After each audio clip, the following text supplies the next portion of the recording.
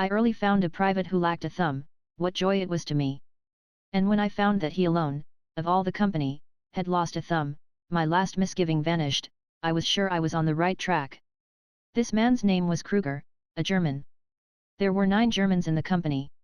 I watched, to see who might be his intimates, but he seemed to have no especial intimates. But I was his intimate, and I took care to make the intimacy grow. Sometimes I so hungered for my revenge that I could hardly restrain myself from going on my knees and begging him to point out the man who had murdered my wife and child, but I managed to bridle my tongue. I bided my time, and went on telling fortunes, as opportunity offered. My apparatus was simple, a little red paint and a bit of white paper. I painted the ball of the client's thumb, took a print of it on the paper, studied it that night, and revealed his fortune to him next day. What was my idea in this nonsense? It was this: when I was a youth, I knew an old Frenchman who had been a prison keeper for 30 years, and he told me that there was one thing about a person which never changed, from the cradle to the grave, the lines in the ball of the thumb, and he said that these lines were never exactly alike in the thumbs of any 2 human beings. In these days, we photograph the new criminal, and hang his picture in the rogues gallery for future reference, but that Frenchman, in his day, used to take a print of the ball of a new prisoner's thumb and put that away for future reference. He always said that pictures were no good, future disguises could make them useless, the thumb's the only sure thing, said he, you can't disguise that. And he used to prove his theory, too, on my friends and acquaintances, it always succeeded. I went on telling fortunes. Every night I shut myself in, all alone, and studied the day's thumbprints with a magnifying glass. Imagine the devouring eagerness with which I pored over those mazy red spirals, with that document by my side which bore the right-hand thumb and finger marks of that unknown murderer, printed with the dearest blood, to me, that was ever shed on this earth. And many a time I had to repeat the same old disappointed remark, will they never correspond? But my reward came at last. It was the print of the thumb of the 43rd man of Company C whom I had experimented on, Private Franz Adler. An hour before, I did not know the murderer's name, or voice, or figure, or face, or nationality, but now I knew all these things. I believed I might feel sure, the Frenchman's repeated demonstrations being so good a warranty. Still, there was a way to make sure. I had an impression of Kruger's left thumb. In the morning I took him aside when he was off duty, and when we were out of sight and hearing of witnesses, I said, impressively, a part of your fortune is so grave, that I thought it would be better for you if I did not tell it in public. You and another man, whose fortune I was studying last night, Private Adler, have been murdering a woman and a child. You are being dogged, within 5 days both of you will be assassinated. He dropped on his knees, frightened out of his wits, and for 5 minutes he kept pouring out the same set of words, like a demented person, and in the same half-crying way which was one of my memories of that murderous night in my cabin. I didn't do it, upon my soul I didn't do it, and I tried to keep him from doing it, I did, as God is my witness.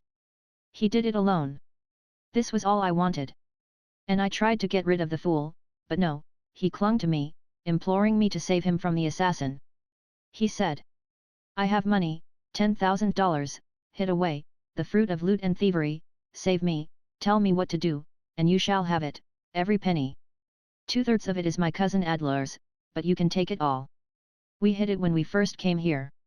But I hid it in a new place yesterday, and have not told him, shall not tell him. I was going to desert, and get away with it all. It is gold, and too heavy to carry when one is running and dodging, but a woman who has been gone over the river 2 days to prepare my way for me is going to follow me with it, and if I got no chance to describe the hiding place to her I was going to slip my silver watch into her hand, or send it to her, and she would understand.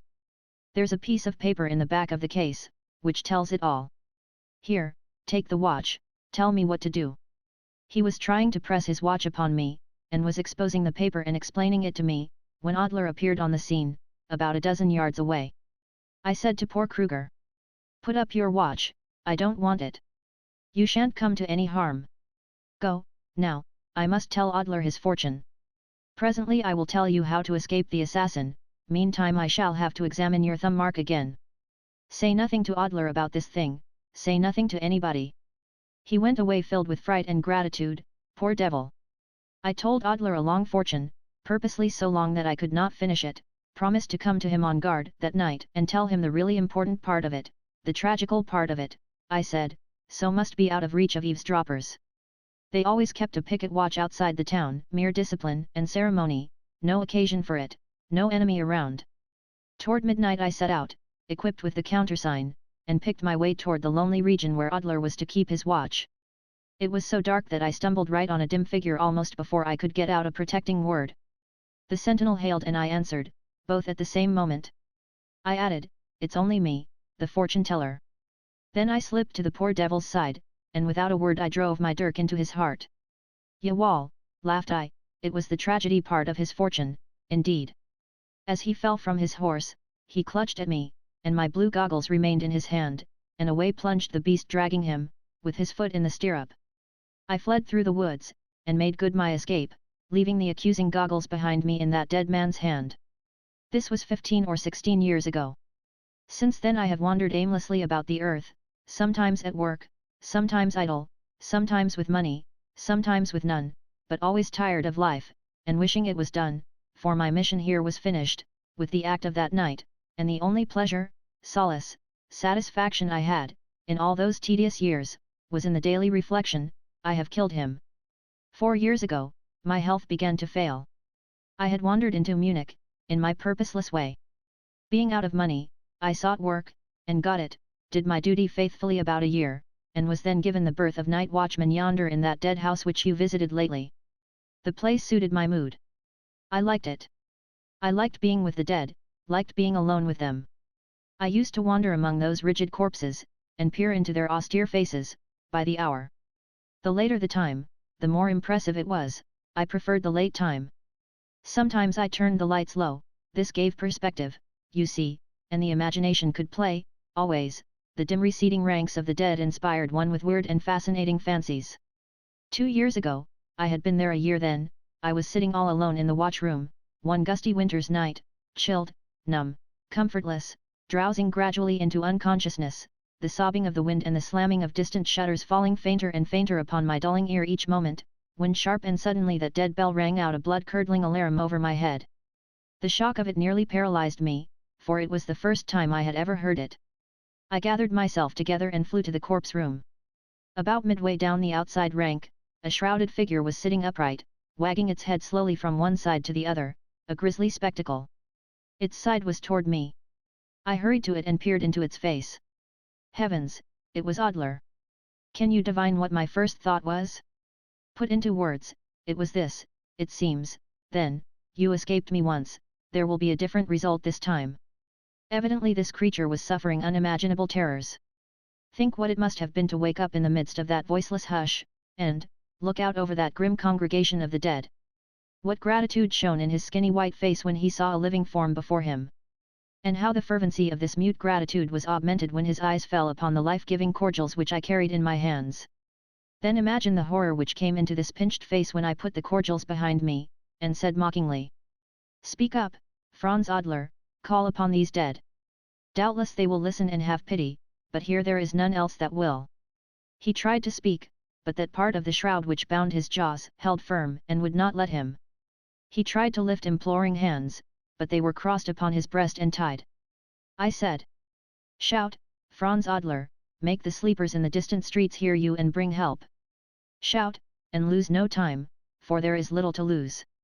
"What, you cannot? That is a pity, but it is no matter, it does not always bring help. When you and your cousin murdered a helpless woman and child in a cabin in Arkansas, my wife, it was, and my child, they shrieked for help, you remember, but it did no good. You remember that it did no good, is it not so? Your teeth chatter, then why cannot you shout? Loosen the bandages with your hands, then you can. Ah, I see, your hands are tied, they cannot aid you. How strangely things repeat themselves, after long years, for my hands were tied, that night, you remember. Yes, tied much as yours are now, how odd that is. I could not pull free. It did not occur to you to untie me, it does not occur to me to untie you. Sh. There's a late footstep. It is coming this way. Hark, how near it is. One can count the footfalls, 1, 2, 3. There, it is just outside. Now is the time. Shout, man, shout, it is the one sole chance between you and eternity. Ah, you see you have delayed too long, it is gone by. There, It is dying out. It is gone. Think of it, reflect upon it, you have heard a human footstep for the last time. How curious it must be, to listen to so common a sound as that, and know that one will never hear the fellow to it again. Oh, my friend, the agony in that shrouded face was ecstasy to see.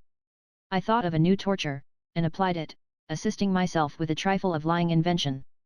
That poor Kruger tried to save my wife and child, and I did him a grateful good turn for it when the time came. I persuaded him to rob you, and I and a woman helped him to desert, and got him away in safety. A look as of surprise and triumph shone out dimly through the anguish in my victim's face. I was disturbed, disquieted. I said. What, then, didn't he escape? A negative shake of the head.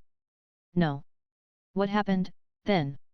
The satisfaction in the shrouded face was still plainer. The man tried to mumble out some words, could not succeed, tried to express something with his obstructed hands, failed, paused a moment, then feebly tilted his head, in a meaning way, toward the corpse that lay nearest him. Dead? I asked. Failed to escape, caught in the act and shot. Negative shake of the head. How, then? Again the man tried to do something with his hands. I watched closely, but could not guess the intent. I bent over and watched still more intently. He had twisted a thumb around and was weakly punching at his breast with it. Ah, stabbed, do you mean? Affirmative nod, accompanied by a spectral smile of such peculiar devilishness, that it struck an awakening light through my dull brain, and I cried.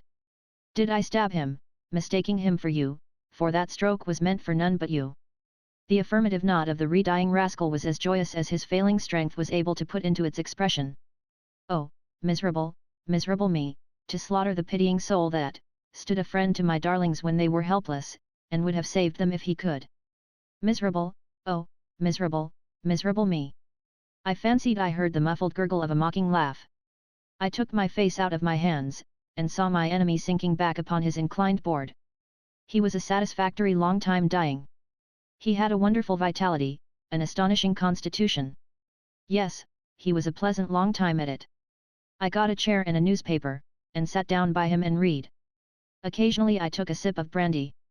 This was necessary, on account of the cold. But I did it partly because I saw, that along at first, whenever I reached for the bottle, he thought I was going to give him some.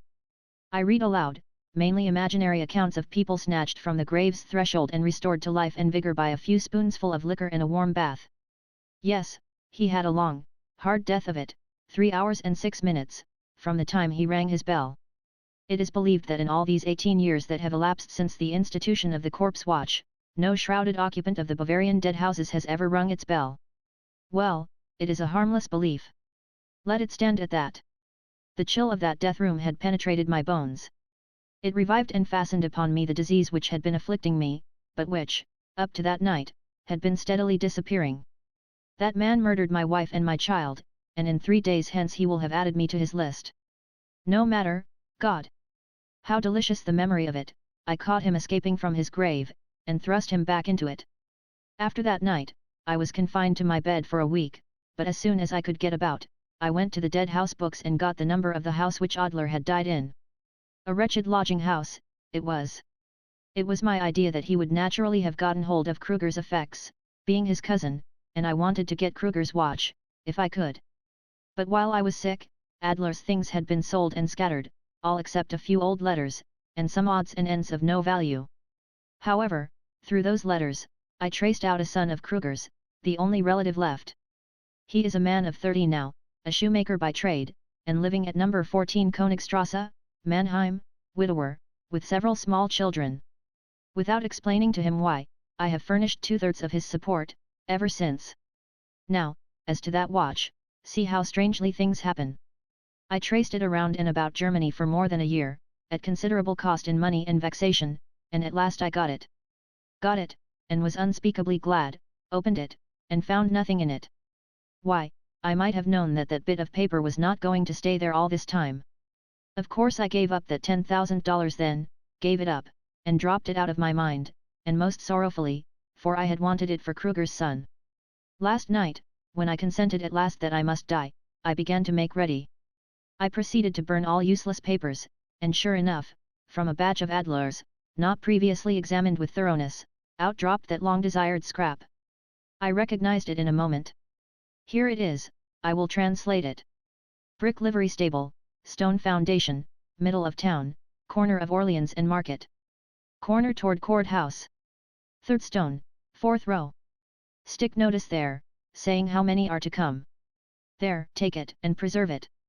Kruger explained that that stone was removable, and that it was in the north wall of the foundation, fourth row from the top, and third stone from the west. The money is secreted behind it. He said the closing sentence was a blind, to mislead in case the paper should fall into wrong hands. It probably performed that office for Adler.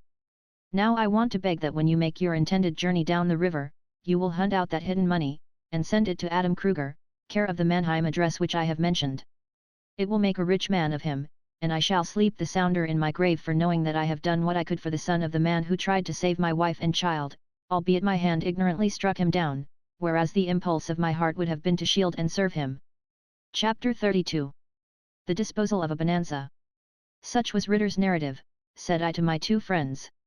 There was a profound and impressive silence, which lasted a considerable time, then both men broke into a fusillade of exciting and admiring ejaculations over the strange incidents of the tale, and this, along with a rattling fire of questions, was kept up until all hands were about out of breath. Then my friends began to cool down, and draw off, under shelter of occasional volleys, into silence and abysmal reverie. For 10 minutes now, there was stillness. Then Rogers said dreamily, $10,000. Adding, after a considerable pause, 10,000. It is a heap of money.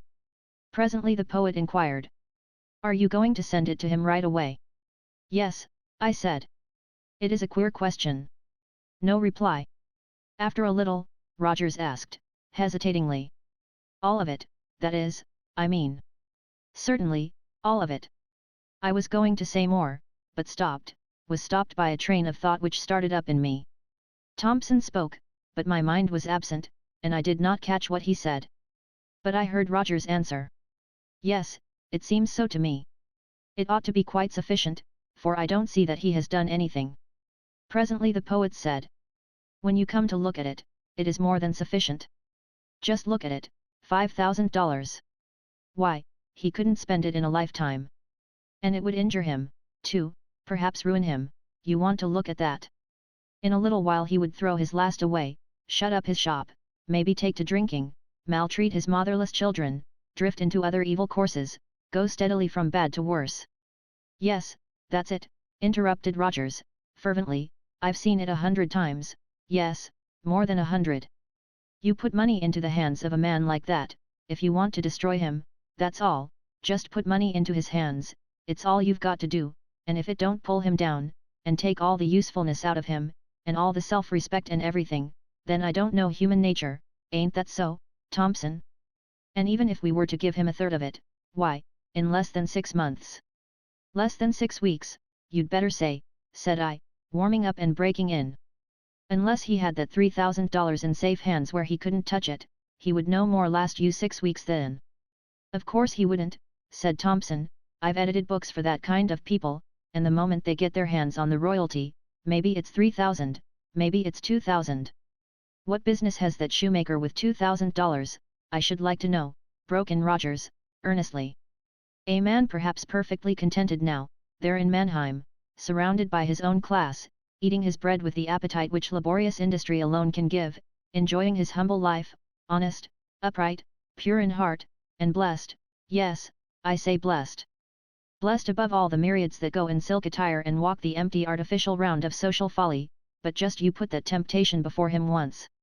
Just you lay $1,500 before a man like that, and say, 1,500 devils, cried I, 500 would rot his principles, paralyze his industry, drag him to the rum shop, thence to the gutter, thence to the almshouse, thence to...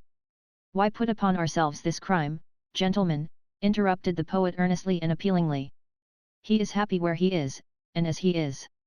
Every sentiment of honor, every sentiment of charity, every sentiment of high and sacred benevolence warns us, beseeches us, commands us to leave him undisturbed. That is real friendship, that is true friendship. We could follow other courses that would be more showy, but none that would be so truly kind and wise, depend upon it. After some further talk, it became evident that each of us, down in his heart, felt some misgivings over this settlement of the matter. It was manifest that we all felt that we ought to send the poor shoemaker something. There was long and thoughtful discussion of this point, and we finally decided to send him a chromo. Well, now that everything seemed to be arranged satisfactorily to everybody concerned, a new trouble broke out. It transpired that these two men were expecting to share equally in the money with me. That was not my idea.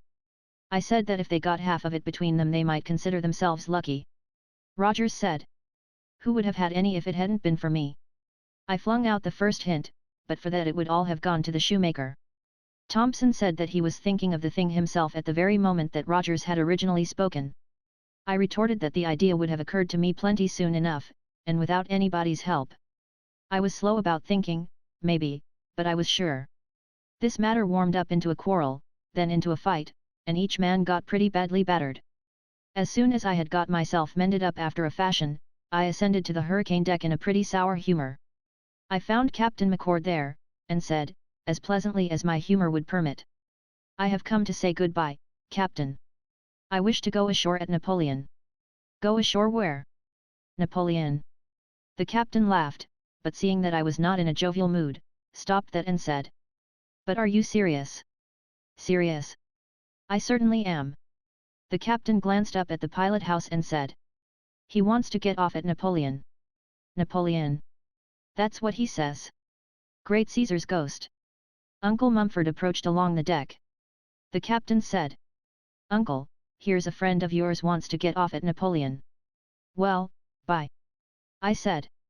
"Come, what is all this about? Can't a man go ashore at Napoleon if he wants to?" "Why, hang it, don't you know? There isn't any Napoleon anymore. Hasn't been for years and years. The Arkansas River burst through it, tore it all to rags, and emptied it into the Mississippi. Carried the whole town away, banks, churches, jails, newspaper offices, courthouse, theater, fire department, livery stable, everything. Everything. Just a 15-minute job or such a matter. Didn't leave hide nor hair, shred nor shingle of it, except the fag end of a shanty and one brick chimney. This boat is paddling along right now, where the dead center of that town used to be. Yonder is the brick chimney, all that's left of Napoleon. These dense woods on the right used to be a mile back of the town. Take a look behind you, upstream, now you begin to recognize this country, don't you?" "Yes, I do recognize it now. It is the most wonderful thing I ever heard of, by a long shot the most wonderful, and unexpected." Mr. Thompson and Mr. Rogers had arrived, meantime, with satchels and umbrellas, and had silently listened to the captain's news. Thompson put a $50 in my hand and said softly, "For my share of the chromo." Rogers followed suit. Yes, it was an astonishing thing to see the Mississippi rolling between unpeopled shores and straight over the spot where I used to see a good big self-complacent town 20 years ago. Town that was county seat of a great and important county, town with a big United States Marine Hospital, town of innumerable fights, an inquest every day, town where I had used to know the prettiest girl, and the most accomplished in the whole Mississippi Valley, town where we were handed the first printed news of the Pennsylvania's mournful disaster a quarter of a century ago, a town no more, swallowed up, vanished, gone to feed the fishes, nothing left but a fragment of a shanty and a crumbling brick chimney. Chapter 33. Refreshments and Ethics. In regard to Island 74, which is situated not far from the former Napoleon, a freak of the river here has sorely perplexed the laws of men and made them a vanity and a jest. When the state of Arkansas was chartered, she controlled to the center of the river, a most unstable line. The state of Mississippi claimed to the channel, another shifty and unstable line. Number 74 belonged to Arkansas. By and by a cut-off through this big island out of Arkansas, and yet not within Mississippi. Middle of the river on one side of it, channel on the other. That is as I understand the problem. Whether I have got the details right or wrong, this fact remains, that here is this big and exceedingly valuable island of 4,000 acres, thrust out in the cold, and belonging to neither the one state nor the other, paying taxes to neither, owing allegiance to neither. One man owns the whole island, and of right is the man without a country. Island 92 belongs to Arkansas. The river moved it over and joined it to Mississippi. A chap established a whiskey shop there, without a Mississippi license, and enriched himself upon Mississippi custom under Arkansas protection, where no license was in those days required. We glided steadily down the river in the usual privacy, steamboat or other moving thing seldom seen. Scenery as always, stretch upon stretch of almost unbroken forest, on both sides of the river, soundless solitude. Here and there a cabin or two, standing in small openings on the grey and grassless banks, cabins which had formerly stood a quarter or half-mile farther to the front, and gradually been pulled farther and farther back as the shores caved in. As at Pilcher's Point, for instance, where the cabins had been moved back 300 yards in 3 months, so we were told, but the caving banks had already caught up with them, and they were being conveyed rearward once more. Napoleon had but small opinion of Greenville, Mississippi, in the old times, but behold, Napoleon is gone to the catfishes, and here is Greenville full of life and activity, and making a considerable flourish in the valley, having 3,000 inhabitants, it is said, and doing a gross trade of $2,500,000 annually. A growing town. There was much talk on the boat about the Calhoun Land Company, an enterprise which is expected to work wholesome results. Colonel Calhoun, a grandson of the statesman, went to Boston and formed a syndicate which purchased a large tract of land on the river, in Chickett County, Arkansas, some 10,000 acres, for cotton growing. The purpose is to work on a cash basis, buy at first hands, and handle their own product, supply their Negro laborers with provisions and necessaries at a trifling profit, say 8 or 10 per center, furnish them comfortable quarters, etc., and encourage them to save money and remain on the place. If this proves a financial success, as seems quite certain, they propose to establish a banking house in Greenville, and lend money at an unburdensome rate of interest, 6 per center is spoken of. The trouble heretofore has been, I am quoting remarks of planters and steamboatmen, that the planters, although owning the land, were without cash capital, had to hypothecate both land and crop to carry on the business. Consequently, the commission dealer who furnishes the money takes some risk and demands big interest, usually 10 per center and 2/2 per cent for negotiating the loan. The planter has also to buy his supplies through the same dealer, paying commissions and profits. Then when he ships his crop, the dealer adds his commissions, insurance, etc.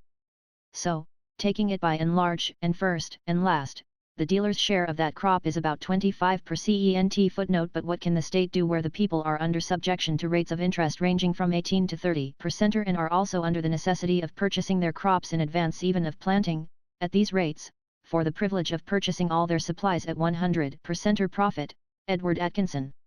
A cotton planter's estimate of the average margin of profit on planting, in his section, one man and mule will raise 10 acres of cotton, giving 10 bales cotton, worth, say, $500, cost of producing, say $350, net profit $150 or $15 per acre. There is also a profit now from the cotton seed, which formerly had little value, none where much transportation was necessary. In 1,600 pounds crude cotton 400 are lint, worth, say, 10 cents a pound, and 1,200 pounds of seed worth $12 or $13 per ton. Maybe in future even the stems will not be thrown away.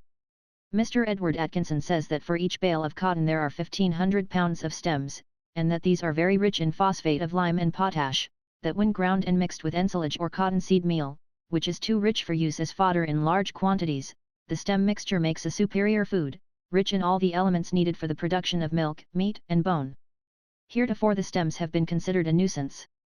Complaint is made that the planter remains grouty toward the former slave, since the war, will have nothing but a chill business relation with him, no sentiment permitted to intrude, will not keep a store himself, and supply the Negro's wants and thus protect the Negro's pocket and make him able and willing to stay on the place and an advantage to him to do it, but lets that privilege to some thrifty Israelite, who encourages the thoughtless Negro and wife to buy all sorts of things which they could do without, buy on credit, at big prices, month after month, credit based on the Negro's share of the growing crop, and at the end of the season, the Negro's share belongs to the Israelite, the Negro is in debt besides, is discouraged, dissatisfied, restless, and both he and the planter are injured, for he will take steamboat and migrate, and the planter must get a stranger in his place who does not know him, does not care for him, will fatten the Israelite a season, and follow his predecessor per steamboat. It is hoped that the Calhoun Company will show, by its humane and protective treatment of its laborers, that its method is the most profitable for both planter and Negro, and it is believed that a general adoption of that method will then follow. And where so many are saying their say, shall not the barkeeper testify? He is thoughtful, observant, never drinks, endeavors to earn his salary, and would earn it if there were custom enough. He says the people along here in Mississippi and Louisiana will send up the river to buy vegetables rather than raise them, and they will come aboard at the landings and buy fruits of the barkeeper. Thinks they don't know anything but cotton, believes they don't know how to raise vegetables and fruit, at least the most of them. Says a nigger will go to H for a watermelon. H is all I find in the stenographer's report, means Halifax probably, though that seems a good way to go for a watermelon. Barkeeper buys watermelons for 5 cents up the river, brings them down and sells them for 50. Why does he mix such elaborate and picturesque drinks for the nigger hands on the boat? Because they won't have any other. They want a big drink, don't make any difference what you make it of, they want the worth of their money. You give a nigger a plain gill of $half brandy for 5 cents, will he touch it? No. Ain't size enough to it. But you put up a pint of all kinds of worthless rubbish, and heave in some red stuff to make it beautiful, red's the main thing, and he wouldn't put down that glass to go to a circus. All the bars on this anchor line are rented and owned by one firm. They furnish the liquors from their own establishment, and hire the barkeepers on salary. Good liquors? Yes, on some of the boats, where there are the kind of passengers that want it and can pay for it. On the other boats?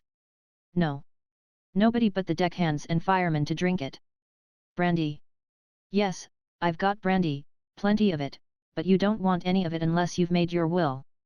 It isn't as it used to be in the old times. Then everybody traveled by steamboat, everybody drank, and everybody treated everybody else. Now most everybody goes by railroad, and the rest don't drink. In the old times the barkeeper owned the bar himself, and was gay and smarty and talky and all jeweled up, and was the toniest aristocrat on the boat, used to make $2,000 on a trip. A father who left his son a steamboat bar, left him a fortune. Now he leaves him board and lodging, yes, and washing, if assured a trip will do. Yes, indeedy, times are changed. Why, do you know, on the principal line of boats on the upper Mississippi, they don't have any bar at all. Sounds like poetry, but it's the petrified truth. Chapter 34. Tough Yarns. Stack Island.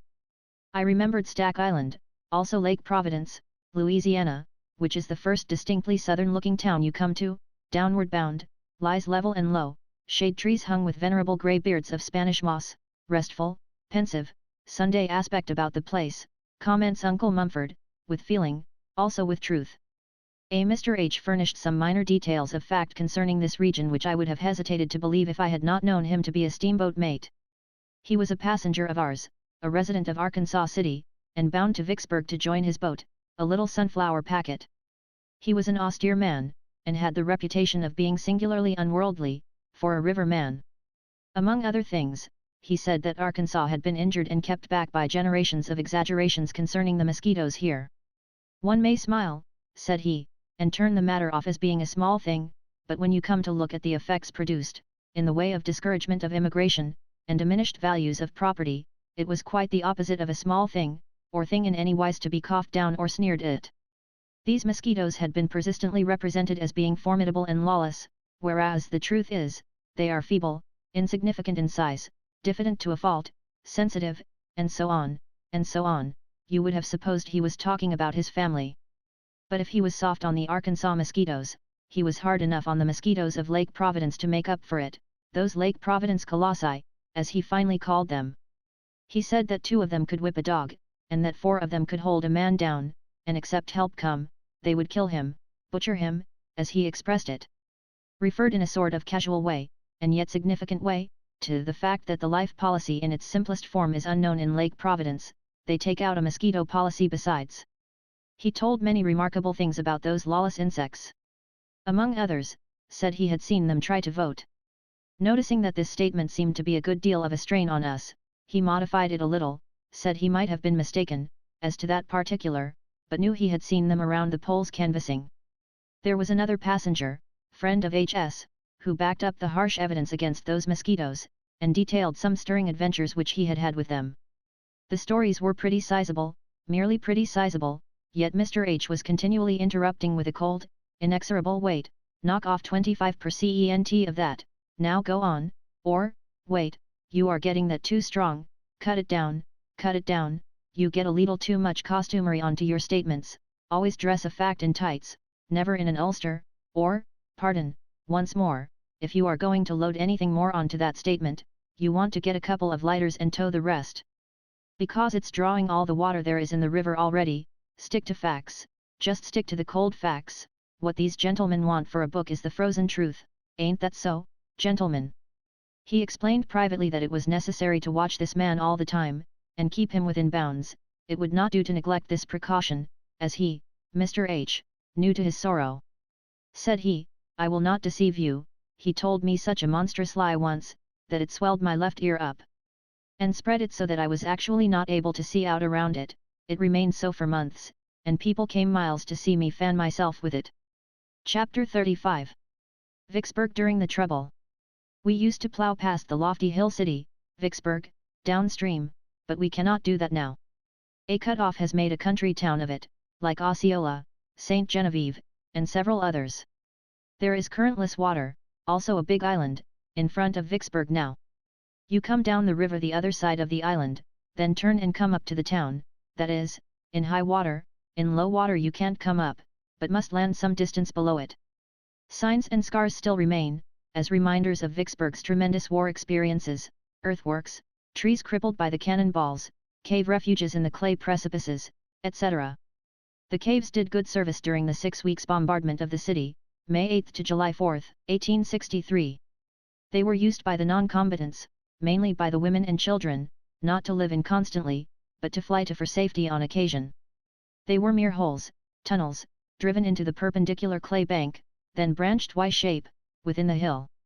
Life in Vicksburg, during the 6 weeks was perhaps, but wait, here are some materials out of which to reproduce it.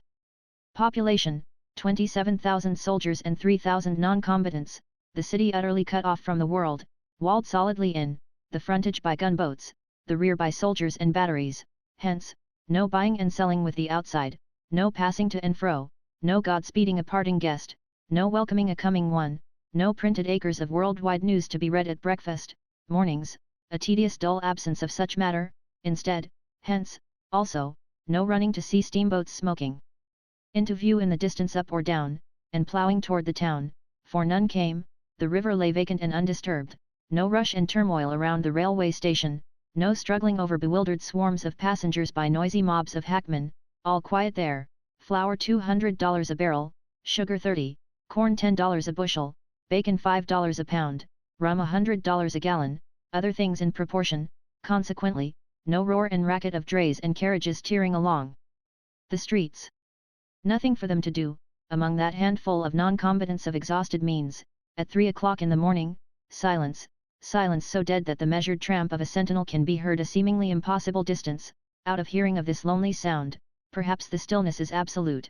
All in a moment come ground-shaking thunder crashes of artillery, the sky is cobwebbed with the criss-crossing red lines streaming from soaring bombshells, and a rain of iron fragments descends upon the city, descends upon the empty streets, streets which are not empty a moment later, but mottled with dim figures of frantic women and children scurrying from home and bed toward the cave dungeons, encouraged by the humorous grim soldiery, who shout "Rats, to your holes," and laugh. The cannon thunder rages, shells scream and crash overhead, the iron rain pours down, 1 hour, 2 hours, 3, possibly 6, then stops, silence follows, but the streets are still empty, the silence continues. By and by a head projects from a cave here and there and yonder, and reconnoiters, cautiously, the silence still continuing.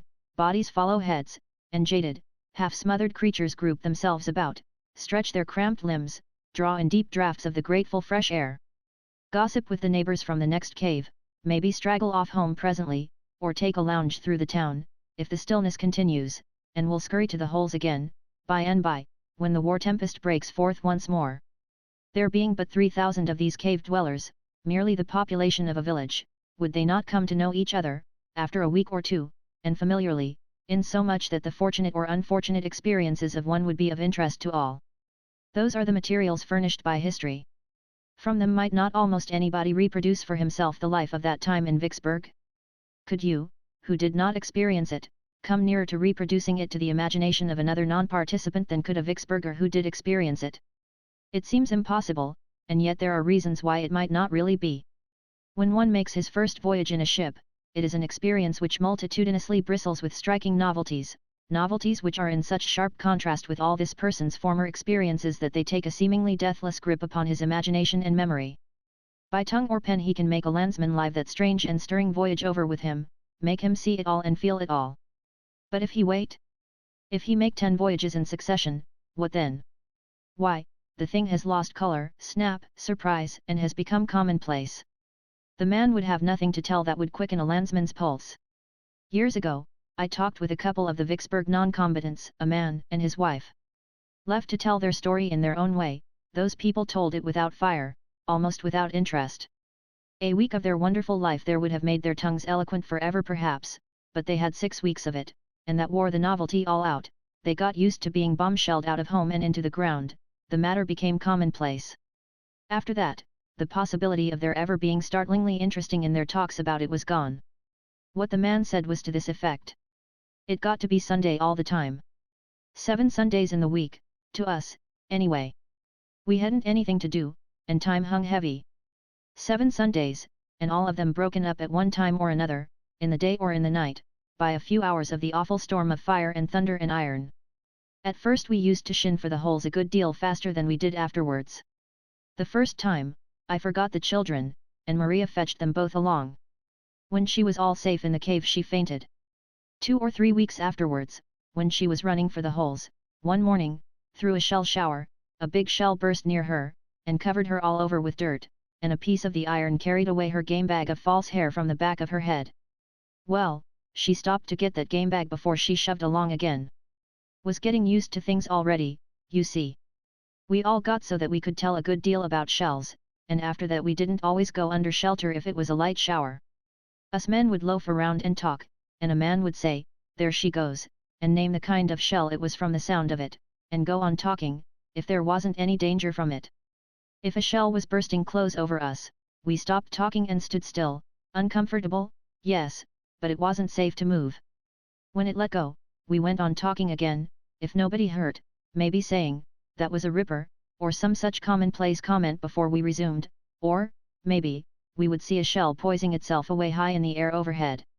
In that case, every fellow just whipped out a sudden, "See you again, gents," and shoved. Often and often I saw gangs of ladies promenading the streets, looking as cheerful as you please, and keeping an eye canted up watching the shells, and I've seen them stop still when they were uncertain about what a shell was going to do, and wait and make certain, and after that they entered along again, or lit out for shelter, according to the verdict. Streets in some towns have a litter of pieces of paper and odds and ends of one sort or another lying around. Ours hadn't, they had iron litter. Sometimes a man would gather up all the iron fragments and unbursted shells in his neighborhood, and pile them into a kind of monument in his front yard, a ton of it, sometimes. No glass left, glass couldn't stand such a bombardment, it was all shivered out. Windows of the houses vacant, looked like eye holes in a skull. Whole panes were as scarce as news. We had church Sundays.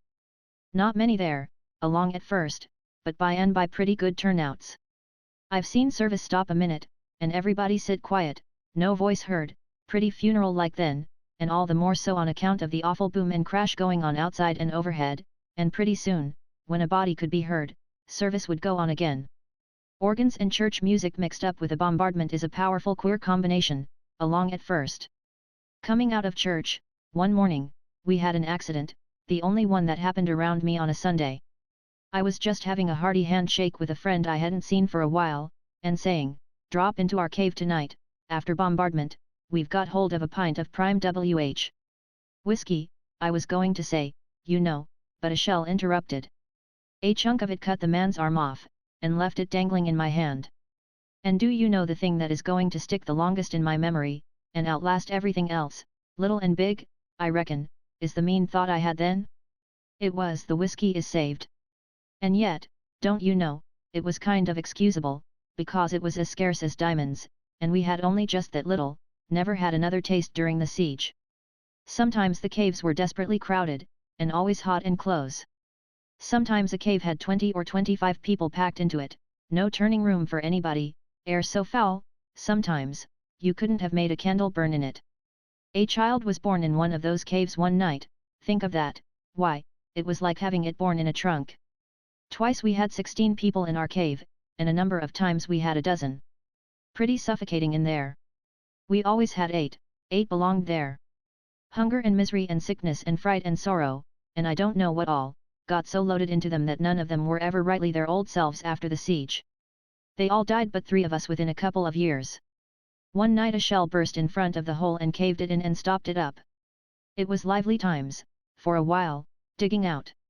Some of us came near smothering. After that we made 2 openings, ought to have thought of it at first. Mule meat?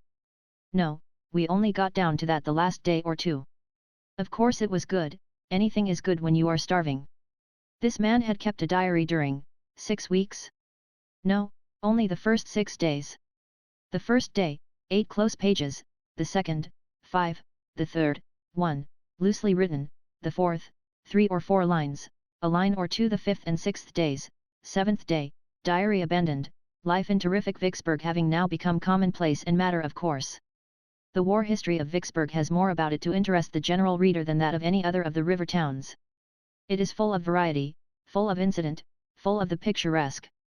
Vicksburg held out longer than any other important river town, and saw warfare in all its phases, both land and water, the siege, the mine, the assault, the repulse, the bombardment, sickness, captivity, famine.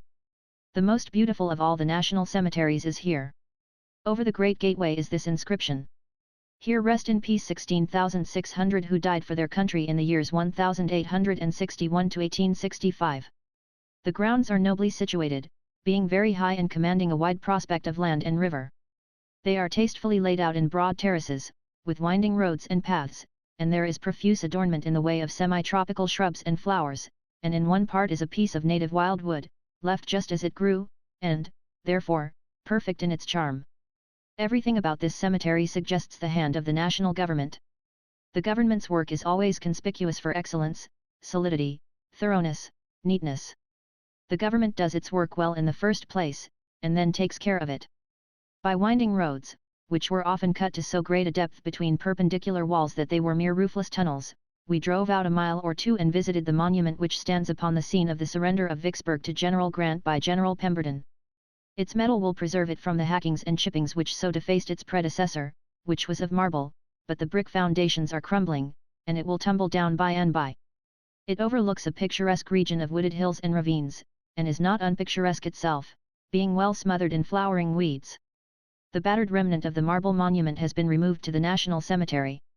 On the road, a quarter of a mile townward, an aged colored man showed us, with pride, an unexploded bombshell which has lain in his yard since the day it fell there during the siege. I was a standin' here, and de dog was a standin' here, de dog he went for de shell, gwine to pick a fuss wid it, but I didn't, I says, jes make yousef at home here, lay still where you is, or bust up de place, jes as you's a mind to, but I's got business out in de woods, I has. Vicksburg is a town of substantial business streets and pleasant residences, it commands the commerce of the Yazoo and Sunflower rivers, is pushing railways in several directions, through rich agricultural regions, and has a promising future of prosperity and importance. Apparently, nearly all the river towns, big and little, have made up their minds that they must look mainly to railroads for wealth and upbuilding, henceforth. They are acting upon this idea. The signs are, that the next 20 years will bring about some noteworthy changes in the valley, in the direction of increased population and wealth, and in the intellectual advancement and the liberalizing of opinion which go naturally with these.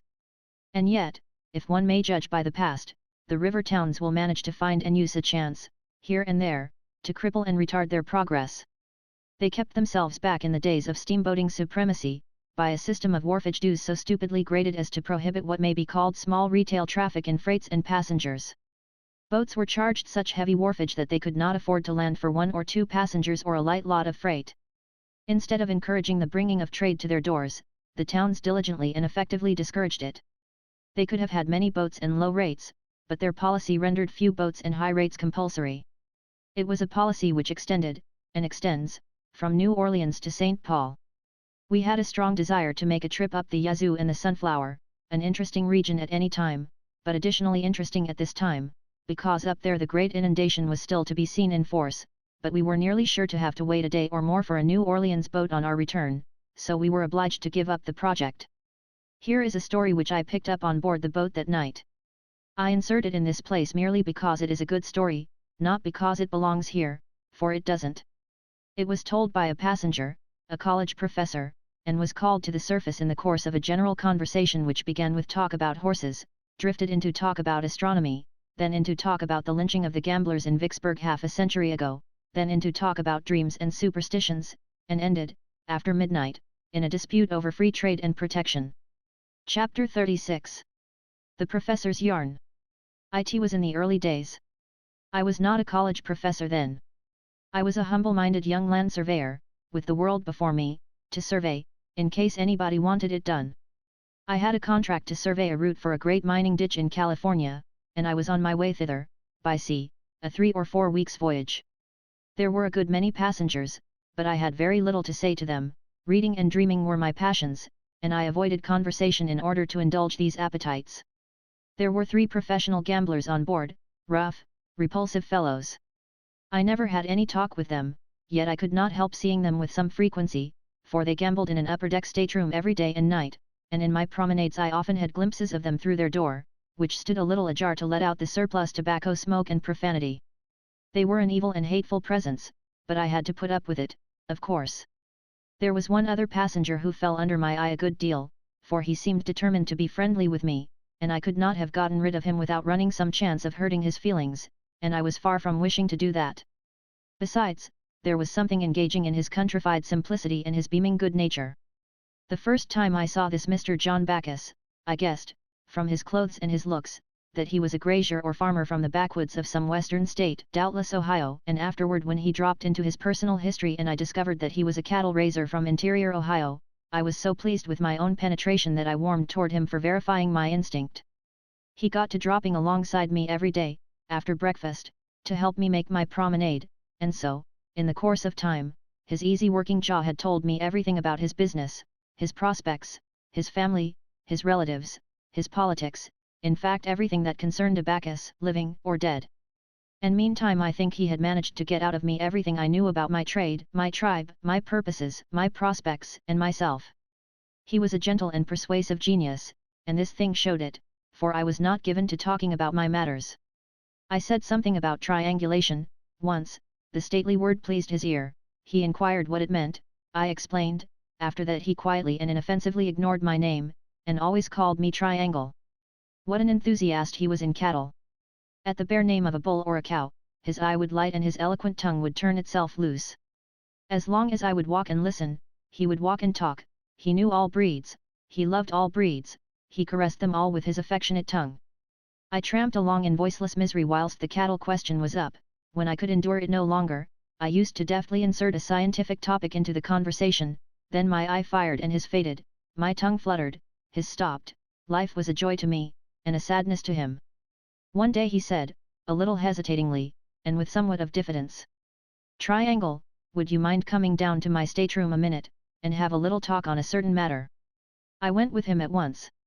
Arrived there, he put his head out, glanced up and down the saloon warily, then closed the door and locked it. He sat down on the sofa, and he said, "I'm going to make a little proposition to you, and if it strikes you favorable, it'll be a middling good thing for both of us. You ain't going out to California for fun, nuther am I, it's business, ain't that so? Well, you can do me a good turn, and so can I you, if we see fit. I've raked and scraped and saved, a considerable many years, and I've got it all here." He unlocked an old hair trunk, tumbled a chaos of shabby clothes aside, and drew a short stout bag into view for a moment, then buried it again and relocked the trunk. Dropping his voice to a cautious low tone, he continued, "She's all there, around $10,000 in yellow boys. Now this is my little idea. What I don't know about raising cattle, ain't worth knowing. There's mints of money in it, in California. Well, I know, and you know, that all along a line that's being surveyed, there's little dabs of land that they call gores, that fall to the surveyor free gratis for nothing. All you've got to do, on your side, is to survey in such a way that the gores will fall on good fat land, then you turn 'em over to me, I stock 'em with cattle, in rolls the cash, I plank out your share of the dollars regular, right along, and..." I was sorry to wither his blooming enthusiasm, but it could not be helped. I interrupted, and said severely, "I am not that kind of a surveyor. Let us change the subject, Mr. Backus. It was pitiful to see his confusion and hear his awkward and shamefaced apologies. I was as much distressed as he was, especially as he seemed so far from having suspected that there was anything improper in his proposition. So I hastened to console him and lead him on to forget his mishap in a conversational orgy about cattle and butchery. We were lying at Acapulco, and, as we went on deck, it happened luckily that the crew were just beginning to hoist some beeves aboard in slings.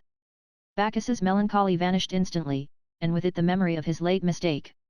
"Now only look at that," cried he, "my goodness, Triangle, what would they say to it in Ohio? Wouldn't their eyes bug out, to see 'em handled like that, wouldn't they, though?" All the passengers were on deck to look, even the gamblers, and Bacchus knew them all, and had afflicted them all with his pet topic. As I moved away, I saw one of the gamblers approach and accost him, then another of them, then the third. I halted, waited, watched, the conversation continued between the four men, it grew earnest, Bacchus drew gradually away, the gamblers followed, and kept at his elbow. I was uncomfortable. However, as they passed me presently, I heard Bacchus say, with a tone of persecuted annoyance: "But it ain't any use, gentlemen, I tell you again, as I've told you a half a dozen times before, I warn't raised to it, and I ain't going to risk it." I felt relieved. His level head will be his sufficient protection, I said to myself. During the fortnight's run from Acapulco to San Francisco I several times saw the gamblers talking earnestly with Bacchus, and once I threw out a gentle warning to him. He chuckled comfortably and said, "Oh, yes. They tag around after me considerable, want me to play a little, just for amusement, they say, but laws Amy, if my folks have told me once to look out for that sort of livestock, they've told me 1,000 times, I reckon." By and by, in due course, we were approaching San Francisco. It was an ugly black night, with a strong wind blowing, but there was not much sea. I was on deck, alone. Toward 10 I started below. A figure issued from the gambler's den, and disappeared in the darkness. I experienced a shock, for I was sure it was Bacchus. I flew down the companionway, looked about for him, could not find him, then returned to the deck just in time to catch a glimpse of him as he re-entered that confounded nest of rascality. Had he yielded at last? I feared it. What had he gone below for, his bag of coin? Possibly. I drew near the door, full of bodings. It was a crack, and I glanced in and saw a sight that made me bitterly wish I had given my attention to saving my poor cattle friend, instead of reading and dreaming my foolish time away. He was gambling. Worse still, he was being plied with champagne, and was already showing some effect from it. He praised the cider, as he called it, and said now that he had got a taste of it he almost believed he would drink it if it was spirits, it was so good and so ahead of anything he had ever run across before. Surreptitious smiles, at this, passed from one rascal to another, and they filled all the glasses, and whilst Bacchus honestly drained his to the bottom they pretended to do the same, but threw the wine over their shoulders. I could not bear the scene, so I wandered forward and tried to interest myself in the sea and the voices of the wind. But no, my uneasy spirit kept dragging me back at quarter-hour intervals, and always I saw Bacchus drinking his wine, fairly and squarely, and the others throwing theirs away. It was the painfulest night I ever spent. The only hope I had was that we might reach our anchorage with speed, that would break up the game. I helped the ship along all I could with my prayers. At last we went booming through the Golden Gate, and my pulses leaped for joy. I hurried back to that door and glanced in. Alas, there was small room for hope. Bacchus's eyes were heavy and bloodshot, his sweaty face was crimson, his speech maudlin and thick, his body sawed drunkenly about with the weaving motion of the ship. He drained another glass to the dregs, whilst the cards were being dealt. He took his hand, glanced at it, and his dull eyes lit up for a moment. The gamblers observed it, and showed their gratification by hardly perceptible signs. "How many cards?" "None," said Bacchus. "One villain, named Hank Wiley, discarded one card, the others 3 each." The betting began. Heretofore the bets had been trifling, $1 or 2, but Bacchus started off with an eagle now. Wiley hesitated a moment, then saw it and went $10 better. The other 2 threw up their hands. Bacchus went 20 better. Wiley said, "I see that, and go you 100 better," then smiled and reached for the money. "Let it alone," said Bacchus, with drunken gravity. "What? You mean to say you're going to cover it?" "Cover it? Well, I reckon I am, and lay another 100 on top of it, too." He reached down inside his overcoat and produced the required sum. "Oh, that's your little game, is it? I see your raise, and raise it 500, said Wiley. 500 better, said the foolish bull driver, and pulled out the amount and showered it on the pile. The three conspirators hardly tried to conceal their exultation. All diplomacy and pretense were dropped now, and the sharp exclamations came thick and fast, and the yellow pyramid grew higher and higher. At last $10,000 lay in view. Wiley cast a bag of coin on the table, and said with mocking gentleness, $5,000 better, my friend from the rural districts, what do you say now? I call you, said Bacchus, heaving his golden shot bag on the pile. What have you got? 4 kings, you'd, fool, and Wiley threw down his cards and surrounded the stakes with his arms. 4 aces, you ass, thundered Bacchus, covering his man with a cocked revolver. I'm a professional gambler myself, and I've been laying for you duffers all this voyage. Down went the anchor, rumbledy-dum-dum. And the long trip was ended. Well, well, it is a sad world. One of the 3 gamblers was Bacchus's pal. It was he that dealt the fateful hands. According to an understanding with the 2 victims, he was to have given Bacchus 4 queens, but alas, he didn't. A week later, I stumbled upon Bacchus, arrayed in the height of fashion, in Montgomery Street. He said, cheerily, as we were parting. Ah, by the way, you needn't mind about those gores. I don't really know anything about cattle, except what I was able to pick up in a week's apprenticeship over in Jersey just before we sailed. My cattle culture and cattle enthusiasm have served their turn, I shan't need them any more.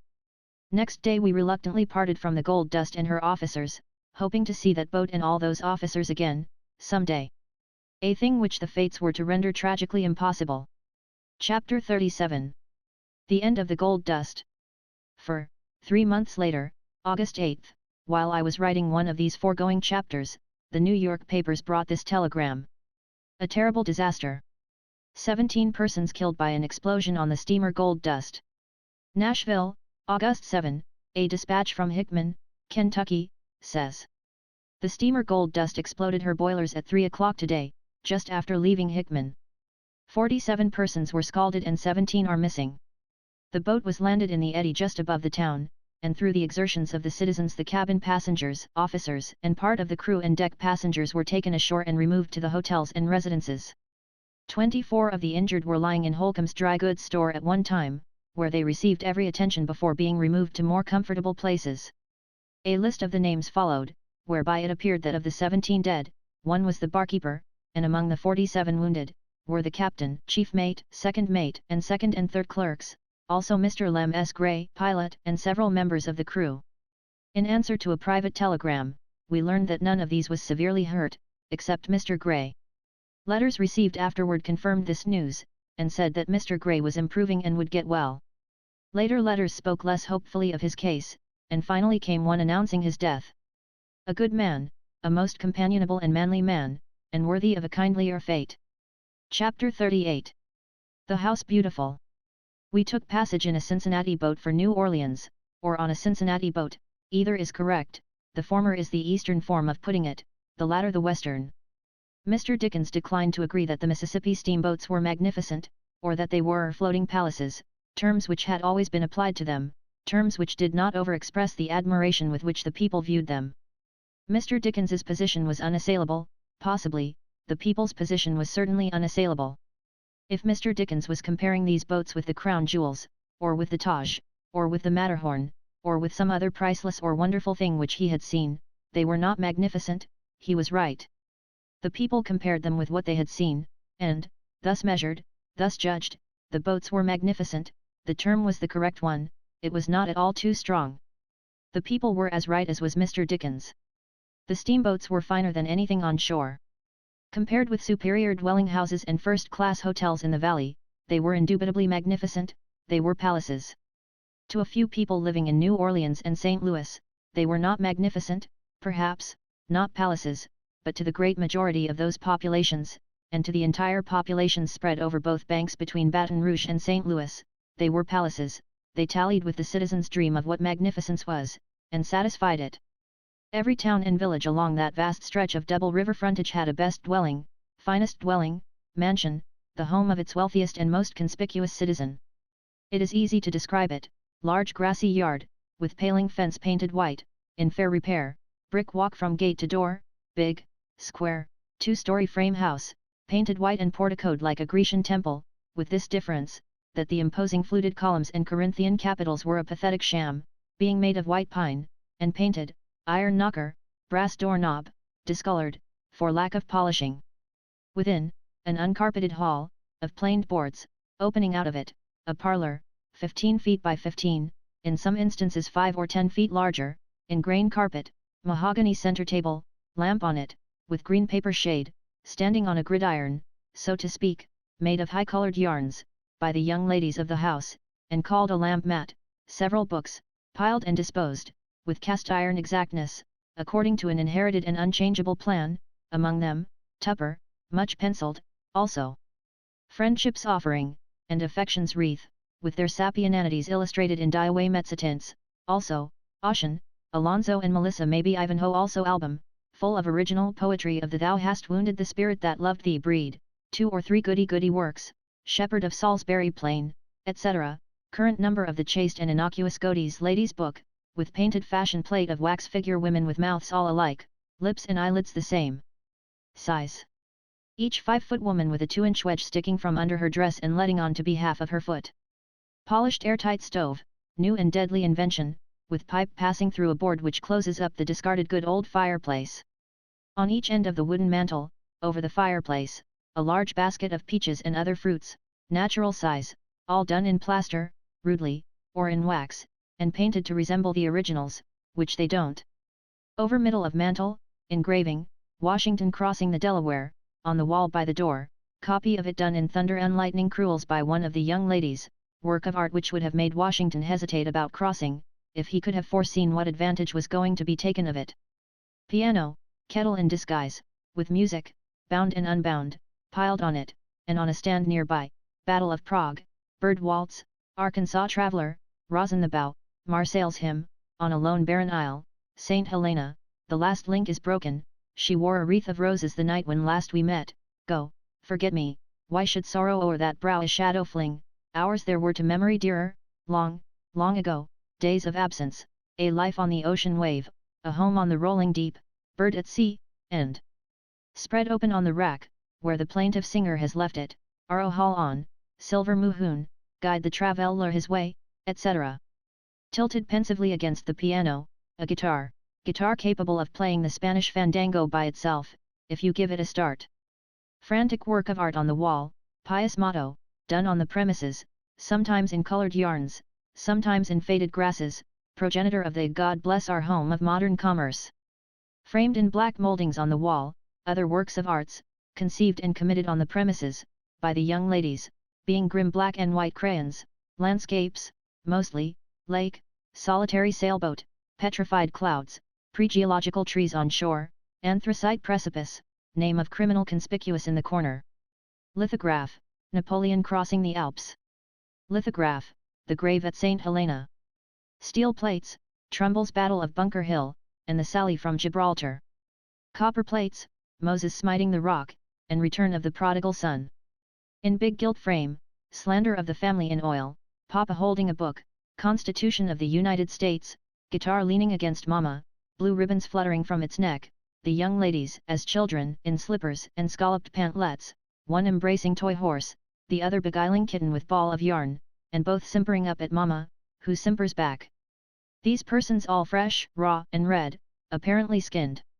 Opposite, in gilt frame, Grandpa and Grandma, at 30 and 22, stiff, old-fashioned, high-collared, puff-sleeved, glaring pallidly out from a background of solid Egyptian night. Under a glass French clock dome, large bouquet of stiff flowers done in corpsey white wax. Pyramidal whatnot in the corner, the shelves occupied chiefly with bric-a-brac of the period, disposed with an eye to best effect, shell, with the Lord's Prayer carved on it, another shell, of the long oval sort, narrow, straight orifice, 3 inches long, running from end to end, portrait of Washington carved on it, not well done, the shell had Washington's mouth, originally, artist should have built to that. These two are memorials of the long-ago bridal trip to New Orleans and the French market. Other bric-a-brac, Californian specimens, quartz, with gold ward adhering, old guinea gold locket, with circlet of ancestral hair in it, Indian arrowheads, a flint, pair of bead moccasins, from uncle who crossed the plains, 3 alum baskets of various colors, being skeleton frame of wire, clothed on with cubes of crystallized alum in the rock candy style, works of art which were achieved by the young ladies, their doubles and duplicates to be found upon all whatnots in the land.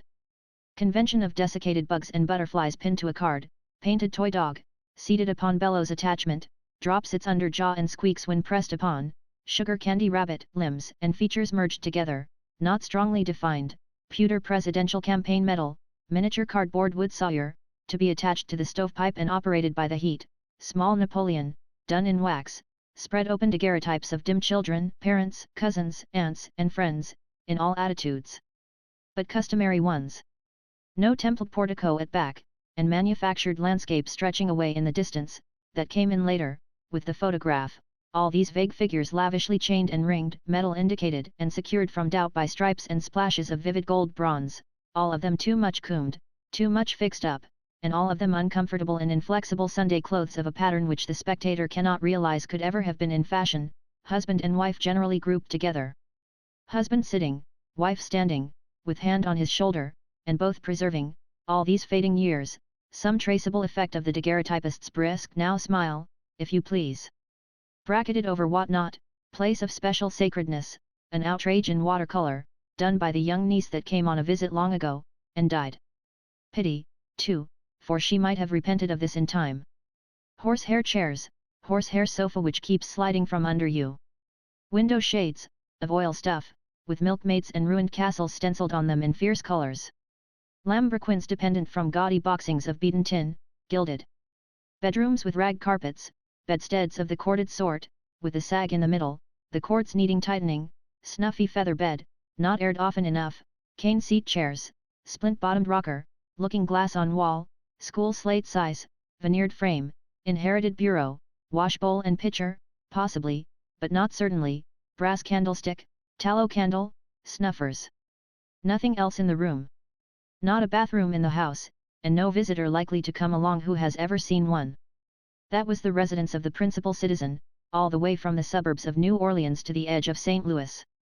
When he stepped aboard a big fine steamboat, he entered a new and marvelous world, chimney tops cut to counterfeit a spraying crown of plumes, and maybe painted red, pilot house, hurricane deck, boiler deck guards, all garnished with white wooden filigree work of fanciful patterns, gilt acorns topping the derricks, gilt deer horns over the big bell, gaudy symbolical picture on the paddle box, possibly, big roomy boiler deck, painted blue, and furnished with Windsor armchairs, inside, a far receding snow-white cabin, porcelain knob and oil picture on every stateroom door, curving patterns of filigree work touched up with gilding, stretching overhead all down the converging vista, big chandeliers every little way, each an April shower of glittering glass drops, lovely rainbow light falling everywhere from the colored glazing of the skylights, the whole a long-drawn, resplendent tunnel, a bewildering and soul-satisfying spectacle.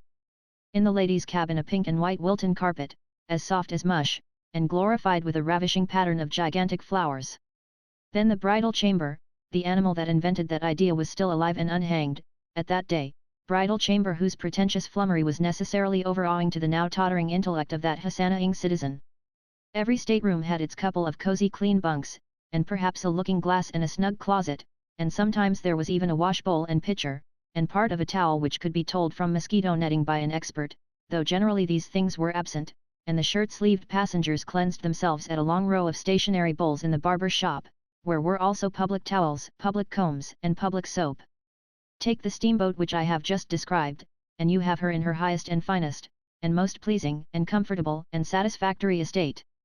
Now cake her over with a layer of ancient and obdurate dirt, and you have the Cincinnati steamer a while ago referred to. Not all over, only inside, for she was ably officered in all departments except the stewards. But wash that boat and repaint her, and she would be about the counterpart of the most complimented boat of the old flush times, for the steamboat architecture of the West has undergone no change, neither has steamboat furniture and ornamentation undergone any. Chapter 39. Manufactures and Miscreants.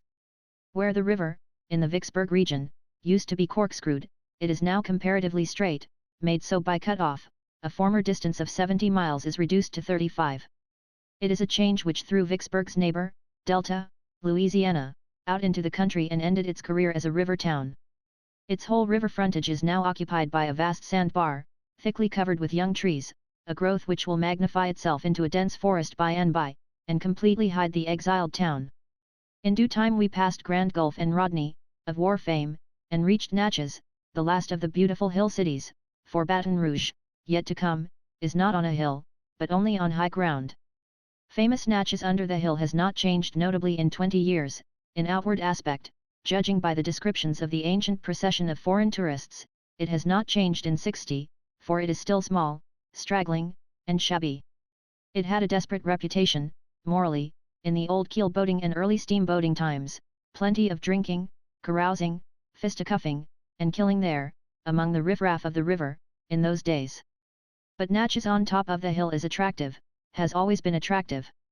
Even Mrs. Trollope, 1827, had to confess its charms. At 1 or 2 points the wearisome level line is relieved by bluffs, as they call the short intervals of high ground. The town of Natchez is beautifully situated on one of those high spots. The contrast that its bright green hill forms with the dismal line of black forest that stretches on every side, the abundant growth of the pawpaw, palmetto, and orange, the copious variety of sweet-scented flowers that flourish there, all make it appear like an oasis in the desert. Natchez is the furthest point to the north at which oranges ripen in the open air, or endure the winter without shelter. With the exception of this sweet spot, I thought all the little towns and villages we passed wretched-looking in the extreme. Natchez, like her near and far river neighbors, has railways now, and is adding to them, pushing them hither and thither into all rich outlying regions that are naturally tributary to her. And like Vicksburg and New Orleans, she has her ice factory, she makes 30 tons of ice a day. In Vicksburg and Natchez, in my time, ice was jewelry, none but the rich could wear it. But anybody and everybody can have it now. I visited one of the ice factories in New Orleans, to see what the polar regions might look like when lugged into the edge of the tropics. But there was nothing striking in the aspect of the place. It was merely a spacious house, with some innocent steam machinery in one end of it and some big porcelain pipes running here and there. No, not porcelain, they merely seemed to be, they were iron, but the ammonia which was being breathed through them had coated them to the thickness of your hand with solid milk-white ice. It ought to have melted, for one did not require winter clothing in that atmosphere, but it did not melt, the inside of the pipe was too cold. Sunk into the floor were numberless tin boxes, a foot square and 2 feet long, and open at the top end. These were full of clear water, and around each box, salt and other proper stuff was packed. Also, the ammonia gases were applied to the water in some way which will always remain a secret to me, because I was not able to understand the process. While the water in the boxes gradually froze, men gave it a stir or two with a stick occasionally, to liberate the air bubbles, I think. Other men were continually lifting out boxes whose contents had become hard frozen. They gave the box a single dip into a vat of boiling water, to melt the block of ice free from its tin coffin, then they shot the block out upon a platform car, and it was ready for market. These big blocks were hard, solid, and crystal clear. In certain of them, big bouquets of fresh and brilliant tropical flowers had been frozen in others, beautiful silken-clad French dolls, and other pretty objects. These blocks were to be set on end in a platter, in the center of dinner tables, to cool the tropical air, and also to be ornamental, for the flowers and things imprisoned in them could be seen as through plate glass. I was told that this factory could retail its ice, by wagon, throughout New Orleans, in the humblest dwelling house quantities, at $6 or $7 a ton, and make a sufficient profit. This being the case, there is business for ice factories in the north, for we get ice on no such terms there, if one take less than 350 pounds at a delivery. The Rosalie Yarn Mill, of Natchez, has a capacity of 6,000 spindles and 160 looms, and employs 100 hands. The Natchez Cotton Mills Company began operations 4 years ago in a 2-story building of 50 x 190 feet, with 4,000 spindles and 128 looms, capital $105,000, all subscribed in the town. 2 years later, the same stockholders increased their capital to $225,000, added a 3rd story to the mill, increased its length to 317 feet, added machinery to increase the capacity to 10,300 spindles and 304 looms. The company now employ 250 operatives, many of whom are citizens of Natchez. The mill works 5,000 bales of cotton annually and manufactures the best standard quality of brown shirtings and sheetings and drills, turning out 5 million yards of these goods per year. Footnote: New Orleans Times Democrat, August 26. 1882. A close corporation, stock held at $5,000 per share, but none in the market. The changes in the Mississippi River are great and strange, yet were to be expected, but I was not expecting to live to see Natchez and these other river towns become manufacturing strongholds and railway centers. Speaking of manufactures reminds me of a talk upon that topic which I overheard, on board the Cincinnati boat. I awoke out of a fretted sleep, with a dull confusion of voices in my ears. I listened. Two men were talking, subject, apparently, the great inundation. I looked out through the open transom. The two men were eating a late breakfast, sitting opposite each other, nobody else around. They closed up the inundation with a few words, having used it, evidently, as a mere icebreaker and acquaintance-ship breeder, then they dropped into business. It soon transpired that they were drummers, one belonging in Cincinnati, the other in New Orleans. Brisk men, energetic of movement and speech, the dollar their god, how to get it their religion. Now as to this article, said Cincinnati, slashing into the ostensible butter and holding forward a slab of it on his knife blade, it's from our house, look at it, smell of it, taste it. Put any test on it you want to. Take your own time, no hurry, make it thorough. There now, what do you say? Butter, ain't it? Not by a thundering sight, it's oleomargarine. Yes, sir, that's what it is, oleomargarine. You can't tell it from butter, by George, an expert can't. It's from our house. We supply most of the boats in the West, there's hardly a pound of butter on one of them. We are crawling right along, jumping right along is the word. We are going to have that entire trade. Yes, and the hotel trade, too. You are going to see the day, pretty soon, when you can't find an ounce of butter to bless yourself with, in any hotel in the Mississippi and Ohio valleys, outside of the biggest cities. Why, we are turning out oleomargarine now by the thousands of tons. And we can sell it so dirt cheap that the whole country has got to take it, can't get around it you see. Butter don't stand any show, there ain't any chance for competition. Butter's had its day, and from this out, butter goes to the wall. There's more money in oleomargarine than, why, you can't imagine the business we do. I've stopped in every town from Cincinnati to Natchez, and I've sent home big orders from every one of them. And so forth and so on, for 10 minutes longer, in the same fervid strain. Then New Orleans piped up and said, yes, it's a first-rate imitation, that's a certainty, but it ain't the only one around that's first-rate. For instance, they make olive oil out of cottonseed oil, nowadays, so that you can't tell them apart. Yes, that's so, responded Cincinnati, and it was a tip-top business for a while. They sent it over and brought it back from France and Italy, with the United States Custom House mark on it to endorse it for genuine, and there was no end of cash in it, but France and Italy broke up the game, of course they naturally would. Cracked on such a rattling impost that cottonseed olive oil couldn't stand the raise, had to hang up and quit. Oh, it did it? You wait here a minute. Goes to his stateroom, brings back a couple of long bottles, and takes out the corks, says. There now, smell them, taste them, examine the bottles, inspect the labels. One of MS from Europe, the other's never been out of this country. One's European olive oil, the other's American cottonseed olive oil. Tell 'em apart? Course you can't. Nobody can. People that want to, can go to the expense and trouble of shipping their oils to Europe and back, it's their privilege, but our firm knows a trick worth 6 of that. We turn out the whole thing, clean from the word go, in our factory in New Orleans, labels, bottles, oil, everything. Well, no, not labels, been buying them abroad, get them dirt cheap there.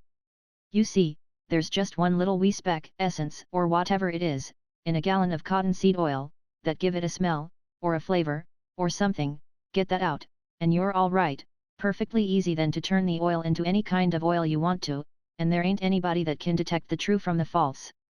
Well, we know how to get that one little particle out, and we're the only firm that does. And we turn out an olive oil that is just simply perfect, undetectable.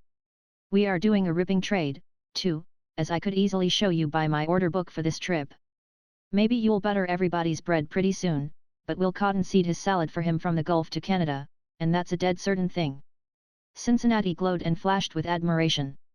The two scoundrels exchanged business cards, and rose. As they left the table, Cincinnati said, "But you have to have custom house marks, don't you?" How do you manage that? I did not catch the answer. We passed Port Hudson, scene of two of the most terrific episodes of the war, the night battle there between Farragut's fleet and the Confederate land batteries, April 14, 1863, and the memorable land battle, 2 months later, which lasted 8 hours of exceptionally fierce and stubborn fighting, and ended, finally, in the repulse of the Union forces with great slaughter. Chapter 40. Castles and Culture. Baton Rouge was clothed in flowers, like a bride, no, much more so, like a greenhouse. For we were in the absolute South now, no modifications, no compromises, no halfway measures. The magnolia trees in the Capitol grounds were lovely and fragrant, with their dense rich foliage and huge snowball blossoms. The scent of the flower is very sweet, but you want distance on it, because it is so powerful. They are not good bedroom blossoms, they might suffocate one in his sleep. We were certainly in the South at last, for here the sugar region begins, and the plantations, vast green levels with sugar mill and Negro quarters clustered together in the middle distance, were in view. And there was a tropical sun overhead and a tropical swelter in the air. And at this point, also, begins the pilot's paradise, a wide river hence to New Orleans, abundance of water from shore to shore, and no bars, snags, sawyers, or wrecks in his road. Sir Walter Scott is probably responsible for the Capitol building, for it is not conceivable that this little sham castle would ever have been built if he had not run the people mad, a couple of generations ago, with his medieval romances. The South has not yet recovered from the debilitating influence of his books. Admiration of his fantastic heroes and their grotesque chivalry doings and romantic juvenilities still survives here, in an atmosphere in which is already perceptible the wholesome and practical 19th-century smell of cotton factories and locomotives, and traces of its inflated language and other windy humbuggeries survive along with it. It is pathetic enough, that a whitewashed castle with turrets and things, materials all ungenuine within and without, pretending to be what they are not, should ever have been built in this otherwise honorable place, but it is much more pathetic to see this architectural falsehood undergoing restoration and perpetuation in our day, when it would have been so easy to let dynamite finish what a charitable fire began, and then devote this restoration money to the building of something genuine. Baton Rouge has no patent on imitation castles, however, and no monopoly of them.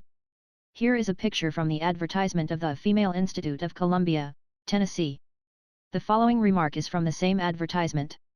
The Institute building has long been famed as a model of striking and beautiful architecture. Visitors are charmed with its resemblance to the old castles of song and story, with its towers, turreted walls, and ivy-mantled porches. Keeping school in a castle is a romantic thing, as romantic as keeping hotel in a castle. By itself the imitation castle is doubtless harmless, and well enough, but as a symbol and breeder and sustainer of maudlin middle-age romanticism here in the midst of the plainest and sturdiest and infinitely greatest and worthiest of all the centuries the world has seen, it is necessarily a hurtful thing and a mistake. Here is an extract from the prospectus of a Kentucky female college. Female college sounds well enough, but since the phrasing it in that unjustifiable way was done purely in the interest of brevity, it seems to me that she college would have been still better, because shorter, and means the same thing, that is, if either phrase means anything at all. The president is Southern by birth, by rearing, by education, and by sentiment. The teachers are all Southern in sentiment, and with the exception of those born in Europe were born and raised in the South. Believing the Southern to be the highest type of civilization this continent has seen, the young ladies are trained according to the Southern ideas of delicacy, refinement, womanhood, religion, and propriety, hence we offer a first-class female college for the South and solicit Southern patronage. Footnote: illustrations of it thoughtlessly omitted by the advertiser. Knoxville, Tennessee, October 19, this morning a few minutes after 10 o'clock, General Joseph A. Mabry, Thomas O'Connor, and Joseph A. Mabry, Jr., were killed in a shooting affray. The difficulty began yesterday afternoon by General Mabry attacking Major O'Connor and threatening to kill him. This was at the fairgrounds, and O'Connor told Mabry that it was not the place to settle their difficulties. Mabry then told O'Connor he should not live. It seems that Mabry was armed and O'Connor was not. The cause of the difficulty was an old feud about the transfer of some property from Mabry to O'Connor. Later in the afternoon Mabry sent word to O'Connor that he would kill him on sight. This morning Major O'Connor was standing in the door of the Mechanics' National Bank, of which he was president. General Mabry and another gentleman walked down Gay Street on the opposite side from the bank. O'Connor stepped into the bank, got a shotgun, took deliberate aim at General Mabry and fired. Mabry fell dead, being shot in the left side. As he fell O'Connor fired again, the shot taking effect in Mabry's thigh. O'Connor then reached into the bank and got another shotgun. About this time Joseph A. Mabry, Jr., son of General Mabry, came rushing down the street, unseen by O'Connor until within 40 feet, when the young man fired a pistol, the shot taking effect in O'Connor's right breast, passing through the body near the heart. The instant Mabry shot, O'Connor turned and fired, the load taking effect in young Mabry's right breast and side. Mabry fell pierced with 20 buckshot, and almost instantly O'Connor fell dead without a struggle. Mabry tried to rise, but fell back dead. The whole tragedy occurred within 2 minutes, and neither of the three spoke after he was shot. General Mabry had about 30 buckshot in his body. A bystander was painfully wounded in the thigh with a buckshot, and another was wounded in the arm. 4 other men had their clothing pierced by buckshot. The affair caused great excitement, and Gay Street was thronged with thousands of people. General Mabry and his son Joe were acquitted only a few days ago of the murder of Moses Lusby and Don Lusby, father and son, whom they killed a few weeks ago. Will Mabry was killed by Don Lusby last Christmas. Major Thomas O'Connor was president of the Mechanics' National Bank here, and was the wealthiest man in the state, Associated Press telegram. One day last month, Professor Sharp, of the Somerville, Tennessee, Female College, a quiet and gentlemanly man, was told that his brother-in-law, a Captain Burton, had threatened to kill him. Burton, it seems, had already killed one man and driven his knife into another. The professor armed himself with a double-barreled shotgun, started out in search of his brother-in-law, found him playing billiards in a saloon, and blew his brains out. The Memphis Avalanche reports that the professor's course met with pretty general approval in the community, knowing that the law was powerless, in the actual condition of public sentiment, to protect him, he protected himself. About the same time, 2 young men in North Carolina quarreled about a girl, and hostile messages were exchanged. Friends tried to reconcile them, but had their labor for their pains. On the 24th the young men met in the public highway. One of them had a heavy club in his hand, the other an axe. The man with the club fought desperately for his life, but it was a hopeless fight from the first. A well-directed blow sent his club whirling out of his grasp, and the next moment he was a dead man.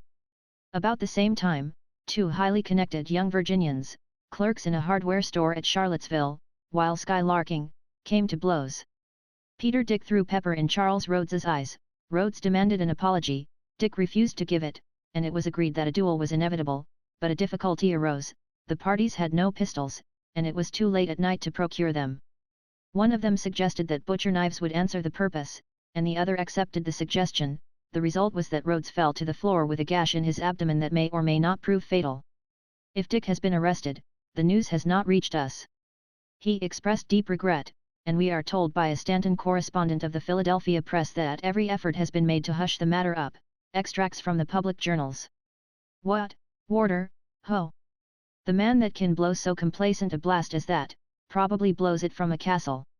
From Baton Rouge to New Orleans, the great sugar plantations border both sides of the river all the way, and stretch their league-wide levels back to the dim forest walls of bearded cypress in the rear.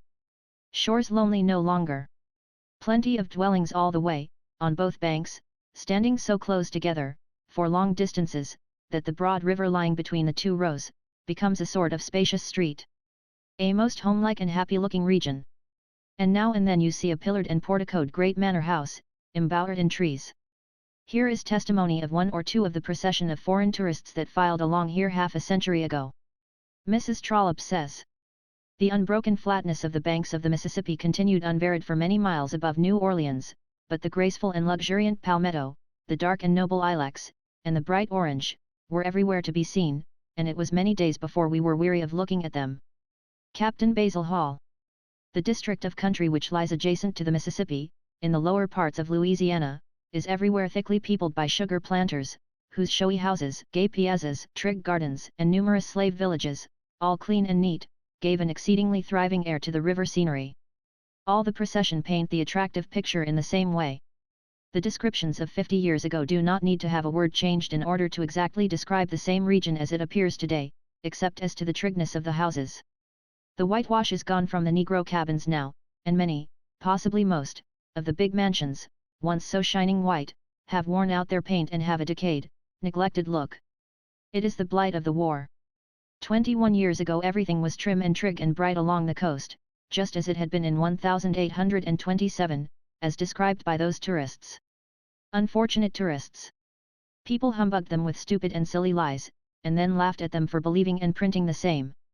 They told Mrs. Trollope that the alligators, or crocodiles, as she calls them, were terrible creatures, and backed up the statement with a blood-curdling account of how one of these slandered reptiles crept into a squatter cabin one night, and ate up a woman and 5 children.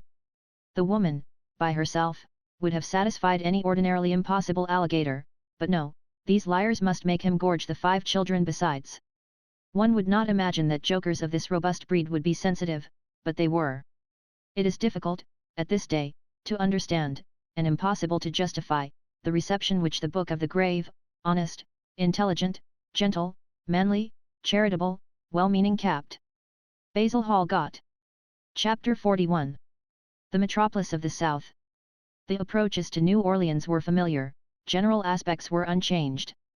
When one goes flying through London along a railway propped in the air on tall arches, he may inspect miles of upper bedrooms through the open windows, but the lower half of the houses is under his level and out of sight.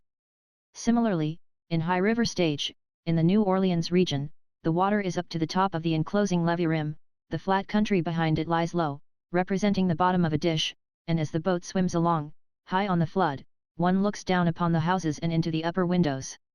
There is nothing but that frail breastwork of earth between the people and destruction.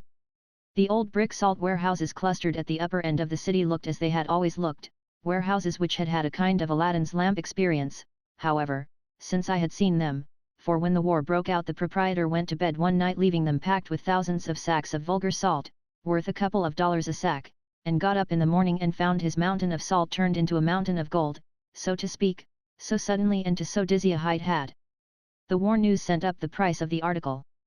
The vast reach of plank wharves remained unchanged, and there were as many ships as ever, but the long array of steamboats had vanished, not altogether, of course, but not much of it was left. The city itself had not changed, to the eye. It had greatly increased in spread and population, but the look of the town was not altered.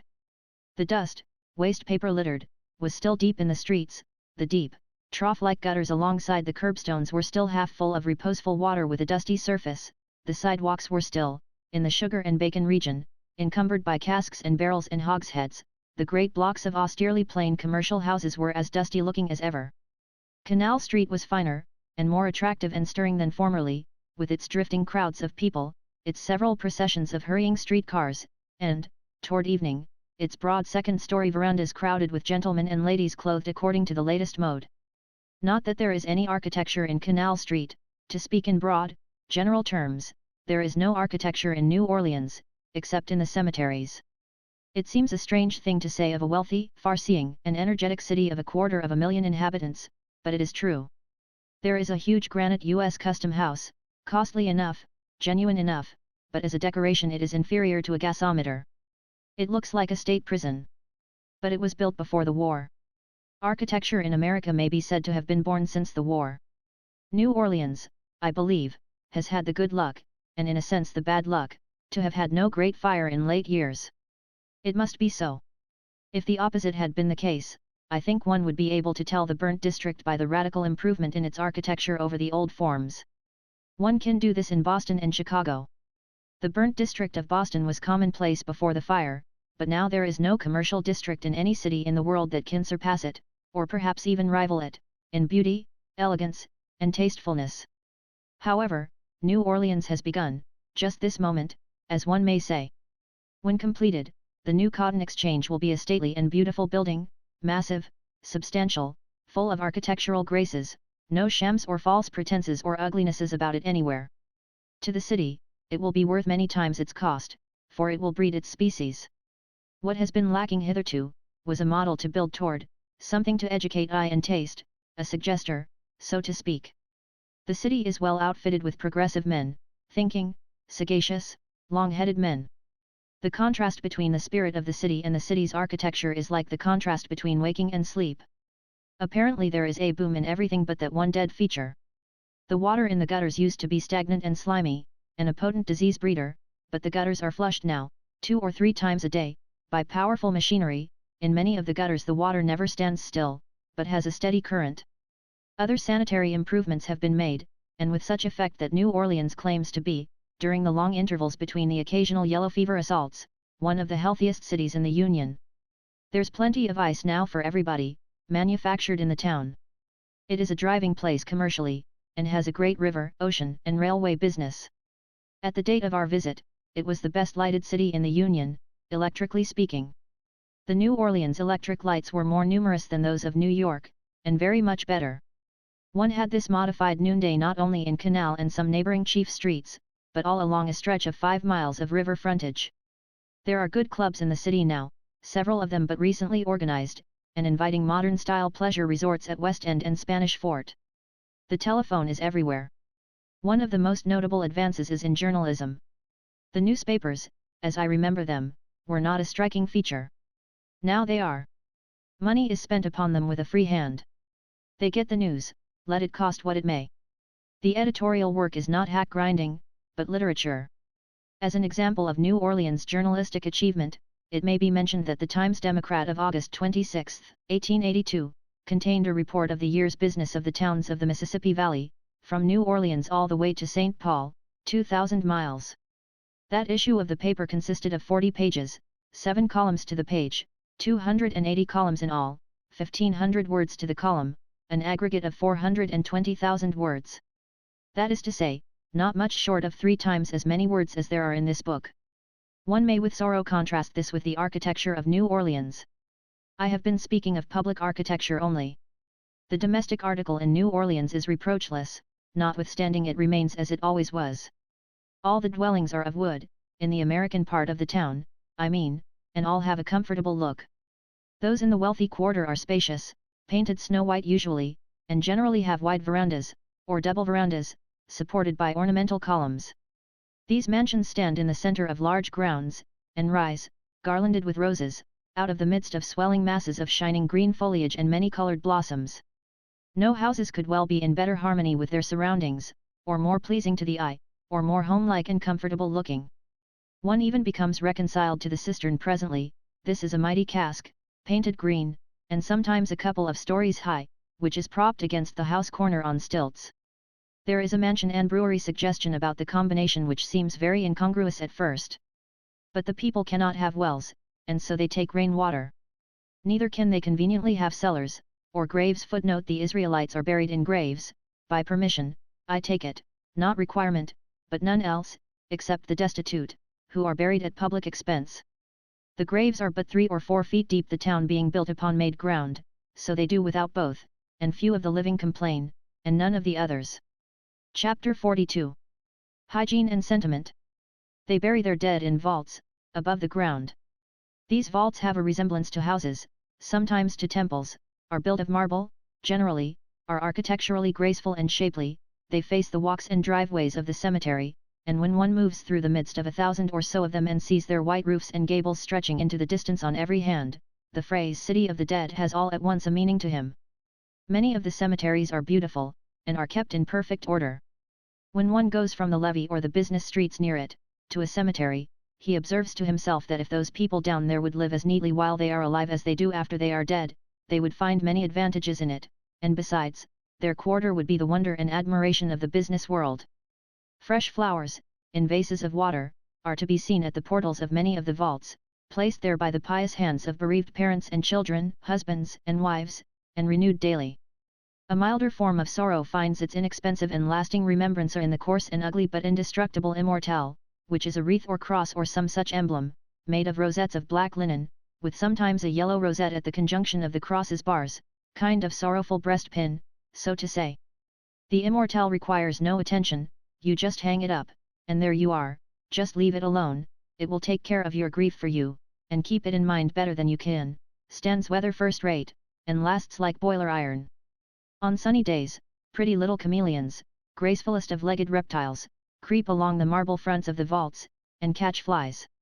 Their changes of color, as to variety, are not up to the creature's reputation. They change color when a person comes along and hangs up an immortelle, but that is nothing, any right-feeling reptile would do that. I will gradually drop this subject of graveyards. I have been trying all I could to get down to the sentimental part of it, but I cannot accomplish it. I think there is no genuinely sentimental part to it. It is all grotesque, ghastly, horrible. Graveyards may have been justifiable in the bygone ages, when nobody knew that for every dead body put into the ground, to glut the earth and the plant roots, and the air with disease germs, 5 or 50, or maybe 100 persons must die before their proper time, but they are hardly justifiable now, when even the children know that a dead saint enters upon a century-long career of assassination the moment the earth closes over his corpse. It is a grim sort of a thought. The relics of Saint Anne, up in Canada, have now, after 1900 years, gone to curing the sick by the dozen. But it is merest matter of course that these same relics, within a generation after Saint Anne's death and burial, made several thousand people sick. Therefore these miracle performances are simply compensation, nothing more. Saint Anne is somewhat slow pay, for a saint, it is true, but better a debt paid after 1900 years, and outlawed by the statute of limitations, than not paid at all, and most of the Knights of the Halo do not pay at all. Where you find one that pays, like Saint Anne, you find 150 that take the benefit of the statute. And none of them pay any more than the principal of what they owe, they pay none of the interest either simple or compound. A saint can never quite return the principal, however, for his dead body kills people, whereas his relics heal only, they never restore the dead to life. That part of the account is always left unsettled. Drive F. Julius Lemoyne, after 50 years of medical practice, wrote, "The inhumation of human bodies, dead from infectious diseases, results in constantly loading the atmosphere, and polluting the waters, with not only the germs that rise from simply putrefaction, but also with the specific germs of the diseases from which death resulted. The gases, from buried corpses, will rise to the surface through 8 or 10 feet of gravel, just as coal gas will do, and there is practically no limit to their power of escape." During the epidemic in New Orleans in 1853, Drive E. H. Barton reported that in the 4th District the mortality was 452 per thousand, more than double that of any other.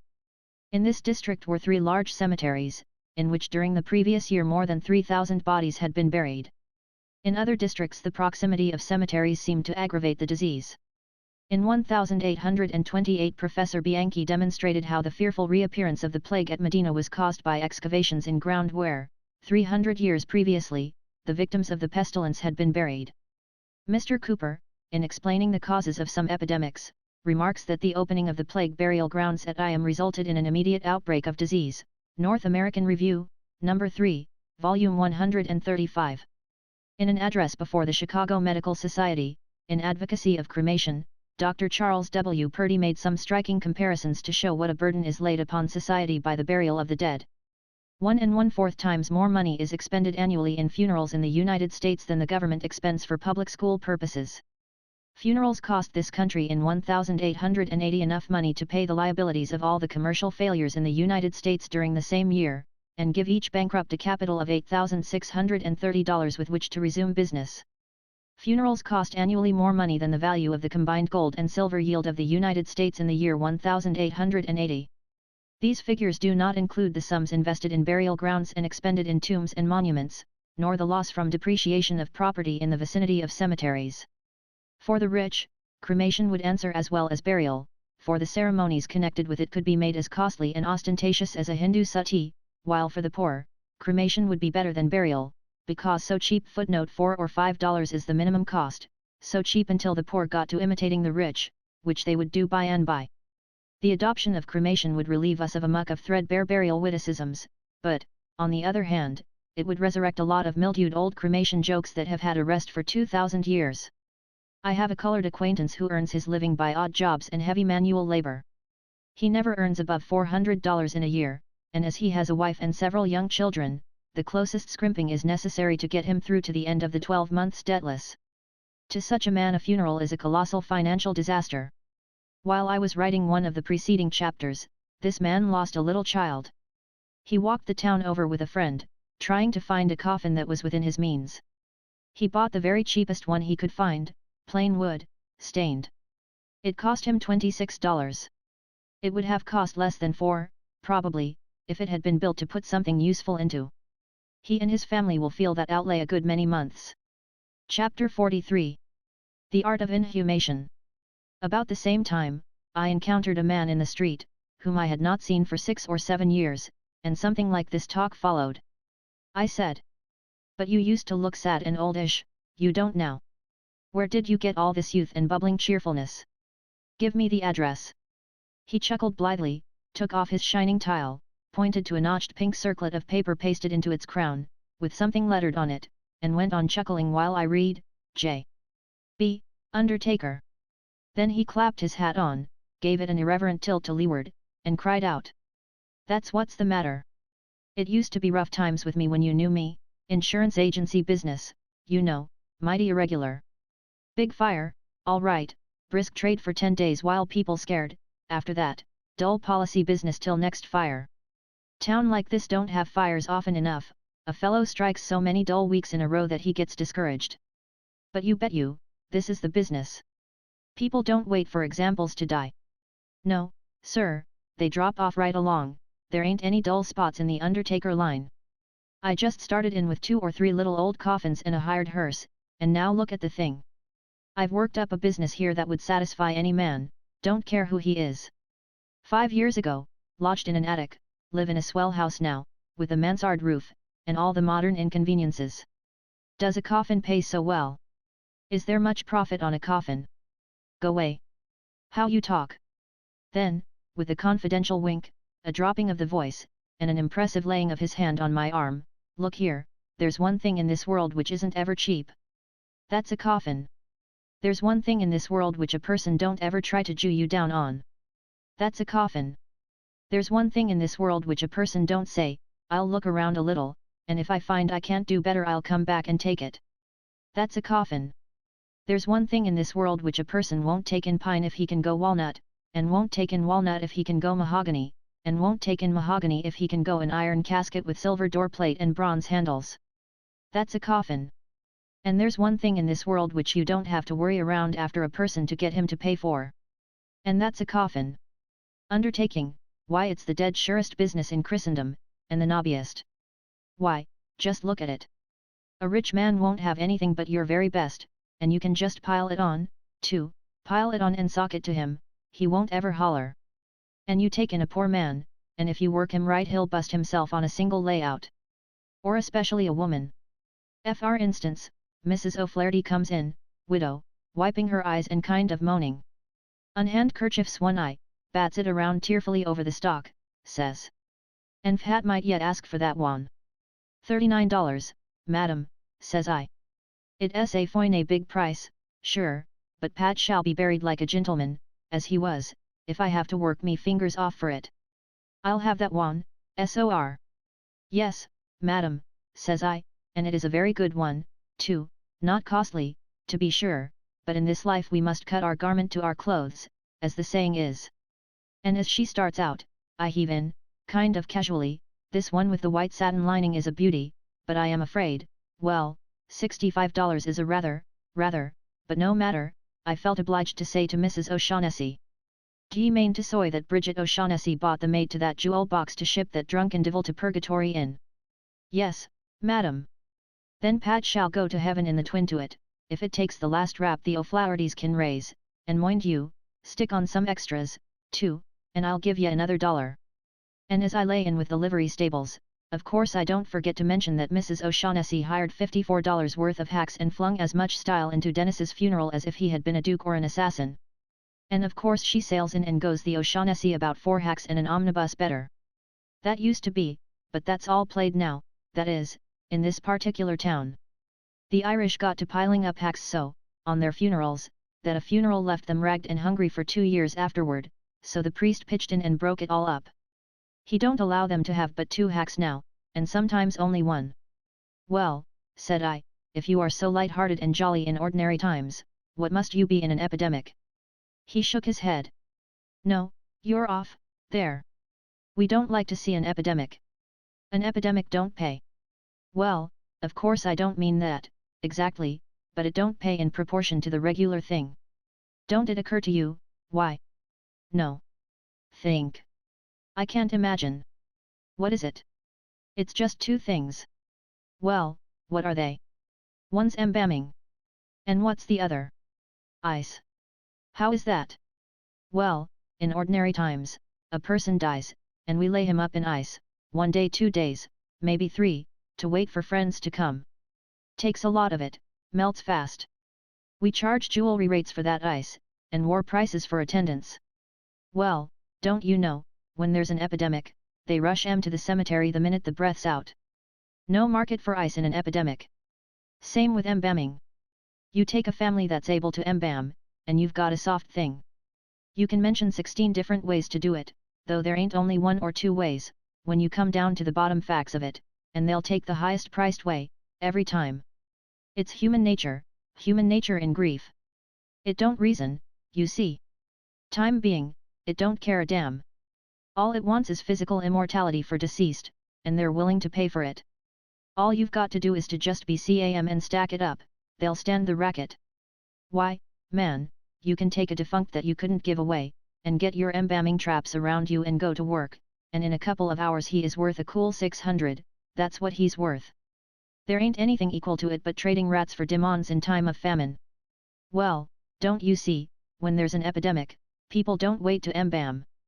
No, indeed they don't, and it hurts the business like hell as we say, hurts it like hell health, see, our little joke in the trade. Well, I must be going. Give me a call whenever you need any, I mean, when you're going by, sometime. In his joyful high spirits, he did the exaggerating himself, if any has been done. I have not enlarged on him. With the above brief references to inhumation, let us leave the subject. As for me, I hope to be cremated. I made that remark to my pastor once, who said, with what he seemed to think was an impressive manner, I wouldn't worry about that, if I had your chances. Much he knew about it, the family also opposed to it. Chapter 44. City Sights. The old French part of New Orleans, anciently the Spanish part, bears no resemblance to the American end of the city, the American end which lies beyond the intervening brick business center.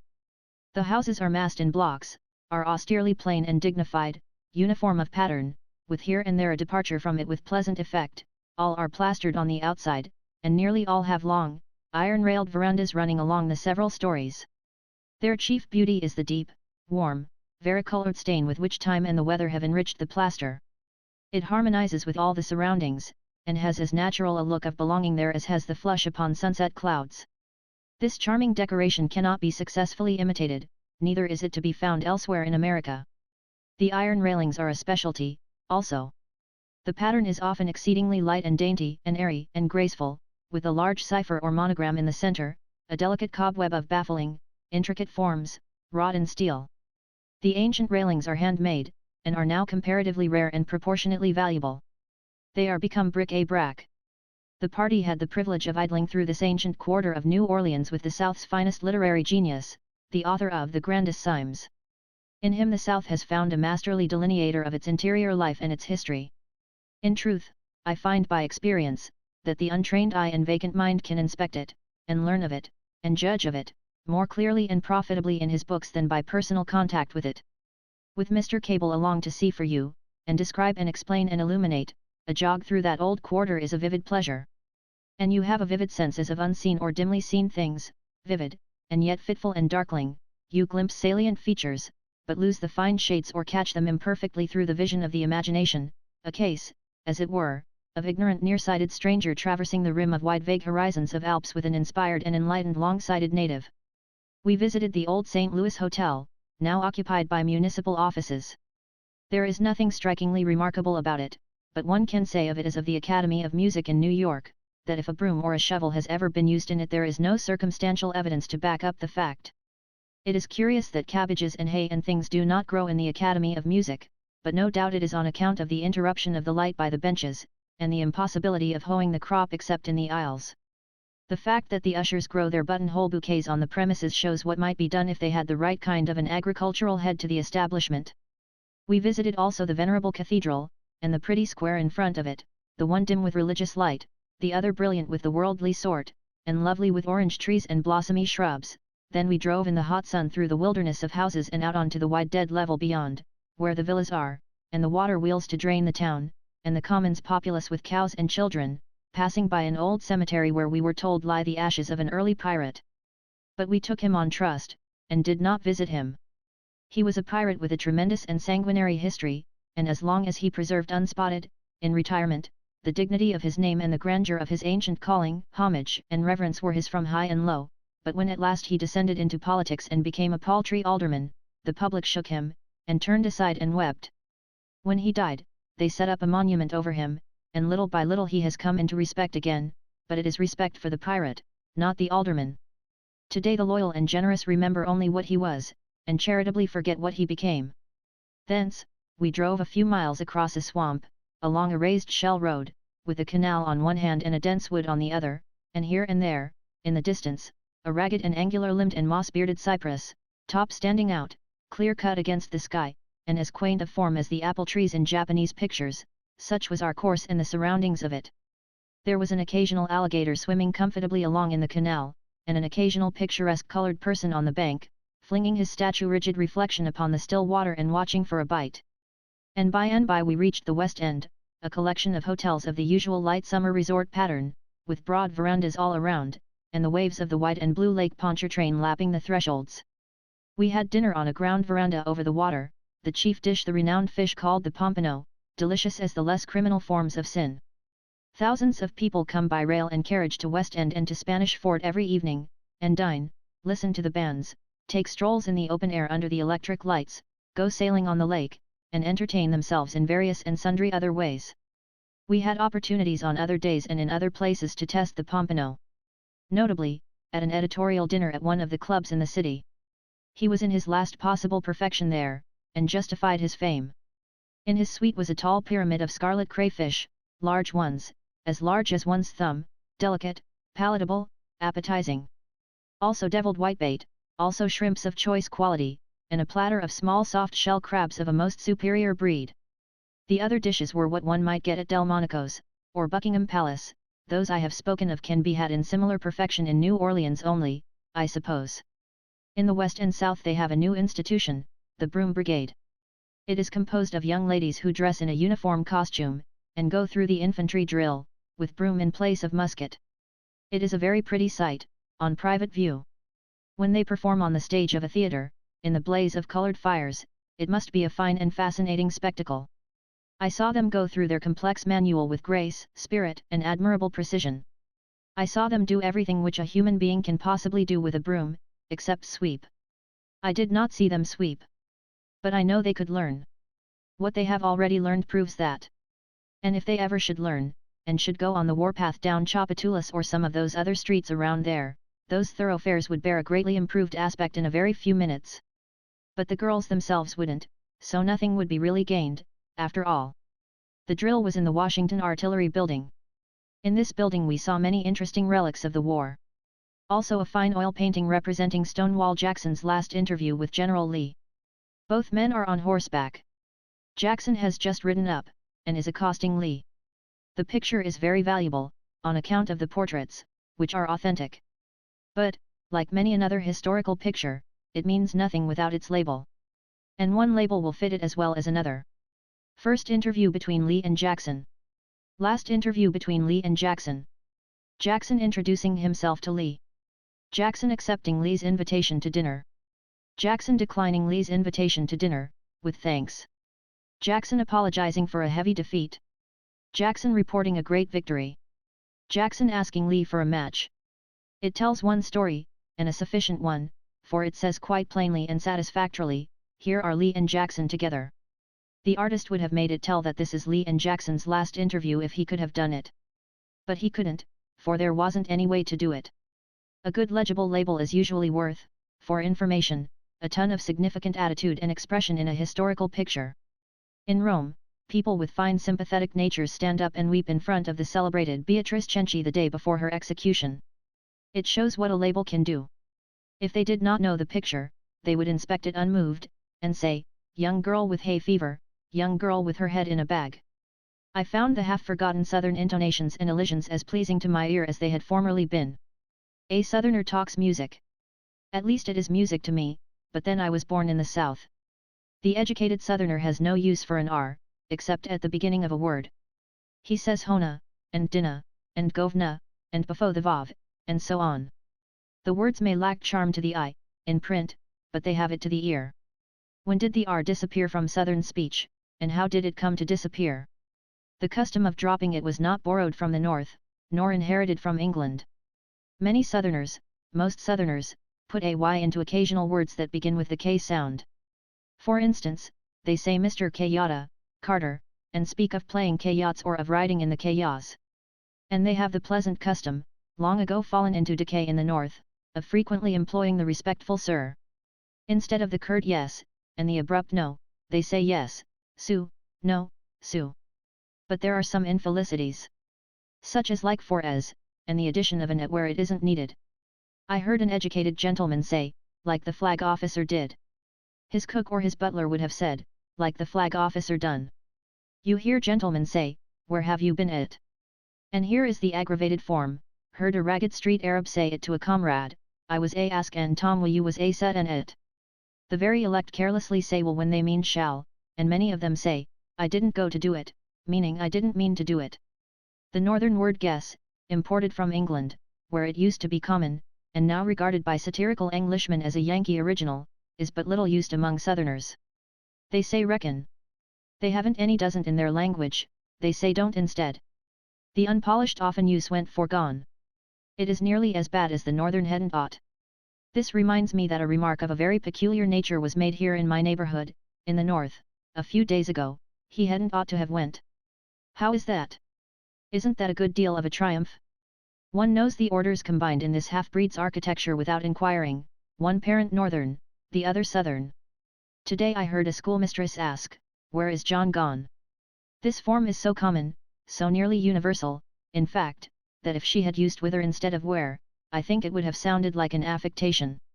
We picked up one excellent word, a word worth traveling to New Orleans to get, a nice limber, expressive, handy word, lagniappe. They pronounce it lagniappe. It is Spanish, so they said. We discovered it at the head of a column of odds and ends in the Picayune, the first day, heard 20 people use it the second, inquired what it meant the third, adopted it and got facility in swinging it the fourth. It has a restricted meaning, but I think the people spread it out a little when they choose. It is the equivalent of the 13th roll in a baker's dozen. It is something thrown in, gratis, for good measure. The custom originated in the Spanish quarter of the city.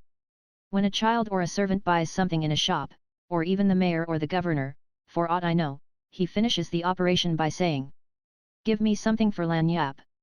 The shopman always responds, gives the child a bit of licorice root, gives the servant a cheap cigar or a spool of thread, gives the governor, I don't know what he gives the governor, support, likely.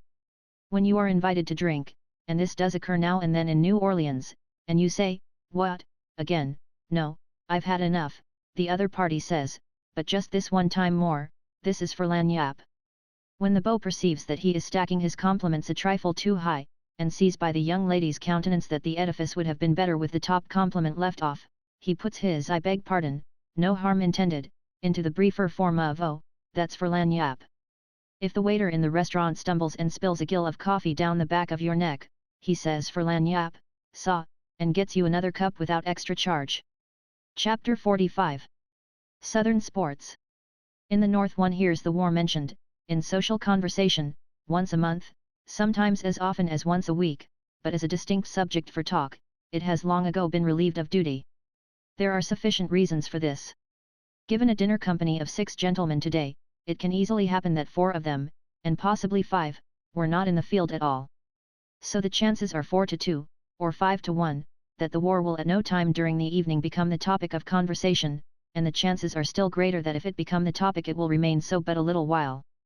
If you add 6 ladies to the company, you have added 6 people who saw so little of the dread realities of the war that they ran out of talk concerning them years ago, and now would soon weary of the war topic if you brought it up. The case is very different in the South. There, every man you meet was in the war, and every lady you meet saw the war. The war is the great chief topic of conversation. The interest in it is vivid and constant, the interest in other topics is fleeting. Mention of the war will wake up a dull company and set their tongues going, when nearly any other topic would fail. In the South, the war is what AD is elsewhere, they date from it.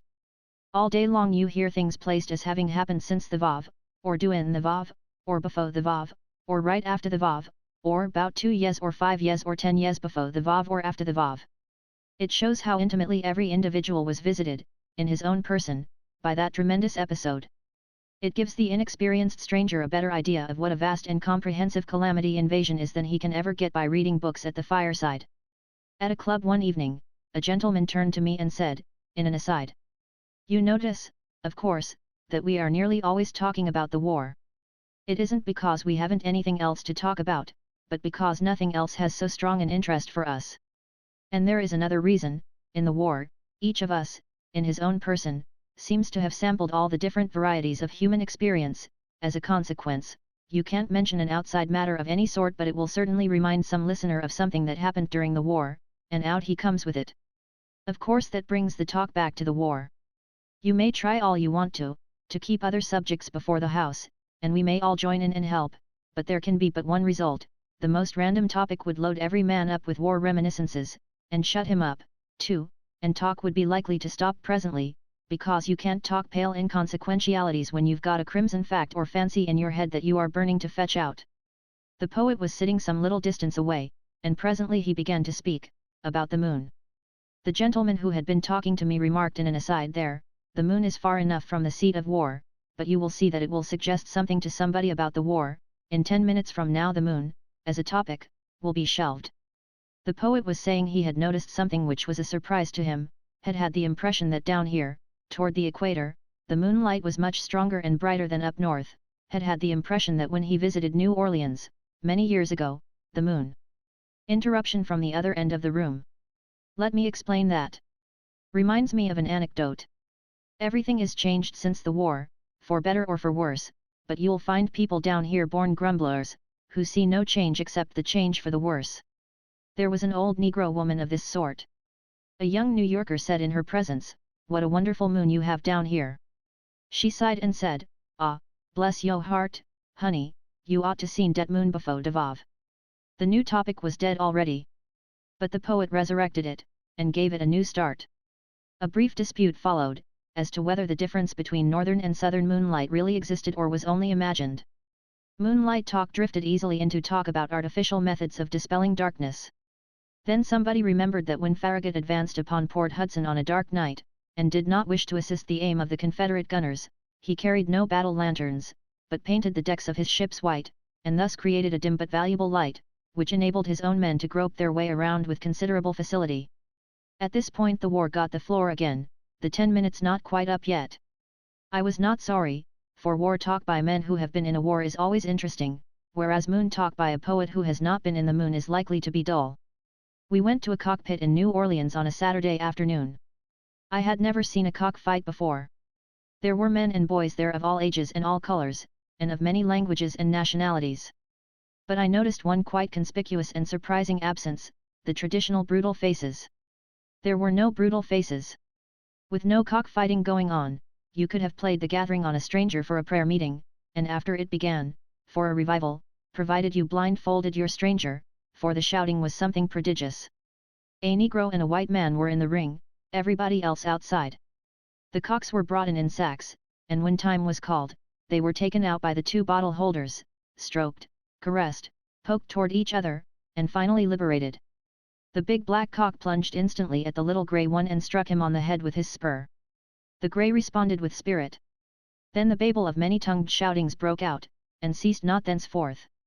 When the cocks had been fighting some little time, I was expecting them momently to drop dead, for both were blind, red with blood, and so exhausted that they frequently fell down. Yet they would not give up, neither would they die.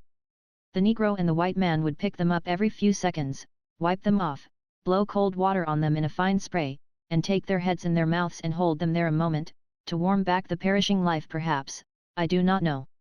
Then, being set down again, the dying creatures would totter gropingly about, with dragging wings, find each other, strike a guesswork blow or two, and fall exhausted once more. I did not see the end of the battle. I forced myself to endure it as long as I could, but it was too pitiful a sight, so I made frank confession to that effect, and we retired. We heard afterward that the black cock died in the ring, and fighting to the last. Evidently there is abundant fascination about this sport for such as have had a degree of familiarity with it. I never saw people enjoy anything more than this gathering enjoyed this fight. The case was the same with old grey-heads and with boys of 10. They lost themselves in frenzies of delight. The cocking main is an inhuman sort of entertainment, there is no question about that. Still, it seems a much more respectable and far less cruel sport than fox hunting, for the cocks like it, they experience, as well as confer enjoyment, which is not the fox's case. We assisted, in the French sense, at a mule race, one day. I believe I enjoyed this contest more than any other mule there. I enjoyed it more than I remember having enjoyed any other animal race I ever saw. The grandstand was well filled with the beauty and the chivalry of New Orleans. That phrase is not original with me. It is the Southern reporter's. He has used it for 2 generations. He uses it 20 times a day, or 20,000 times a day, or 1,000,000 times a day, according to the exigencies. He is obliged to use it 1,000,000 times a day, if he have occasion to speak of respectable men and women that often, for he has no other phrase for such service except that single one. He never tires of it, it always has a fine sound to him. There is a kind of swell medieval bulliness and tinsel about it that pleases his gaudy barbaric soul. If he had been in Palestine in the early times, we should have had no references to much people out of him. No, he would have said the beauty and the chivalry of Galilee assembled to hear the Sermon on the Mount. It is likely that the men and women of the South are sick enough of that phrase by this time, and would like a change, but there is no immediate prospect of their getting it. The New Orleans editor has a strong, compact, direct, unflowery style, wastes no words, and does not gush. Not so with his average correspondent. In the appendix I have quoted a good letter, penned by a trained hand, but the average correspondent hurls a style which differs from that. For instance, the Times-Democrat sent a relief steamer up one of the bayous, last April. This steamer landed at a village, up there somewhere, and the captain invited some of the ladies of the village to make a short trip with him. They accepted and came aboard, and the steamboat shoved out up the creek. That was all there was to it. And that is all that the editor of the Times-Democrat would have got out of it. There was nothing in the thing but statistics, and he would have got nothing else out of it. He would probably have even tabulated them, partly to secure perfect clearness of statement, and partly to save space. But his special correspondent knows other methods of handling statistics. He just throws off all restraint and wallows in them. On Saturday, early in the morning, the beauty of the place graced our cabin, and proud of her fair freight the gallant little boat glided up the bayou. 22 words to say the ladies came aboard and the boat shoved out up the creek, is a clean waste of 10 good words, and is also destructive of compactness of statement. The trouble with the Southern reporter is, women. They unsettle him, they throw him off his balance. He is plain and sensible and satisfactory, until a woman heaves in sight.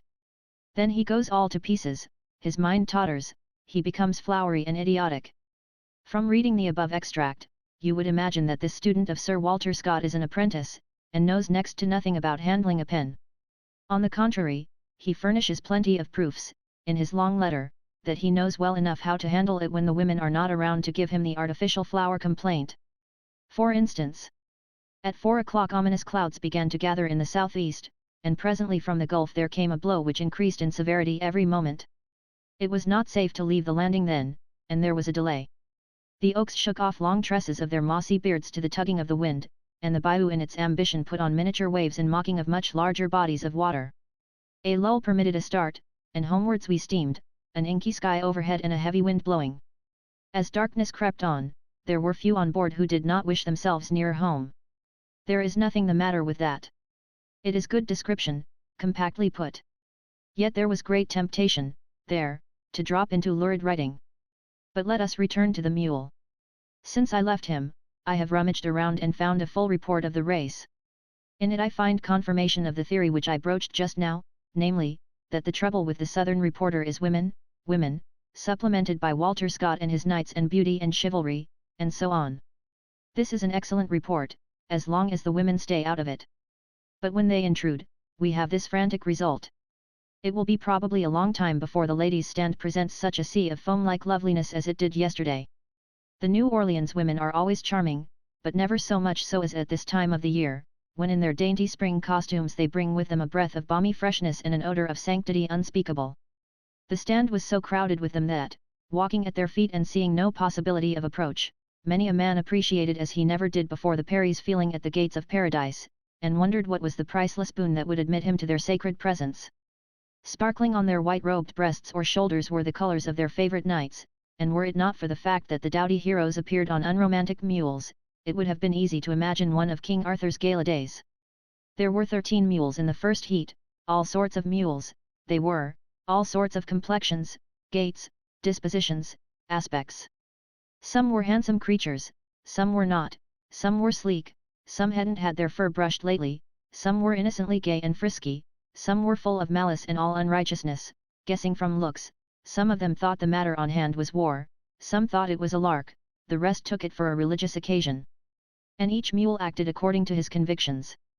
The result was an absence of harmony well compensated by a conspicuous presence of variety of a picturesque and entertaining sort. All the riders were young gentlemen in fashionable society. If the reader has been wondering why it is that the ladies of New Orleans attend so humble an orgy as a mule race, the thing is explained now. It is a fashion freak, all connected with it are people of fashion. It is great fun, and cordially liked. The mule race is one of the marked occasions of the year. It has brought some pretty fast mules to the front. One of these had to be ruled out, because he was so fast that he turned the thing into a one-mule contest, and robbed it of one of its best features, variety. But every now and then somebody disguises him with a new name and a new complexion, and rings him in again. The riders dress in full jockey costumes of bright-colored silks, satins, and velvets. The 13 mules got away in a body, after a couple of false starts, and scampered off with prodigious spirit. As each mule and each rider had a distinct opinion of his own as to how the race ought to be run, and which side of the track was best in certain circumstances, and how often the track ought to be crossed, and when a collision ought to be accomplished, and when it ought to be avoided, these 26 conflicting opinions created a most fantastic and picturesque confusion, and the resulting spectacle was killingly comical. Mile heat, time 2:22. 8 of the 13 mules distanced. I had a bet on a mule which would have won if the procession had been reversed. The second heat was good fun, and so was the consolation race for beaten mules, which followed later, but the first heat was the best in that respect. I think that much the most enjoyable of all races is a steamboat race, but, next to that, I prefer the gay and joyous mule rush. 2 red-hot steamboats raging along, neck and neck, straining every nerve, that is to say, every rivet in the boilers, quaking and shaking and groaning from stem to stern, spouting white steam from the pipes, pouring black smoke from the chimneys, raining down sparks, parting the river into long breaks of hissing foam. This is sport that makes a body's very liver curl with enjoyment. A horse race is pretty tame and colorless in comparison. Still, a horse race might be well enough, in its way, perhaps, if it were not for the tiresome false starts. But then, nobody is ever killed. At least, nobody was ever killed when I was at a horse race. They have been crippled, it is true, but this is little to the purpose. Chapter 46. Enchantments and Enchanters. The largest annual event in New Orleans is a something which we arrived too late to sample, the Mardi Gras festivities. I saw the procession of the mystic crew of Comus there, 24 years ago, with knights and nobles and so on, clothed in silken and golden Paris-made gorgeousnesses, planned and bought for that single night's use, and in their train all manner of giants, dwarfs, monstrosities, and other diverting grotesquerie, a startling and wonderful sort of show, as it filed solemnly and silently down the street in the light of its smoking and flickering torches, but it is said that in these latter days, the spectacle is mightily augmented, as to cost, splendor, and variety. There is a chief personage, Rex, and if I remember rightly, neither this king nor any of his great following of subordinates is known to any outsider. All these people are gentlemen of position and consequence, and it is a proud thing to belong to the organization, so the mystery in which they hide their personality is merely for romance's sake, and not on account of the police. Mardi Gras is of course a relic of the French and Spanish occupation, but I judge that the religious feature has been pretty well knocked out of it now. Sir Walter has got the advantage of the gentleman of the cowl and rosary, and he will stay. His medieval business, supplemented by the monsters and the oddities, and the pleasant creatures from fairyland, is finer to look at than the poor fantastic inventions and performances of the revelling rabble of the priest's day, and serves quite as well, perhaps, to emphasize the day and admonish men that the grace line between the worldly season and the holy one is reached. This Mardi Gras pageant was the exclusive possession of New Orleans until recently.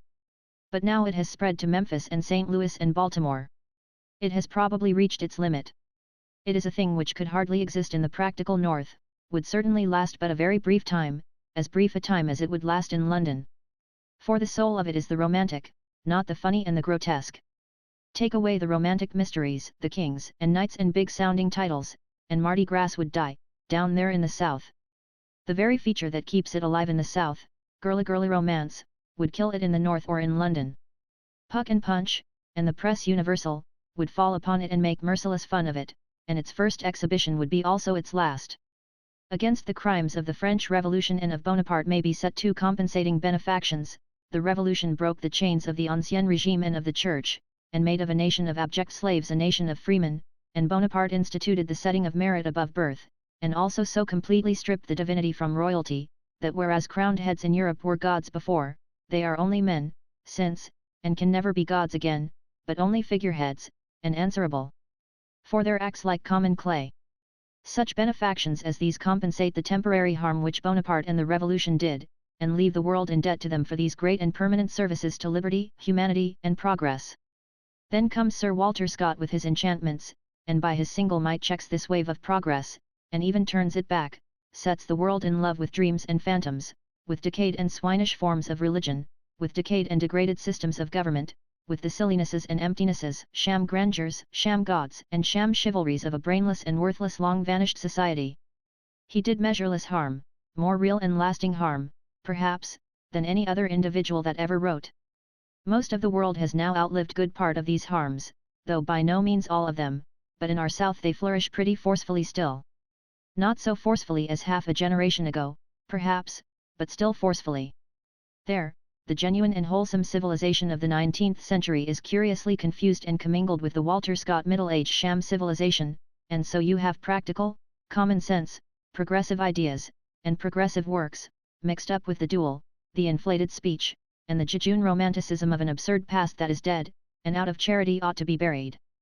But for the Sir Walter disease, the character of the Southerner, or Southron, according to Sir Walter's starchier way of phrasing it, would be wholly modern, in place of modern and medieval mixed, and the South would be fully a generation further advanced than it is. It was Sir Walter that made every gentleman in the South a major or a colonel, or a general or a judge, before the war, and it was he, also, that made these gentlemen value these bogus decorations. For it was he that created rank and caste down there, and also reverence for rank and caste, and pride and pleasure in them. Enough is laid on slavery, without fathering upon it these creations and contributions of Sir Walter. Sir Walter had so large a hand in making Southern character, as it existed before the war, that he is in great measure responsible for the war. It seems a little harsh toward a dead man to say that we never should have had any war but for Sir Walter, and yet something of a plausible argument might, perhaps, be made in support of that wild proposition. The Southerner of the American Revolution owned slaves, so did the Southerner of the Civil War, but the former resembles the latter as an Englishman resembles a Frenchman. The change of character can be traced rather more easily to Sir Walter's influence than to that of any other thing or person. One may observe, by one or two signs, how deeply that influence penetrated, and how strongly it holds.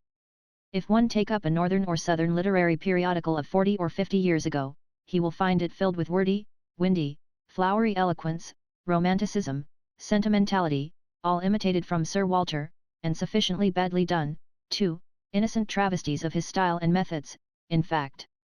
This sort of literature being the fashion in both sections of the country, there was opportunity for the fairest competition, and as a consequence, the South was able to show as many well-known literary names, proportioned to population, as the North could.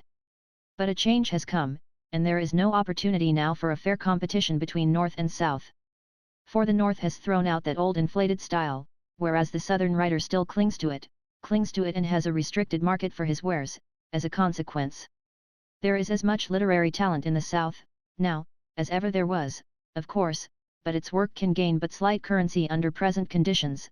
The authors write for the past, not the present, they use obsolete forms, and a dead language. But when a Southerner of genius writes modern English, his book goes upon crutches no longer, but upon wings, and they carry it swiftly all about America and England, and through the great English reprint publishing houses of Germany, as witness the experience of Mr. Cable and Uncle Remus, two of the very few Southern authors who do not write in the Southern style. Instead of 3 or 4 widely known literary names, the South ought to have a dozen or two, and will have them when Sir Walter's time is out. A curious exemplification of the power of a single book for good or harm is shown in the effects wrought by Don Quixote and those wrought by Ivanhoe. The first swept the world's admiration for the medieval chivalry silliness out of existence, and the other restored it. As far as our South is concerned, the good work done by Cervantes is pretty nearly a dead letter, so effectually has Scott's pernicious work undermined it. Chapter 47. Uncle Remus and Mr. Cable. Mr. Joel Chandler Harris, Uncle Remus, was to arrive from Atlanta at 7 o'clock Sunday morning, so we got up and received him. We were able to detect him among the crowd of arrivals at the hotel counter by his correspondence with a description of him which had been furnished us from a trustworthy source. He was said to be undersized, red-haired, and somewhat freckled. He was the only man in the party whose outside tallied with this bill of particulars. He was said to be very shy. He is a shy man. Of this there is no doubt. It may not show on the surface, but the shyness is there. After days of intimacy one wonders to see that it is still in about as strong force as ever. There is a fine and beautiful nature hidden behind it, as all know who have read the Uncle Remus book, and a fine genius, too, as all know by the same sign. I seem to be talking quite freely about this neighbor, but in talking to the public I am but talking to his personal friends, and these things are permissible among friends. He deeply disappointed a number of children who had flocked eagerly to Mr. Cable's house to get a glimpse of the illustrious sage and oracle of the nation's nurseries. They said, "Why, he is white." They were grieved about it.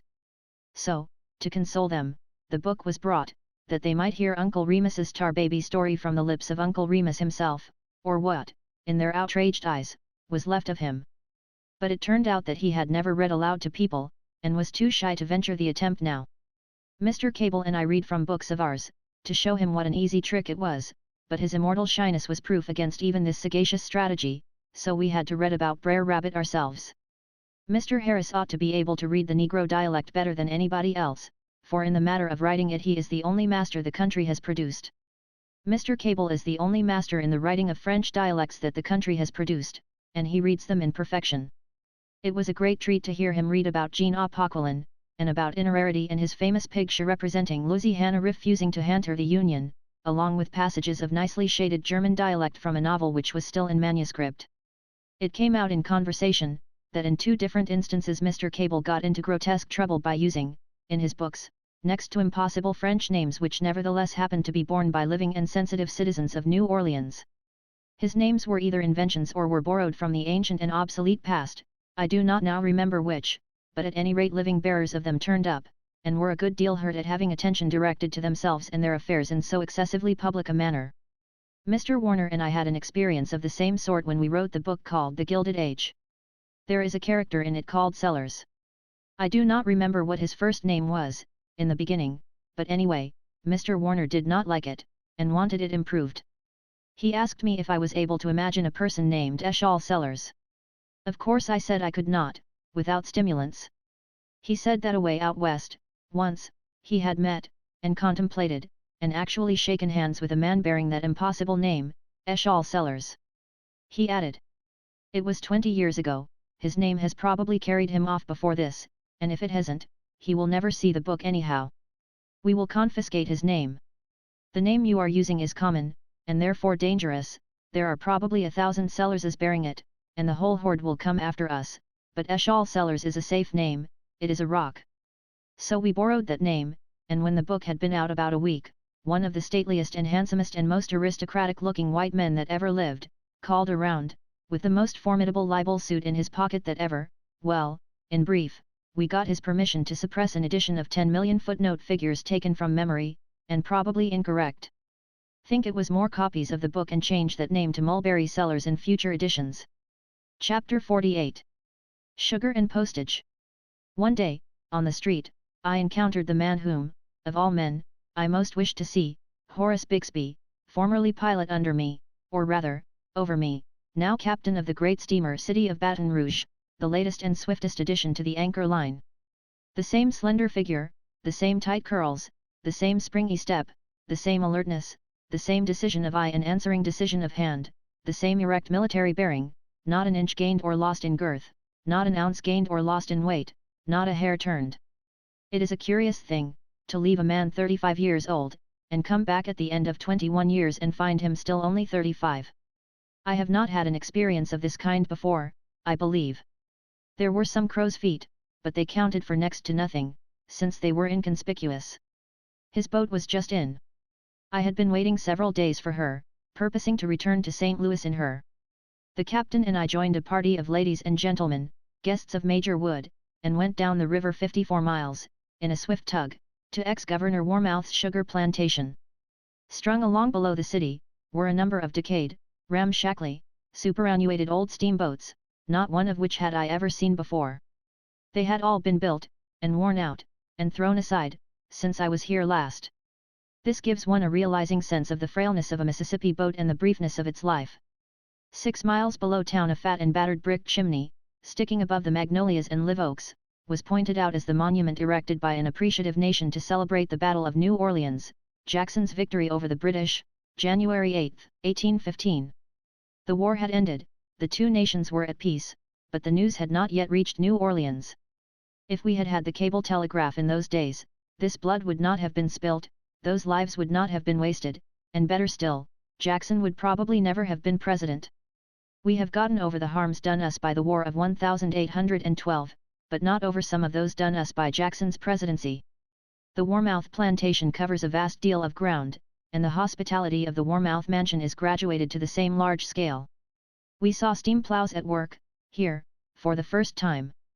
The traction engine travels about on its own wheels, till it reaches the required spot, then it stands still and by means of a wire rope pulls the huge plow toward itself 200 or 300 yards across the field, between the rows of cane. The thing cuts down into the black mold 1.5 feet deep. The plow looks like a fore and aft brace of a Hudson River steamer, inverted. When the Negro steersman sits on one end of it, that end tilts down near the ground, while the other sticks up high in air. This great seesaw goes rolling and pitching like a ship at sea, and it is not every circus rider that could stay on it.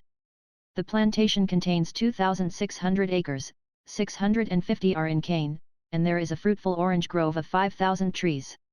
The cane is cultivated after a modern and intricate scientific fashion, too elaborate and complex for me to attempt to describe, but it lost $40,000 last year. I forget the other details. However, this year's crop will reach 10 or 1,200 tons of sugar, consequently last year's loss will not matter. These troublesome and expensive scientific methods achieve a yield of 1.5 tons and from that to 2 tons, to the acre, which is 3 or 4 times what the yield of an acre was in my time. The drainage ditches were everywhere alive with little crabs, fiddlers. One saw them scampering sidewise in every direction whenever they heard a disturbing noise. Expensive pests, these crabs, for they bore into the levees, and ruined them. The great sugar house was a wilderness of tubs and tanks and vats and filters, pumps, pipes, and machinery. The process of making sugar is exceedingly interesting.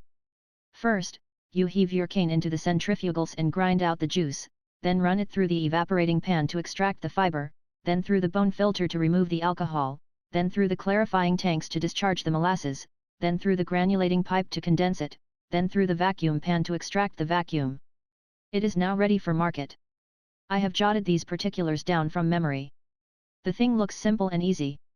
Do not deceive yourself. To make sugar is really one of the most difficult things in the world. And to make it right, is next to impossible. If you will examine your own supply every now and then for a term of years, and tabulate the result, you will find that not 2 men in 20 can make sugar without getting sand into it. We could have gone down to the mouth of the river and visited Captain Eads' great work, the jetties, where the river has been compressed between walls, and thus deepened to 26 feet, but it was voted useless to go, since at this stage of the water everything would be covered up and invisible. We could have visited that ancient and singular burg, Pilot Town, which stands on stilts in the water, so they say, where nearly all communication is by skiff and canoe, even to the attending of weddings and funerals, and where the littlest boys and girls are as handy with the oar as unamphibious children are with the velocipede. We could have done a number of other things, but on account of limited time, we went back home. The sail up the breezy and sparkling river was a charming experience, and would have been satisfyingly sentimental and romantic but for the interruptions of the tug's pet parrot, whose tireless comments upon the scenery and the guests were always this worldly, and often profane. He had also a superabundance of the discordant, ear-splitting, metallic laugh common to his breed, a machine-made laugh, a Frankenstein laugh, with the soul left out of it. He applied it to every sentimental remark, and to every pathetic song. He cackled it out with hideous energy after home again from a foreign shore, and said he wouldn't give a damn for a tugload of such rot. Romance and sentiment cannot long survive this sort of discouragement, so the singing and talking presently ceased, which so delighted the parrot that he cursed himself hoarse for joy. Then the male members of the party moved to the forecastle, to smoke and gossip. There were several old steamboatmen along, and I learned from them a great deal of what had been happening to my former river friends during my long absence. I learned that a pilot whom I used to steer for is become a spiritualist, and for more than 15 years has been receiving a letter every week from a deceased relative, through a New York spiritualist medium named Manchester, postage graduated by distance, from the local post office in Paradise to New York, $5, from New York to St. Louis, 3 cents. I remember Mr. Manchester very well. I called on him once, 10 years ago, with a couple of friends, one of whom wished to inquire after a deceased uncle. This uncle had lost his life in a peculiarly violent and unusual way. Half a dozen years before, a cyclone blew him some 3 miles and knocked a tree down with him which was 4 feet through at the butt and 65 feet high. He did not survive this triumph. At the séance just referred to, my friend questioned his late uncle, through Mr. Manchester, and the late uncle wrote down his replies, using Mr. Manchester's hand and pencil for that purpose. The following is a fair example of the questions asked, and also of the sloppy twaddle in the way of answers, furnished by Manchester under the pretense that it came from the spectre. If this man is not the paltriest fraud that lives, I owe him an apology. Question. Where are you? Answer. In the spirit world. Q. Are you happy? A. Very happy. Perfectly happy. Q. How do you amuse yourself? A. Conversation with friends, and other spirits. Q. What else? A. Nothing else. Nothing else is necessary. Q. What do you talk about? A. About how happy we are, and about friends left behind in the earth, and how to influence them for their good. Q. When your friends in the earth all get to the spirit land, what shall you have to talk about then? Nothing but about how happy you all are. No reply. It is explained that spirits will not answer frivolous questions. Q. How is it that spirits that are content to spend an eternity in frivolous employments, and accept it as happiness, are so fastidious about frivolous questions upon the subject? No reply. Q. Would you like to come back? A. No. Q. Would you say that under oath? A. Yes. Q. What do you eat there? A. We do not eat. Q. What do you drink? A. We do not drink. Q. What do you smoke? A. We do not smoke. Q. What do you read? A. We do not read. Q. Do all the good people go to your place? A. Yes. Q. You know my present way of life. Can you suggest any additions to it, in the way of crime, that will reasonably ensure my going to some other place? A. No reply. Q. When did you die? A. I did not die, I passed away. Q. Very well, then, when did you pass away? How long have you been in the spirit land? A. We have no measurements of time here. Q. Though you may be indifferent and uncertain as to dates and times in your present condition and environment, this has nothing to do with your former condition. You had dates then. One of these is what I ask for. You departed on a certain day in a certain year. Is not this true? A. Yes. Q. Then name the day of the month. Much fumbling with pencil, on the part of the medium, accompanied by violent spasmodic jerkings of his head and body, for some little time. Finally, explanation to the effect that spirits often forget dates, such things being without importance to them. Q. Then this one has actually forgotten the date of its translation to the spirit land? This was granted to be the case. Q.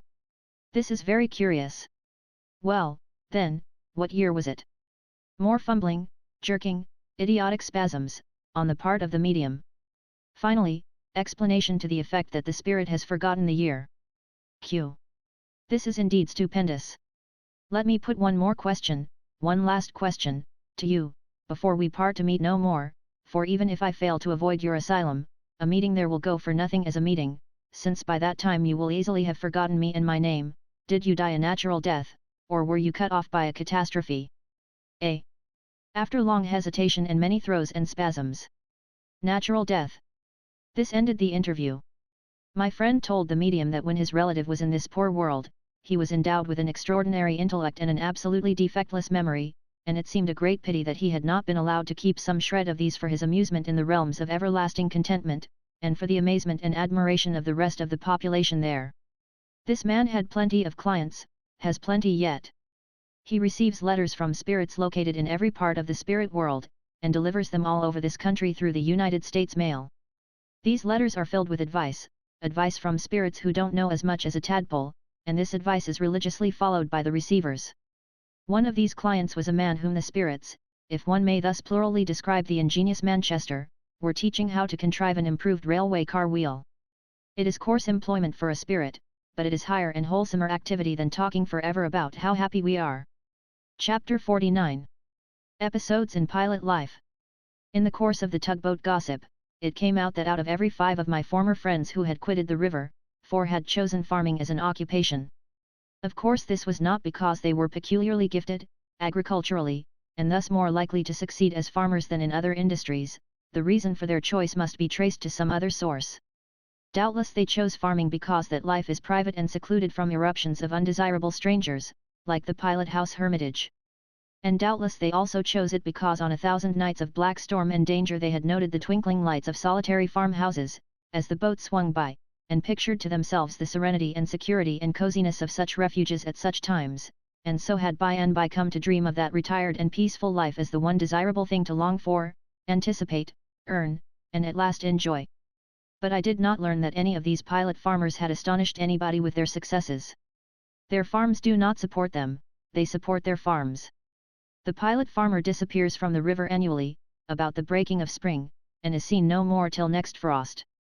Then he appears again, in damaged homespun, combs the hayseed out of his hair, and takes a pilot house berth for the winter. In this way he pays the debts which his farming has achieved during the agricultural season. So his river bondage is but half broken, he is still the river's slave the hardest half of the year. One of these men bought a farm, but did not retire to it. He knew a trick worth 2 of that. He did not propose to pauperize his farm by applying his personal ignorance to working it. No, he put the farm into the hands of an agricultural expert to be worked on shares, out of every 3 loads of corn the expert to have 2 and the pilot the third. But at the end of the season the pilot received no corn. The expert explained that his share was not reached. The farm produced only 2 loads. Some of the pilots whom I had known had had adventures, the outcome fortunate, sometimes, but not in all cases. Captain Montgomery, whom I had steered for when he was a pilot, commanded the Confederate fleet in the great battle before Memphis. When his vessel went down, he swam ashore, fought his way through a squad of soldiers, and made a gallant and narrow escape. He was always a cool man, nothing could disturb his serenity. Once when he was captain of the Crescent City, I was bringing the boat into port at New Orleans, and momently expecting orders from the hurricane deck, but received none. I had stopped the wheels, and there my authority and responsibility ceased. It was evening, dim twilight, the captain's hat was perched upon the big bell, and I supposed the intellectual end of the captain was in it, but such was not the case. The captain was very strict, therefore I knew better than to touch a bell without orders. My duty was to hold the boat steadily on her calamitous course, and leave the consequences to take care of themselves, which I did. So we went ploughing past the sterns of steamboats and getting closer and closer. The crash was bound to come very soon, and still that hat never budged, for alas, the captain was napping in the Texas. Things were becoming exceedingly nervous and uncomfortable. It seemed to me that the captain was not going to appear in time to see the entertainment. But he did. Just as we were walking into the stern of a steamboat, he stepped out on deck, and said, with heavenly serenity, "Set her back on both," which I did, but a trifle late, however, for the next moment we went smashing through that other boat's flimsy outer works with a most prodigious racket. The captain never said a word to me about the matter afterwards, except to remark that I had done right, and that he hoped I would not hesitate to act in the same way again in like circumstances. One of the pilots whom I had known when I was on the river had died a very honourable death. His boat caught fire, and he remained at the wheel until he got her safe to land. Then he went out over the breastboard with his clothing in flames, and was the last person to get ashore. He died from his injuries in the course of 2 or 3 hours, and his was the only life lost. The history of Mississippi piloting affords 6 or 7 instances of this sort of martyrdom, and half a hundred instances of escapes from a like fate which came within a second or 2 of being fatally too late, but there is no instance of a pilot deserting his post to save his life while by remaining and sacrificing it he might secure other lives from destruction. It is well worthwhile to set down this noble fact, and well worthwhile to put it in italics, too. The cub pilot is early admonished to despise all perils connected with a pilot's calling, and to prefer any sort of death to the deep dishonor of deserting his post while there is any possibility of his being useful in it. And so effectively are these admonitions inculcated, that even young and but half-tried pilots can be depended upon to stick to the wheel, and die there when occasion requires.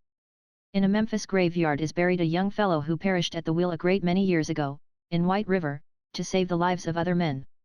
He said to the captain that if the fire would give him time to reach a sandbar, some distance away, all could be saved, but that to land against the bluff bank of the river would be to ensure the loss of many lives.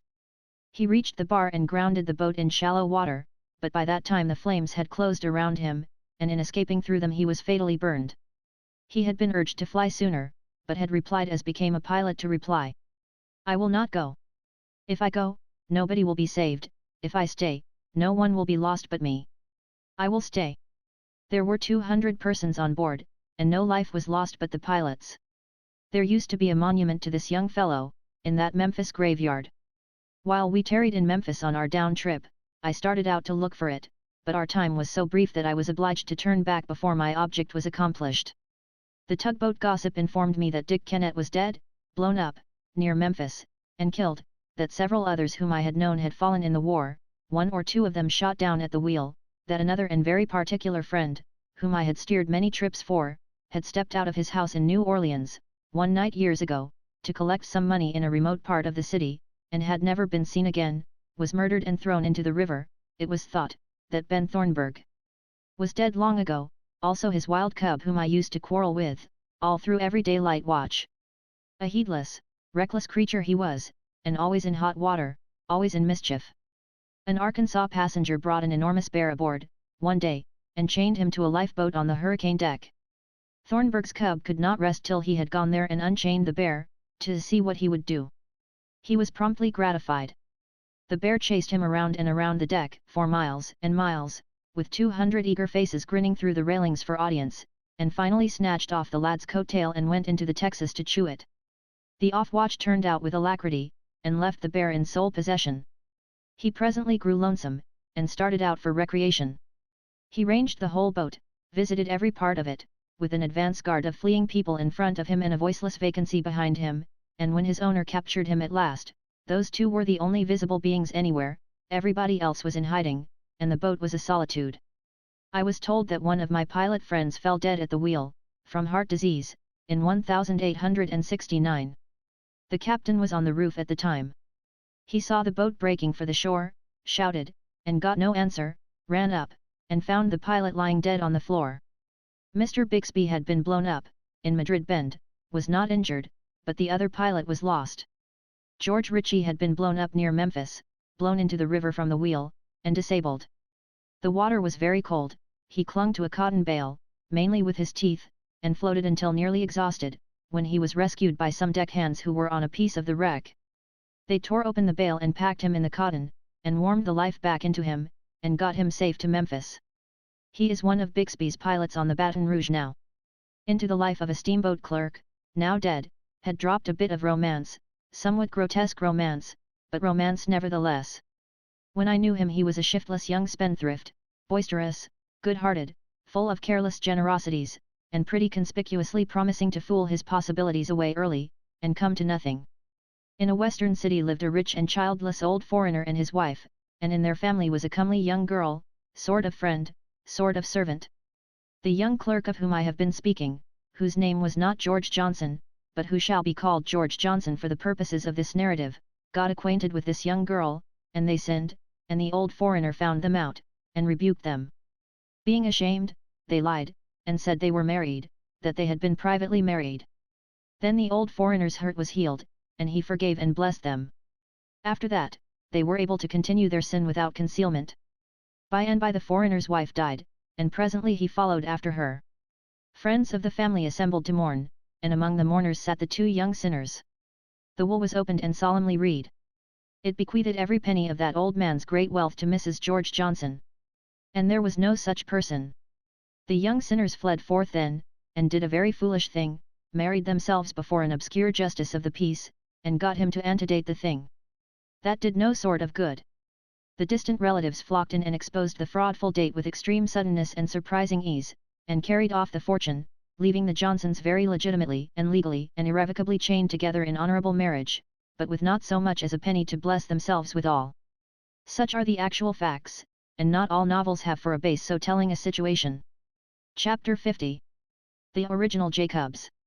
We had some talk about Captain Isaiah Sellers, now many years dead. He was a fine man, a high-minded man, and greatly respected both ashore and on the river. He was very tall, well-built, and handsome, and in his old age, as I remember him, his hair was as black as an Indian's, and his eye and hand were as strong and steady and his nerve and judgment as firm and clear as anybody's, young or old, among the fraternity of pilots. He was the patriarch of the craft. He had been a keelboat pilot before the day of steamboats, and a steamboat pilot before any other steamboat pilot, still surviving at the time I speak of, had ever turned a wheel. Consequently his brethren held him in the sort of awe in which illustrious survivors of a bygone age are always held by their associates. He knew how he was regarded, and perhaps this fact added some trifle of stiffening to his natural dignity, which had been sufficiently stiff in its original state. He left a diary behind him, but apparently it did not date back to his first steamboat trip, which was said to be 1811, the year the first steamboat disturbed the waters of the Mississippi. At the time of his death a correspondent of the St. Louis Republican culled the following items from the diary. In February, 1825, he shipped on board the steamer Rambler, at Florence, Allah, and made during that year 3 trips to New Orleans and back, this on the Gen. Carroll, between Nashville and New Orleans. It was during his stay on this boat that Captain Sellers introduced the tap of the bell as a signal to heave the lead, previous to which time it was the custom for the pilot to speak to the men below when soundings were wanted. The proximity of the forecastle to the pilot house, no doubt, rendered this an easy matter, but how different on one of our palaces of the present day. In 1827 we find him on board the President, a boat of 285 tons burden, and plying between Smithland and New Orleans. Thence he joined the Jubilee in 1828, and on this boat he did his first piloting in the St. Louis trade, his first watch extending from Herculaneum to St. Genevieve. On May 26, 1836, he completed and left Pittsburgh in charge of the steamer Prairie, a boat of 400 tons, and the first steamer with a stateroom cabin ever seen at St. Louis. In 1857 he introduced the signal for meeting boats, and which has, with some slight change, been the universal custom of this day, in fact, is rendered obligatory by Act of Congress. As general items of river history, we quote the following marginal notes from his general log. In March, 1825, Gen. Lafayette left New Orleans for St. Louis on the low-pressure steamer Natchez. In January, 1828, 21 steamers left the New Orleans wharf to celebrate the occasion of Gen. Jackson's visit to that city. In 1830 the North American made the run from New Orleans to Memphis in 6 days, best time on record to that date. It has since been made in 2 days and 10 hours. In 1831 the Red River Cut-off formed. In 1832 steamer Hudson made the run from White River to Helena, a distance of 75 miles, in 12 hours. This was the source of much talk and speculation among parties directly interested.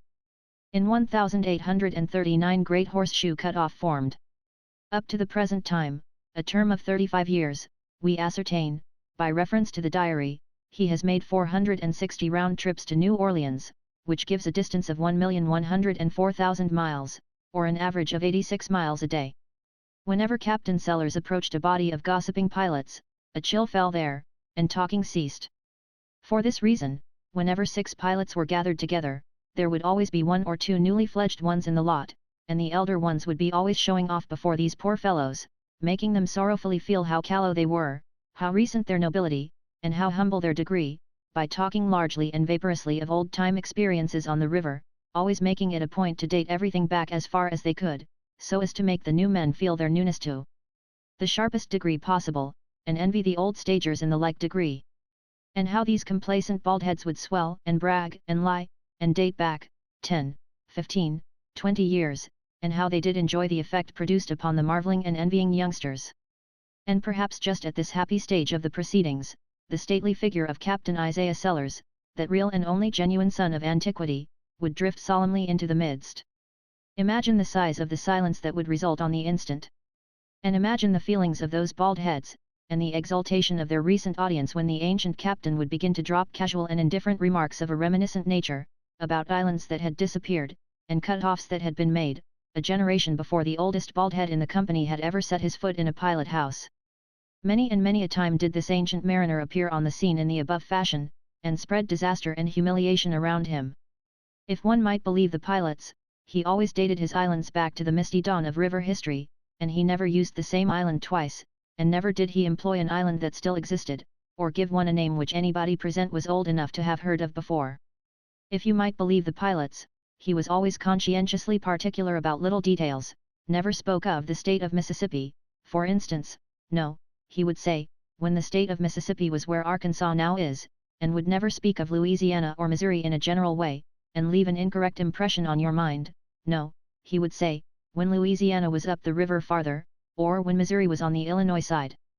The old gentleman was not of literary turn or capacity, but he used to jot down brief paragraphs of plain practical information about the river, and sign them Mark Twain, and give them to the New Orleans Picayune. They related to the stage and condition of the river, and were accurate and valuable, and thus far, they contained no poison. But in speaking of the stage of the river today, at a given point, the captain was pretty apt to drop in a little remark about this being the first time he had seen the water so high or so low at that particular point for 49 years, and now and then he would mention island so and so, and follow it, in parentheses, with some such observation as disappeared in 1807, if I remember rightly.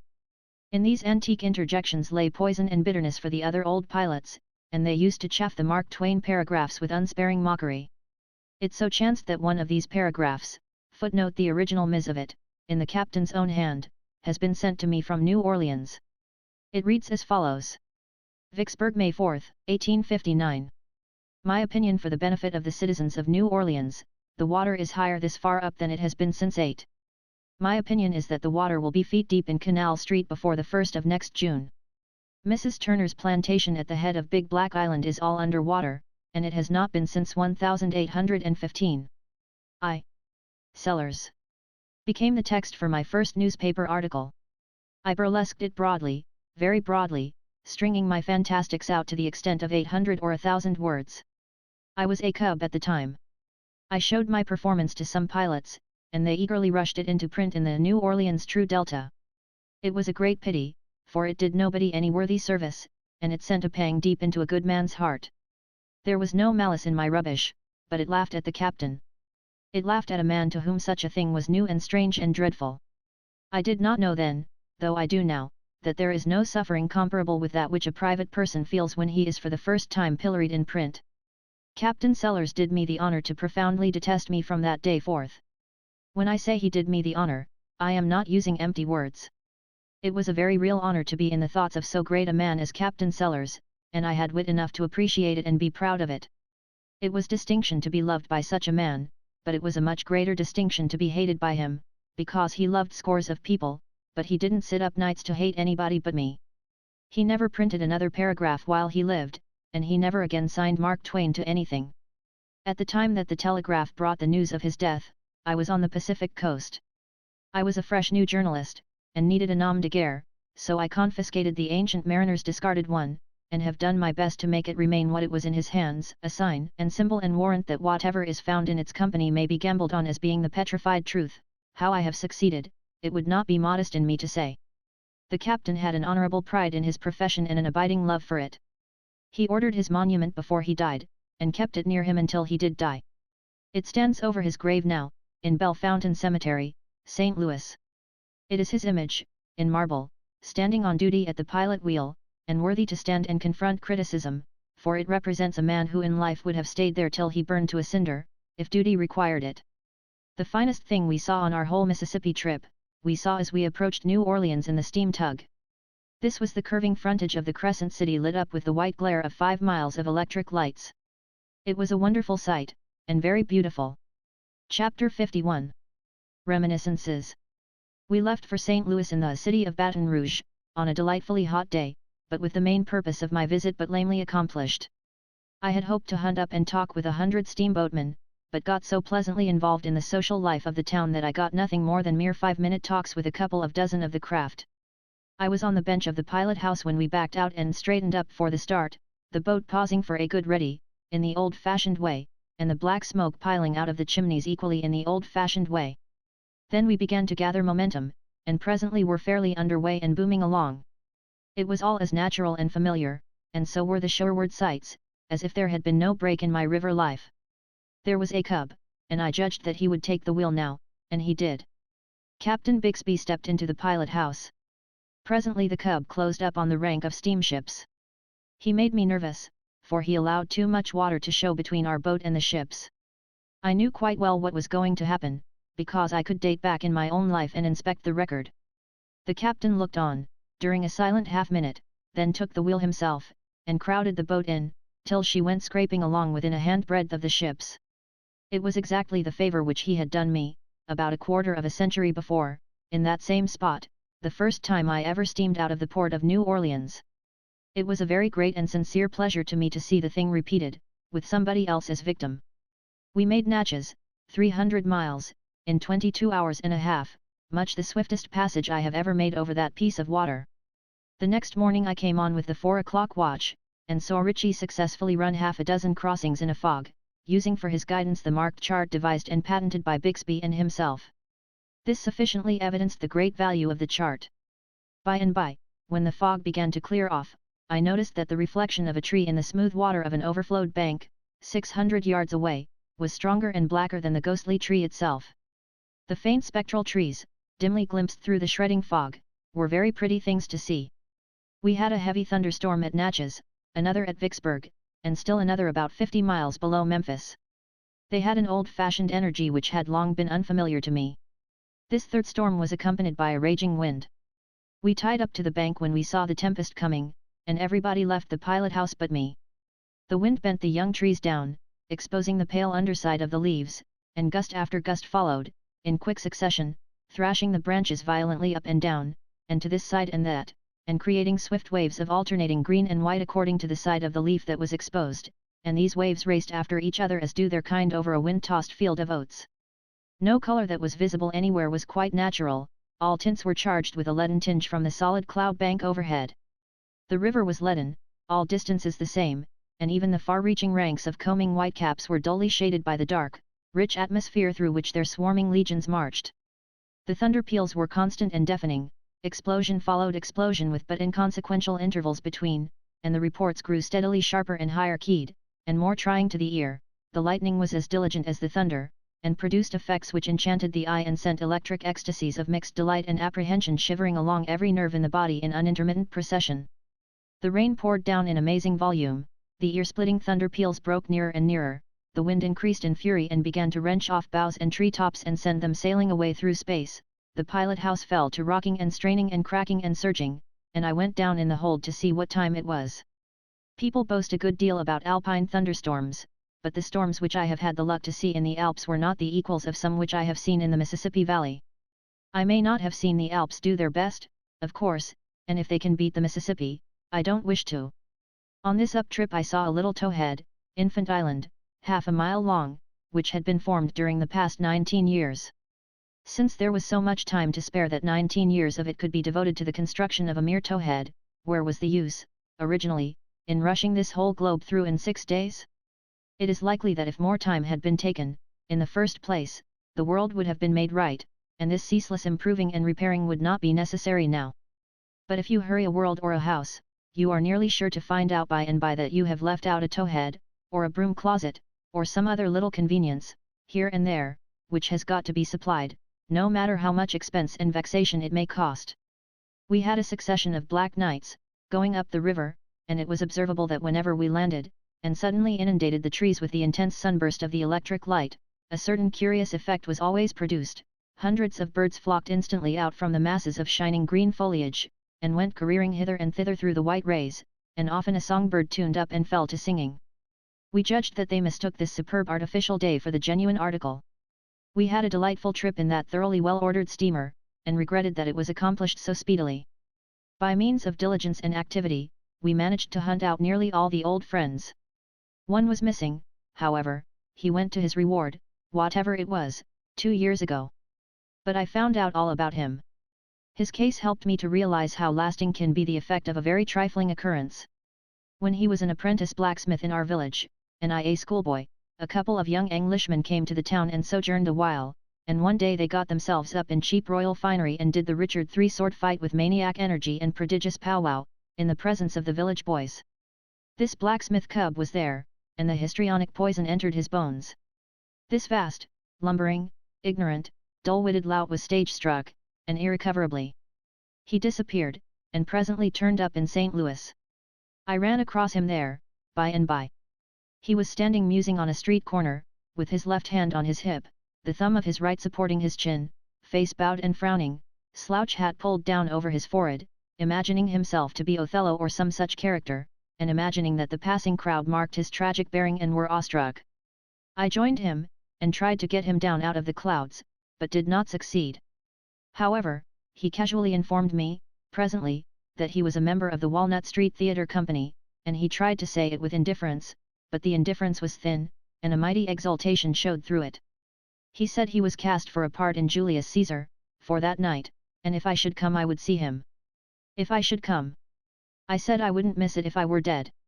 I went away stupefied with astonishment, and saying to myself, how strange it is. We always thought this fellow a fool, yet the moment he comes to a great city where intelligence and appreciation abound, the talent concealed in this shabby napkin is at once discovered, and promptly welcomed and honored. But I came away from the theatre that night disappointed and offended, for I had had no glimpse of my hero, and his name was not in the bills. I met him on the street the next morning, and before I could speak, he asked, "Did you see me?" "No, you weren't there." He looked surprised and disappointed. He said, "Yes, I was. Indeed I was. I was a Roman soldier." "Which one?" "Why didn't you see them Roman soldiers that stood back there in a rank, and sometimes marched in procession around the stage?" "Do you mean the Roman army, those 6 sandaled roustabouts in nightshirts, with tin shields and helmets, that marched around treading on each other's heels, in charge of a spider-legged consumptive dressed like themselves?" "That's it. That's it. I was one of them Roman soldiers. I was the next to the last one. Half a year ago I used to always be the last one, but I've been promoted." "Well, they told me that poor fellow remained a Roman soldier to the last, a matter of 34 years. Sometimes they cast him for a speaking part, but not an elaborate one. He could be trusted to go and say, 'My lord, the carriage waits,' but if they ventured to add a sentence or two to this, his memory felt the strain and he was likely to miss fire. Yet, poor devil, he had been patiently studying the part of Hamlet for more than 30 years, and he lived and died in the belief that some day he would be invited to play it. And this is what came of that fleeting visit of those young Englishmen to our village such ages and ages ago. What noble horseshoes this man might have made, but for those Englishmen, and what an inadequate Roman soldier he did make." A day or two after we reached St. Louis, I was walking along 4th Street when a grizzly-headed man gave a sort of start as he passed me, then stopped, came back, inspected me narrowly, with a clouding brow, and finally said with deep asperity, "Look here, have you got that drink yet?" A maniac, I judged, at first. But all in a flash I recognized him. I made an effort to blush that strained every muscle in me, and answered as sweetly and winningly as ever I knew how. "Been a little slow, but am just this minute closing in on the place where they keep it. Come in and help." He softened, and said make it a bottle of champagne, and he was agreeable. He said he had seen my name in the papers, and had put all his affairs aside and turned out, resolved to find me or die, and make me answer that question satisfactorily, or kill me, though the most of his late asperity had been rather counterfeit than otherwise. This meeting brought back to me the St. Louis riots of about 30 years ago. I spent a week there, at that time, in a boarding house, and had this young fellow for a neighbor across the hall. We saw some of the fightings and killings, and by we went one night to an armory where 200 young men had met, upon call, to be armed and go forth against the rioters, under command of a military man. We drilled till about 10 o'clock at night, then news came that the mob were in great force in the lower end of the town, and were sweeping everything before them. Our column moved at once. It was a very hot night, and my musket was very heavy. We marched, and the nearer we approached the seat of war, the hotter I grew and the thirstier I got. I was behind my friend, so, finally, I asked him to hold my musket while I dropped out and got a drink. Then I branched off and went home. I was not feeling any solicitude about him, of course, because I knew he was so well armed, now, that he could take care of himself without any trouble. If I had had any doubts about that, I would have borrowed another musket for him. I left the city pretty early the next morning, and if this grizzled man had not happened to encounter my name in the papers the other day in St. Louis, and felt moved to seek me out, I should have carried to my grave a heart-torturing uncertainty as to whether he ever got out of the riots all right or not. I ought to have inquired, 30 years ago, I know that. And I would have inquired, if I had had the muskets, but, in the circumstances, he seemed better fixed to conduct the investigations than I was. One Monday, near the time of our visit to St. Louis, the Globe Democrat came out with a couple of pages of Sunday statistics, whereby it appeared that 119,448 St. Louis people attended the morning and evening church services the day before, and 23,102 children attended Sunday school. Thus 142,550 persons, out of the city's total of 400,000 population, respected the day religious-wise. I found these statistics, in a condensed form, in a telegram of the Associated Press, and preserved them. They made it apparent that St. Louis was in a higher state of grace than she could have claimed to be in my time. But now that I canvass the figures narrowly, I suspect that the telegraph mutilated them. It cannot be that there are more than 150,000 Catholics in the town, the other 250,000 must be classified as Protestants. Out of these 250,000, according to this questionable telegram, only 26,362 attended church and Sunday school, while out of the 150,000 Catholics, 116,188 went to church and Sunday school. Chapter 52. A burning brand. All at once the thought came into my mind, I have not sought out Mr. Brown. Upon that text I desire to depart from the direct line of my subject, and make a little excursion. I wish to reveal a secret which I have carried with me 9 years, and which has become burdensome.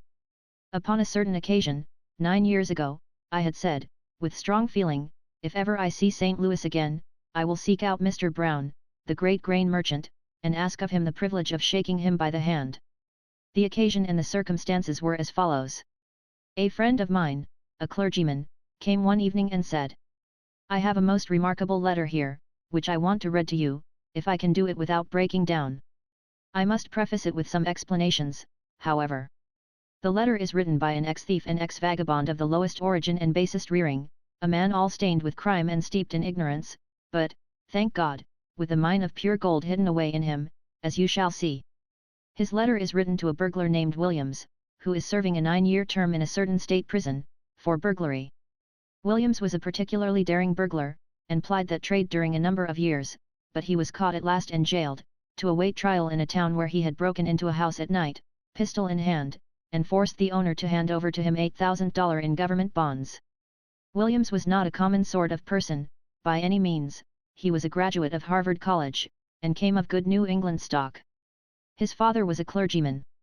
While lying in jail, his health began to fail, and he was threatened with consumption.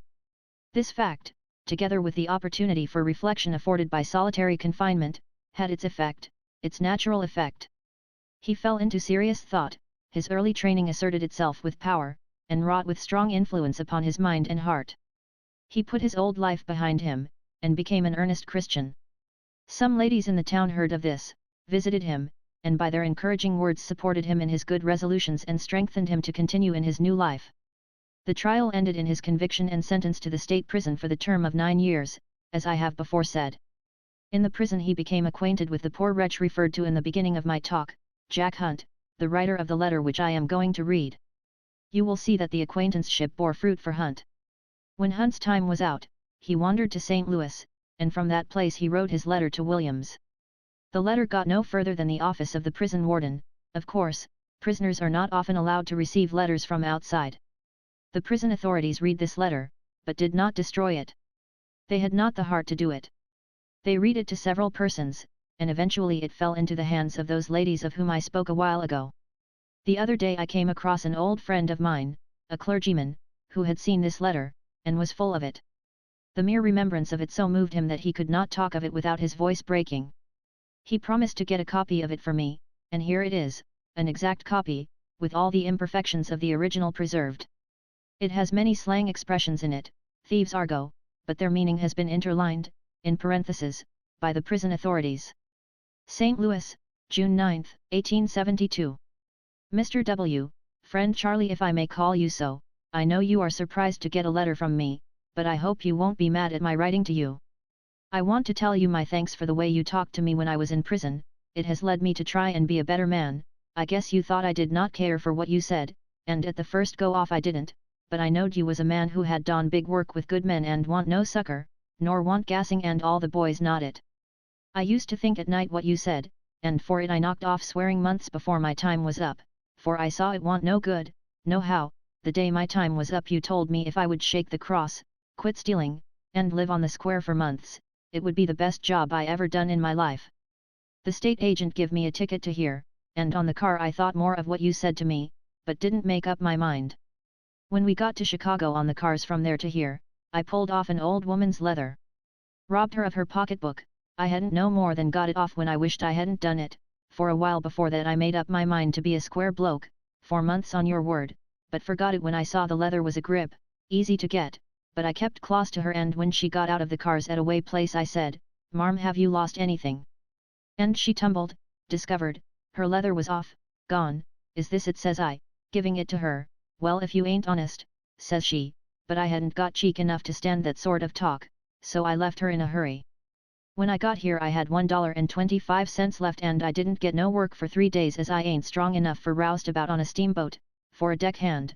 The afternoon of the 3rd day I spent my last 10 CTS for moons, large, round sea biscuit, and cheese, and I felt pretty rough and was thinking I would have to go on the dipe, picking pockets, again, when I thought of what you once said about a fellow's calling on the Lord when he was in hard luck, and I thought I would try it once anyhow, but when I tried it I got stuck on the start, and all I could get off was, "Lord, give a poor fellow a chance to square it for 3 months for Christ's sake, amen," and I kept a-thinking of it over and over as I went along. About an hour after that I was in 4th St, and this is what happened and is the cause of my being where I am now, and about which I will tell you before I get done writing. As I was walking along heard a big noise and saw a horse running away with a carriage with 2 children in it, and I grabbed up a piece of box cover from the sidewalk and run in the middle of the street, and when the horse came up I smashed him over the head as hard as I could drive. The board split to pecks and the horse checked up a little, and I grabbed the reins and pulled his head down until he stopped. The gentleman what owned him came running up, and soon as he saw the children were all right, he shook hands with me and gave me a $50 greenback, and my asking the Lord to help me come into my head, and I was so thunderstruck I couldn't drop the reins nor say nothing. He saw something was up, and coming back to me said, "My boy, are you hurt?" And the thought come into my head just then to ask him for work, and I asked him to take back the bill and give me a job. Says he, "Jump in here and let's talk about it, but keep the money." He asked me if I could take care of horses, and I said yes, for I used to hang round livery stables and often would help clean and drive horses. He told me he wanted a man for that work, and would give me $16 a month and board me. You bet I took that chance at once.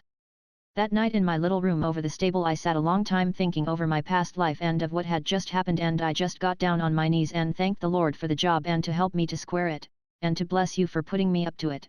And the next morning I done it again and got me some new togs, clothes, and a Bible, for I made up my mind after what the Lord had done for me I would read the Bible every night and morning, and ask him to keep an eye on me. When I had been there about a week, Mr. Brown, that's his name, came in my room one night and saw me reading the Bible. He asked me if I was a Christian and I told him no. He asked me how it was I read the Bible instead of papers and books. Well, Charlie, I thought I had better give him a square deal in the start, so I told him all about my being in prison and about you, and how I had almost done give up looking for work, and how the Lord got me the job when I asked him, and the only way I had to pay him back was to read the Bible and square it, and I asked him to give me a chance for 3 months. He talked to me like a father for a long time, and told me I could stay, and then I felt better than ever I had done in my life, for I had given Mr. Brown a fair start with me, and now I didn't fear no one giving me a back cap, exposing his past life, and running me off the job. The next morning he called me into the library and gave me another square talk, and advised me to study some every day, and he would help me 1 or 2 hours every night. And he gave me a arithmetic, a spelling book, a geography and a writing book, and he hears me every night. He lets me come into the house to prayers every morning, and got me put in a Bible class in the Sunday school, which I likes very much, for it helps me to understand my Bible better. Now, Charlie, the 3 months on the square are up 2 months ago, and as you said, it is the best job I ever did in my life, and I commenced another of the same sort right away, only it is to God helping me to last a lifetime. Charlie, I wrote this letter to tell you I do think God has forgiven my sins and heard your prayers, for you told me you should pray for me. I know I love to read his word and tell him all my troubles, and he helps me, I know, for I have plenty of chances to steal, but I don't feel to as I once did, and now I take more pleasure in going to church than to the theatre, and that wasn't so once. Our minister and others often talk with me, and a month ago they wanted me to join the church, but I said no, not now. I may be mistaken in my feelings, I will wait a while, but now I feel that God has called me, and on the first Sunday in July I will join the church. Dear friend, I wish I could write to you as I feel, but I can't do it yet. You know I learned to read and write while prisons, and I ain't got well enough along to write as I would talk. I know I ain't spelled all the words right in this and lots of other mistakes, but you will excuse it, I know, for you know I was brought up in a poor house until I run away, and that I never knew who my father and mother was, and I don't know my right name, and I hope you won't be mad at me, but I have as much right to one name as another, and I have taken your name, for you won't use it when you get out, I know, and you are the man I think most of in the world, so I hope you won't be mad. I am doing well. I put $10 a month in bank with $25 of the $50, if you ever want any or all of it let me know, and it is yours. I wish you would let me send you some now. I send you with this a receipt for a year of Little's living age. I didn't know what you would like, and I told Mr. Brown, and he said he thought you would like it. I wish I was near you so I could send you refreshments, on holidays. It would spoil this weather from here, but I will send you a box next Thanksgiving anyway. Next week Mr. Brown takes me into his store as light porter and will advance me as soon as I know a little more. He keeps a big granary store, wholesale. I forgot to tell you of my mission school, Sunday school class. The school is in the Sunday afternoon. I went out 2 Sunday afternoons, and picked up 7 kids, little boys, and got them to come in. 2 of them knew as much as I did, and I had them put in a class where they could learn something. I don't know much myself, but as these kids can't read, I get on nicely with them. I make sure of them by going after them every Sunday hour before school time. I also got 4 girls to come. Tell Mac and Harry about me. If they will come out here when their time is up, I will get them jobs at once. I hope you will excuse this long letter and all mistakes.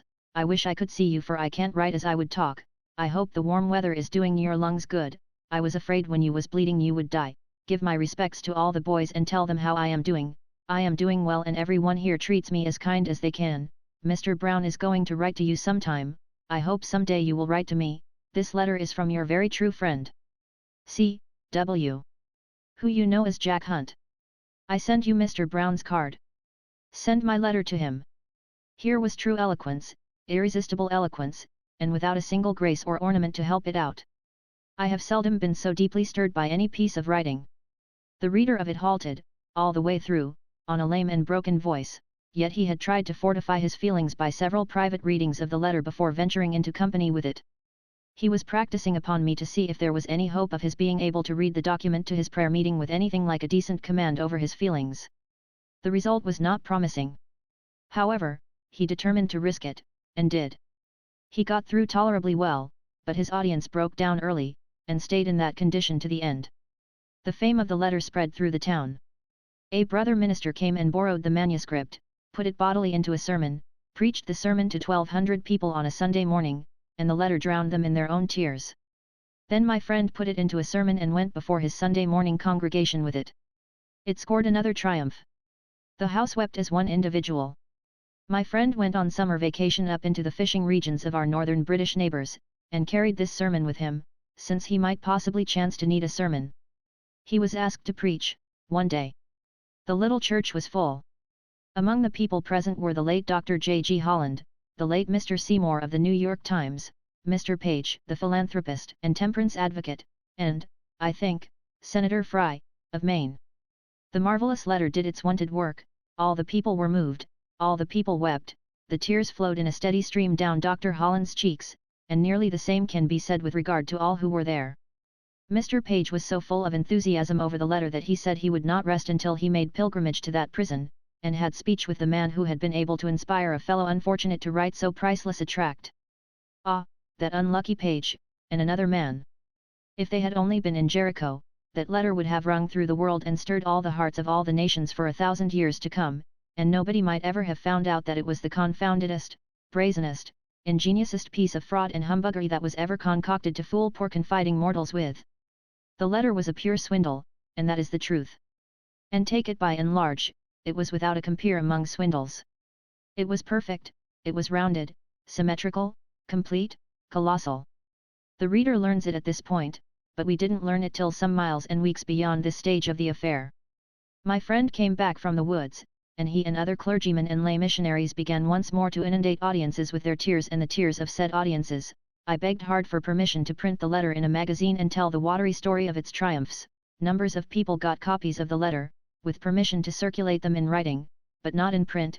Copies were sent to the Sandwich Islands and other far regions. Charles Dudley Warner was at church, one day, when the worn letter was read and wept over. At the church door, afterward, he dropped a peculiarly cold iceberg down the clergyman's back with the question, "Do you know that letter to be genuine?" It was the first suspicion that had ever been voiced, but it had that sickening effect which first uttered suspicions against one's idol always have. Some talk followed. "Why, what should make you suspect that it isn't genuine?" "Nothing that I know of, except that it is too neat and compact and fluent, and nicely put together for an ignorant person, an unpracticed hand. I think it was done by an educated man." The literary artist had detected the literary machinery. If you will look at the letter now, you will detect it yourself.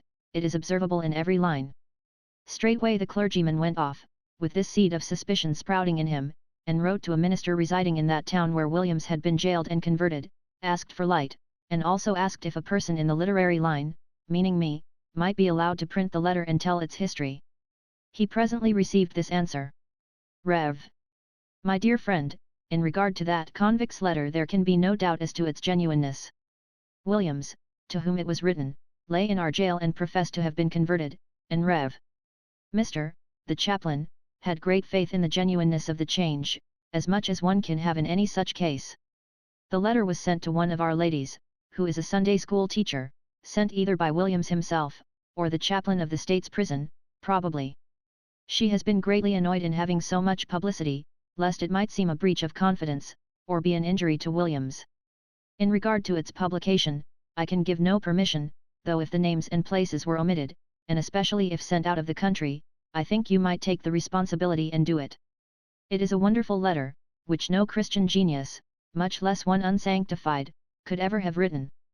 As showing the work of grace in a human heart, and in a very degraded and wicked one, it proves its own origin and reproves our weak faith in its power to cope with any form of wickedness.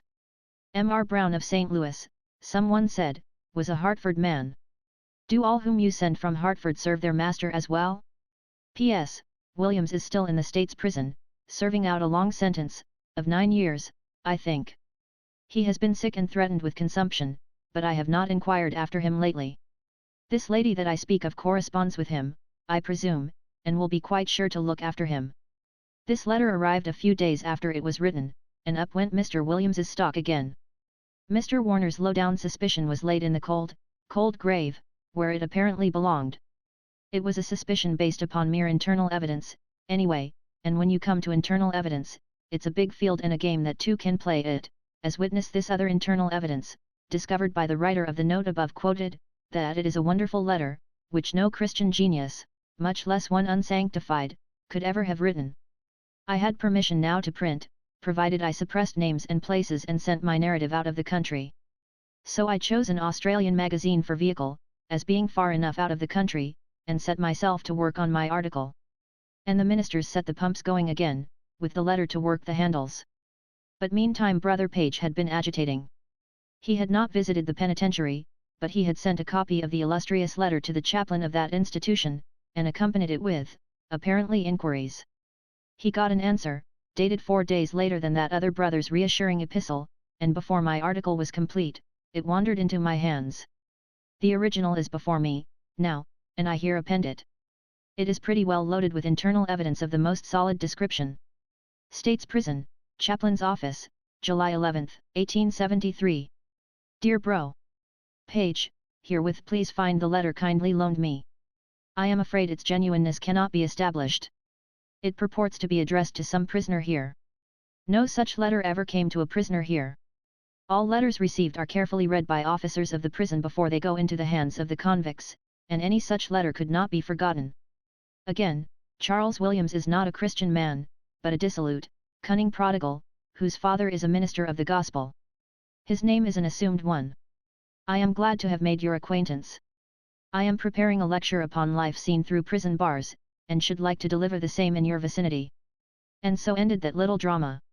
My poor article went into the fire, for whereas the materials for it were now more abundant and infinitely richer than they had previously been, there were parties all around me, who, although longing for the publication before, were a unit for suppression at this stage and complexion of the game. They said, "Wait, the wound is too fresh, yet." All the copies of the famous letter except mine disappeared suddenly, and from that time onward, the aforetime same old drought set in the churches. As a rule, the town was on a spacious grin for a while, but there were places in it where the grin did not appear, and where it was dangerous to refer to the ex-convict's letter. A word of explanation. Jack Hunt, the professed writer of the letter, was an imaginary person. The burglar Williams, Harvard graduate, son of a minister, wrote the letter himself, to himself, got it smuggled out of the prison, got it conveyed to persons who had supported and encouraged him in his conversion, where he knew two things would happen: the genuineness of the letter would not be doubted or inquired into, and the nub of it would be noticed, and would have valuable effect, the effect, indeed, of starting a movement to get Mr. Williams pardoned out of prison. That nub is so ingeniously, so casually, flung in, and immediately left there in the tail of the letter, undwelt upon, that an indifferent reader would never suspect that it was the heart and core of the epistle, if he even took note of it at all. This is the nub. "I hope the warm weather is doing your lungs good, I was afraid when you was bleeding you would die, give my respects, etc." That is all there is of it, simply touch and go, no dwelling upon it. Nevertheless it was intended for an eye that would be swift to see it, and it was meant to move a kind heart to try to effect the liberation of a poor reformed and purified fellow lying in the fell grip of consumption. When I for the first time heard that letter read, 9 years ago, I felt that it was the most remarkable one I had ever encountered. And it so warmed me toward Mr. Brown of St. Louis that I said that if ever I visited that city again, I would seek out that excellent man and kiss the hem of his garment if it was a new one. Well, I visited St. Louis, but I did not hunt for Mr. Brown, for, alas! The investigations of long ago had proved that the benevolent Brown, like Jack Hunt, was not a real person, but a sheer invention of that gifted rascal, Williams, burglar, Harvard graduate, son of a clergyman. Chapter 53. My boyhood's home. We took passage in one of the fast boats of the St. Louis and St. Paul Packet Company, and started up the river. When I, as a boy, first saw the mouth of the Missouri River, it was 22 or 23 miles above St. Louis.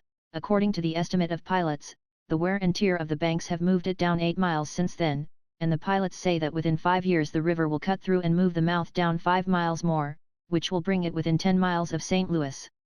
About nightfall we passed the large and flourishing town of Alton, Illinois, and before daylight next morning the town of Louisiana, Missouri, a sleepy village in my day, but a brisk railway center now. However, all the towns out there are railway centers now. I could not clearly recognize the place.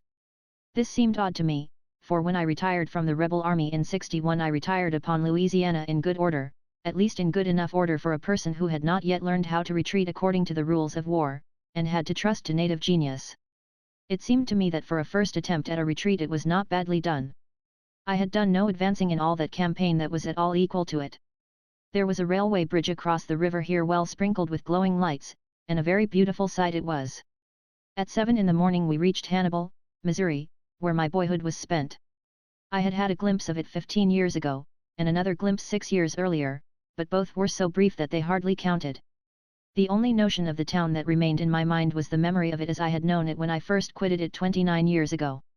That picture of it was still as clear and vivid to me as a photograph. I stepped ashore with the feeling of one who returns out of a dead and gone generation.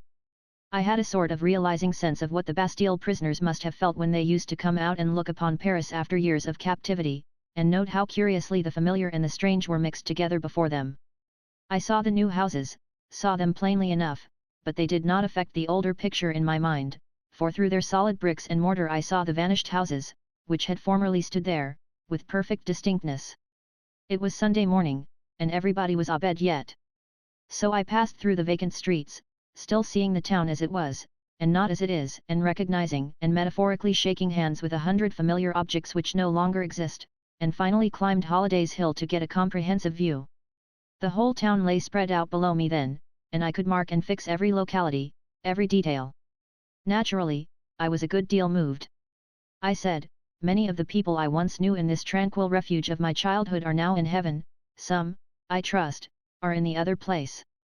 The things about me and before me made me feel like a boy again, convinced me that I was a boy again, and that I had simply been dreaming an unusually long dream, but my reflections spoiled all that, for they forced me to say, I see 50 old houses down yonder, into each of which I could enter and find either a man or a woman who was a baby or unborn when I noticed those houses last, or a grandmother who was a plump young bride at that time. From this vantage ground the extensive view up and down the river, and wide over the wooded expanses of Illinois, is very beautiful, one of the most beautiful on the Mississippi, I think, which is a hazardous remark to make, for the 800 miles of river between St. Louis and St. Paul afford an unbroken succession of lovely pictures.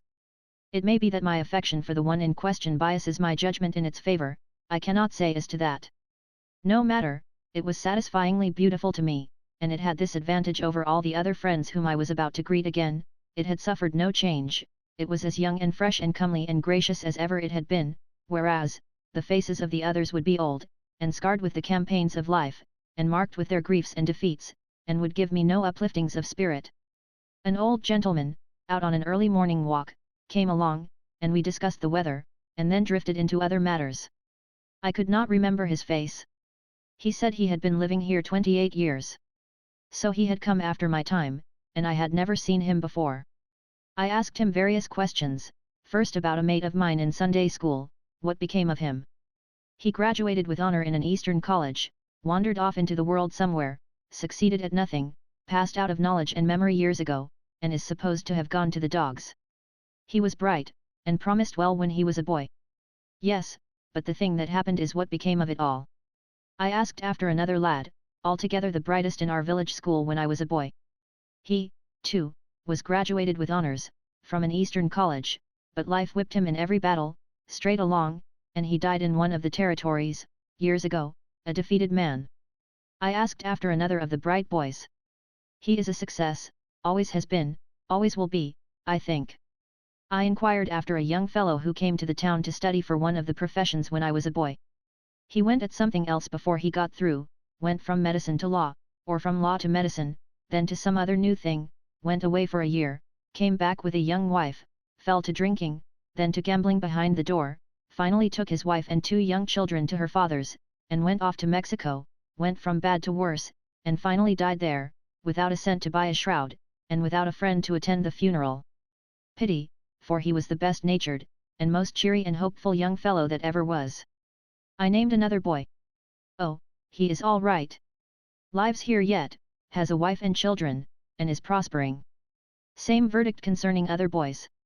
I named 3 schoolgirls. The first 2 live here, are married and have children, the other is long ago dead, never married. I named, with emotion, one of my early sweethearts. She is all right. Been married 3 times, buried 2 husbands, divorced from the 3rd, and I hear she is getting ready to marry an old fellow out in Colorado somewhere. She's got children scattered around here and there, most everywheres. The answer to several other inquiries was brief and simple. Killed in the war. I named another boy. Well, now, his case is curious. There wasn't a human being in this town but knew that that boy was a perfect chucklehead, perfect dummy, just a stupid ass, as you may say. Everybody knew it, and everybody said it. Well, if that very boy isn't the first lawyer in the state of Missouri today, I'm a Democrat. Is that so? It's actually so. I'm telling you the truth. How do you account for it? Account for it? There ain't any accounting for it, except that if you send a damned fool to St. Louis, and you don't tell them he's a damned fool they'll never find it out. There's one thing sure, if I had a damned fool I should know what to do with him, ship him to St. Louis, it's the noblest market in the world for that kind of property. Well, when you come to look at it all around, and chew at it and think it over, don't it just bang anything you ever heard of? Well, yes, it does seem to. But don't you think maybe it was the Hannibal people who were mistaken about the boy, and not the St. Louis people? Oh, nonsense. The people here have known him from the very cradle, they knew him 100 times better than the St. Louis idiots could have known him. No, if you have got any damned fools that you want to realize on, take my advice, send them to St. Louis. I mentioned a great number of people whom I had formerly known. Some were dead, some were gone away, some had prospered, some had come to naught, but as regarded a dozen or so of the lot, the answer was comforting. Prosperous, live here yet, town littered with their children. I asked about Miss. Died in the insane asylum 3 or 4 years ago, never was out of it from the time she went in, and was always suffering, too, never got a shred of her mind back. If he spoke the truth, here was a heavy tragedy, indeed. 36 years in a madhouse, that some young fools might have some fun. I was a small boy, at the time, and I saw those giddy young ladies come tiptoeing into the room where Miss sat reading at midnight by a lamp. The girl at the head of the file wore a shroud and a dough face. She crept behind the victim, touched her on the shoulder, and she looked up and screamed, and then fell into convulsions. She did not recover from the fright, but went mad. In these days it seems incredible that people believed in ghosts so short a time ago. But they did. After asking after such other folk as I could call to mind, I finally inquired about myself. Oh, he succeeded well enough, another case of damned fool. If they'd sent him to St. Louis, he'd have succeeded sooner. It was with much satisfaction that I recognized the wisdom of having told this candid gentleman, in the beginning, that my name was Smith. Chapter 54. Past and Present. Being left to myself, up there, I went on picking out old houses in the distant town, and calling back their former inmates out of the mouldy past. Among them I presently recognized the house of the father of Lem Hackett, fictitious name.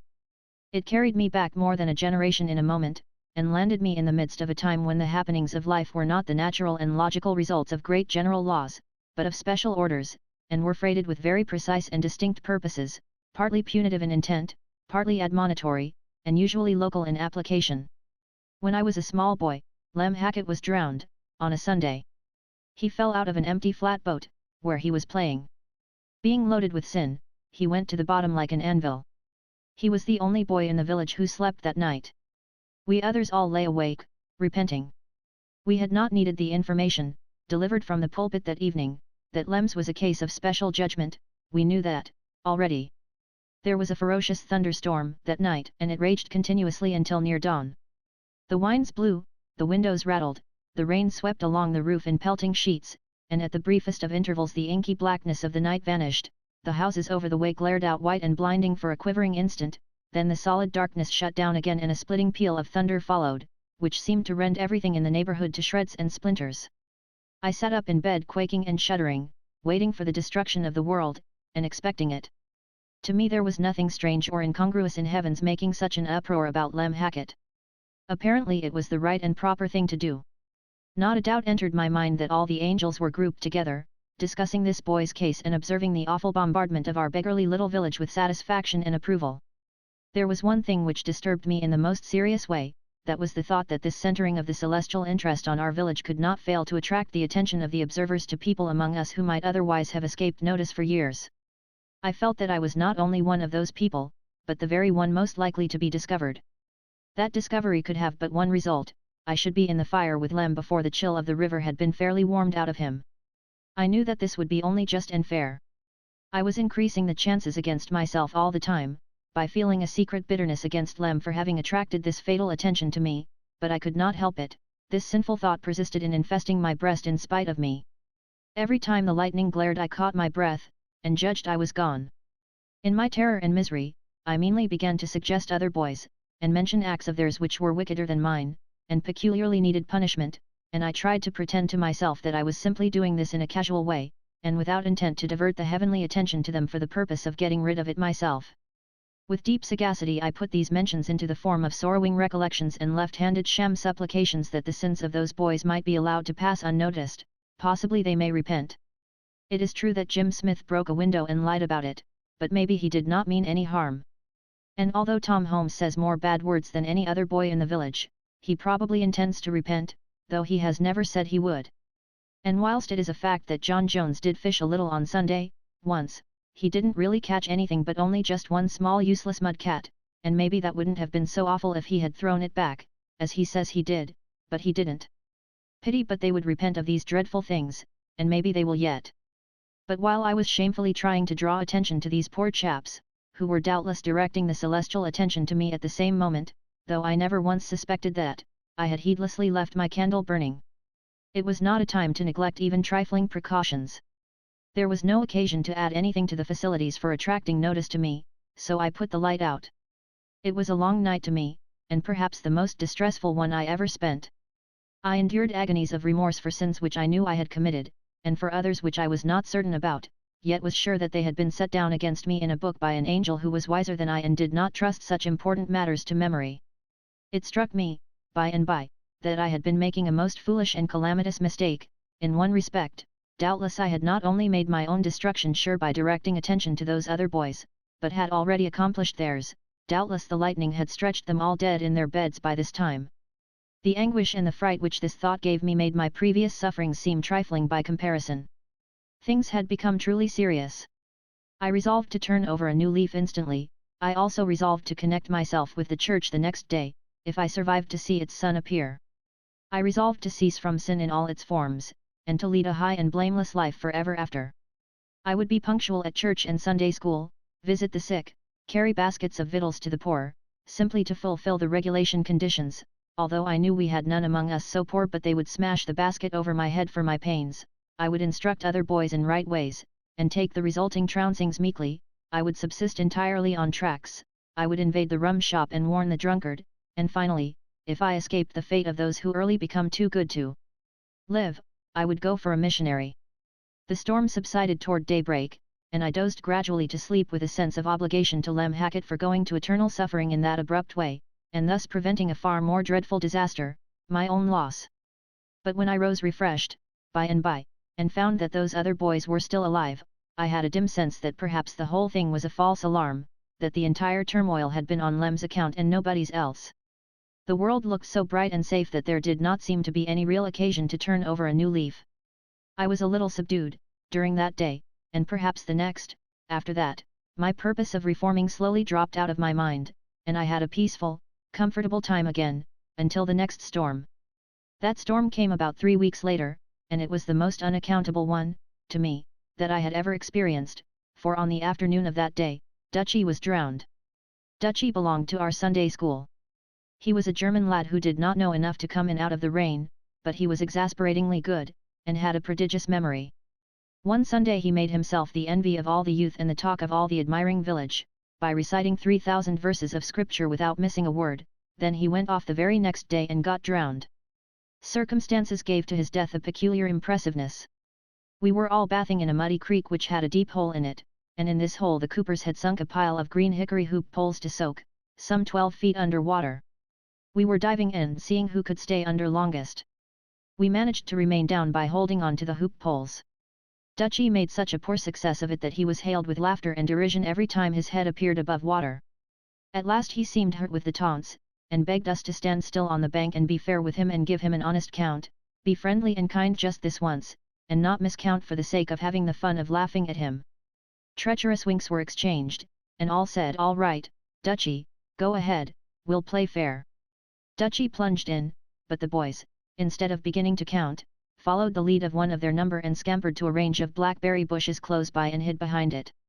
They imagined Dutchy's humiliation, when he should rise after a superhuman effort and find the place silent and vacant, nobody there to applaud. They were so full of laugh with the idea, that they were continually exploding into muffled cackles.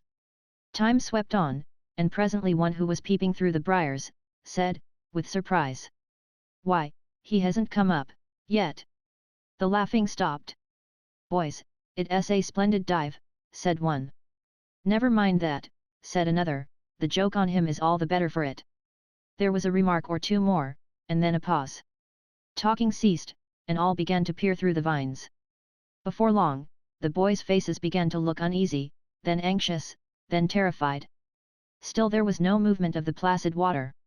Hearts began to beat fast, and faces to turn pale. We all glided out, silently, and stood on the bank, our horrified eyes wandering back and forth from each other's countenances to the water. Somebody must go down and see. Yes, that was plain, but nobody wanted that grisly task. Draw straws. So we did, with hands which shook so, that we hardly knew what we were about. The lot fell to me, and I went down. The water was so muddy I could not see anything, but I felt around among the hoop poles, and presently grasped a limp wrist which gave me no response, and if it had I should not have known it. I let it go with such a frightened suddenness.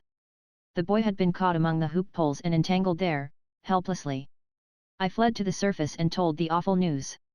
Some of us knew that if the boy were dragged out at once he might possibly be resuscitated, but we never thought of that. We did not think of anything, we did not know what to do, so we did nothing, except that the smaller lads cried, piteously, and we all struggled frantically into our clothes, putting on any bodies that came handy, and getting them wrong side out and upside down, as a rule. Then we scurried away and gave the alarm, but none of us went back to see the end of the tragedy. We had a more important thing to attend to. We all flew home, and lost not a moment in getting ready to lead a better life. The night presently closed down. Then came on that tremendous and utterly unaccountable storm. I was perfectly dazed, I could not understand it.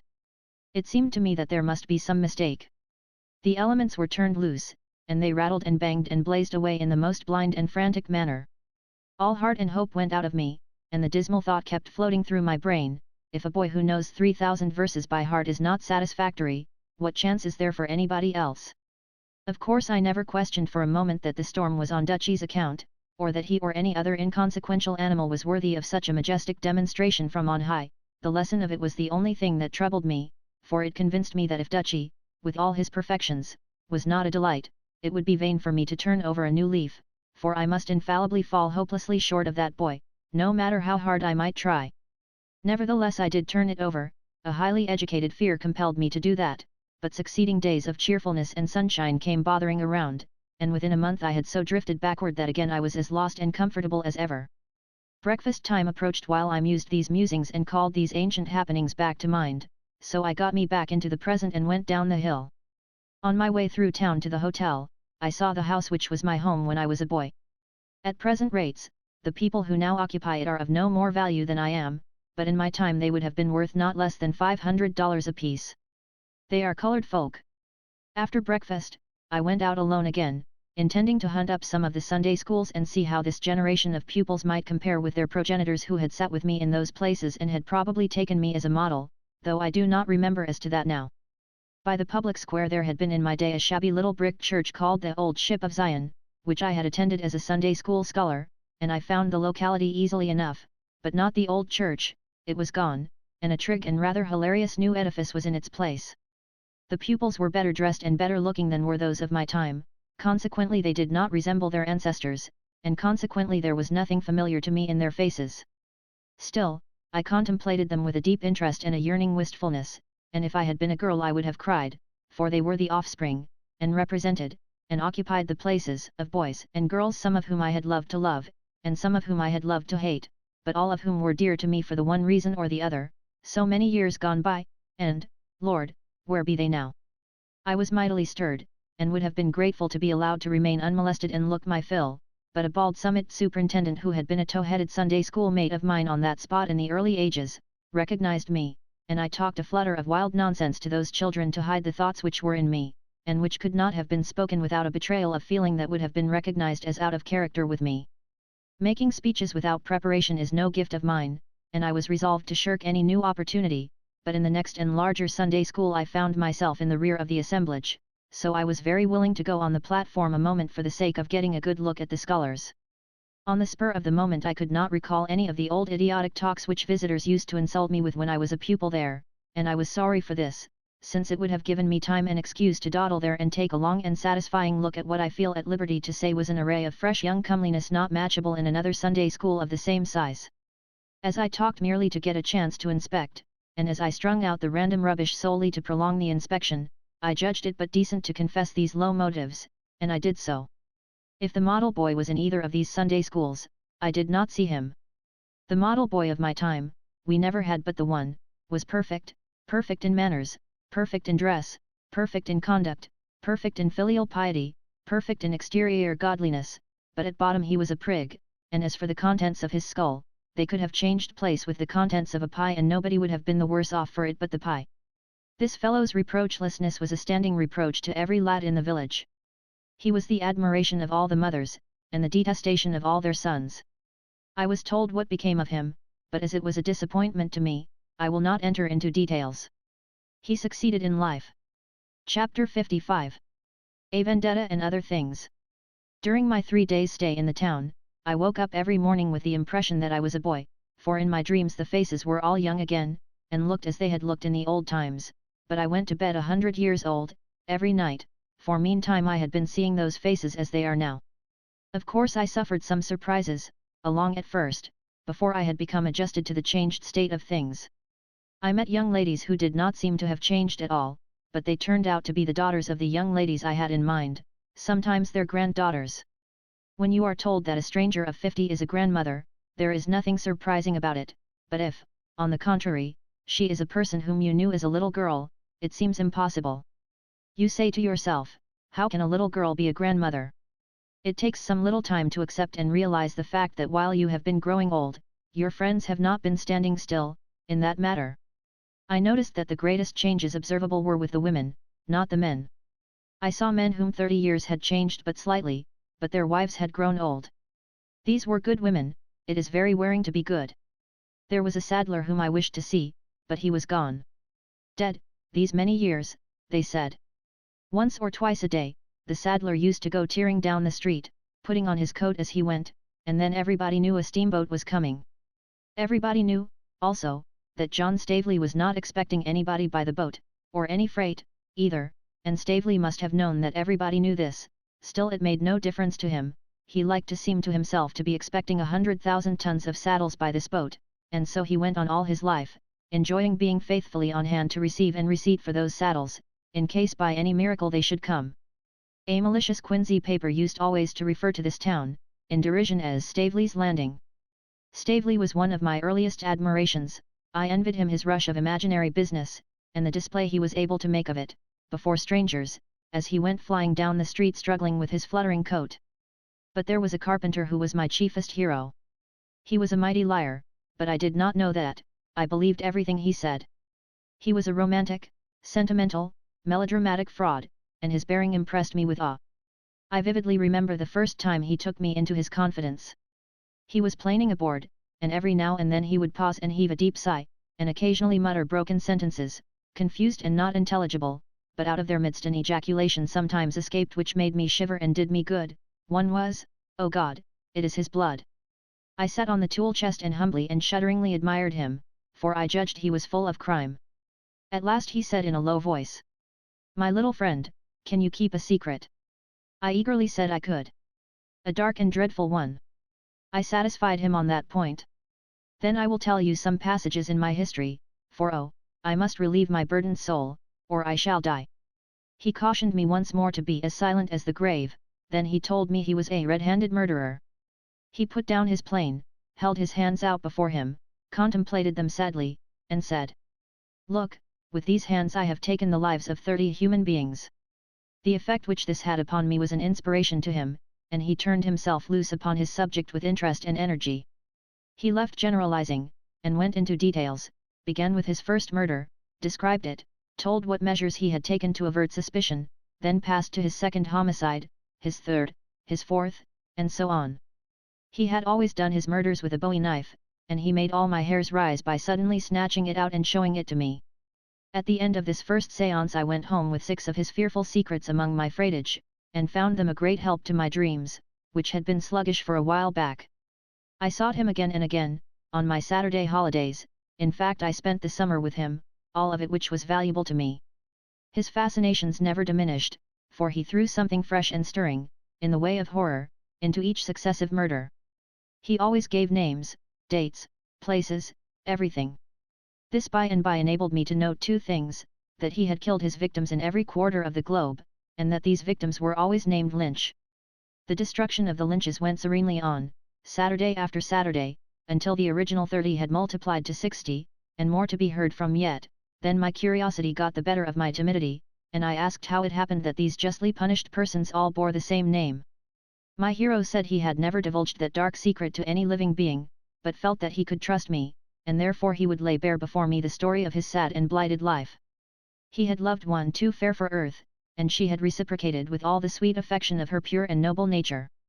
But he had a rival, a base hireling named Archibald Lynch, who said the girl should be his, or he would dye his hands in her heart's best blood. The carpenter, innocent and happy in love's young dream, gave no weight to the threat, but led his golden-haired darling to the altar, and there, the two were made one. There also, just as the minister's hands were stretched in blessing over their heads, the fell deed was done, with a knife, and the bride fell a corpse at her husband's feet. And what did the husband do? He plucked forth that knife, and kneeling by the body of his lost one, swore to consecrate his life to the extermination of all the human scum that bear the hated name of lynch. That was it. He had been hunting down the lynches and slaughtering them, from that day to this, 20 years. He had always used that same consecrated knife, with it he had murdered his long array of lynches, and with it he had left upon the forehead of each victim a peculiar mark, a cross, deeply incised. Said he. The cross of the mysterious avenger is known in Europe, in America, in China, in Siam, in the tropics, in the polar seas, in the deserts of Asia, in all the earth. Wherever in the uttermost parts of the globe, a lynch has penetrated, there has the mysterious cross been seen, and those who have seen it have shuddered and said, "It is his mark, he has been here." You have heard of the mysterious avenger, look upon him, for before you stands no less a person. But beware, breathe not a word to any soul. Be silent, and wait. Some morning this town will flock aghast to view a gory corpse, on its brow will be seen the awful sign, and men will tremble and whisper, "He has been here, it is the mysterious avenger's mark." You will come here, but I shall have vanished, you will see me no more. This ass had been reading the Gibbonaceae, no doubt, and had had his poor romantic head turned by it, but as I had not yet seen the book then, I took his inventions for truth, and did not suspect that he was a plagiarist. However, we had a lynch living in the town, and the more I reflected upon his impending doom, the more I could not sleep. It seemed my plain duty to save him, and a still plainer and more important duty to get some sleep for myself, so at last I ventured to go to Mr. Lynch and tell him what was about to happen to him, under strict secrecy. I advised him to fly, and certainly expected him to do it.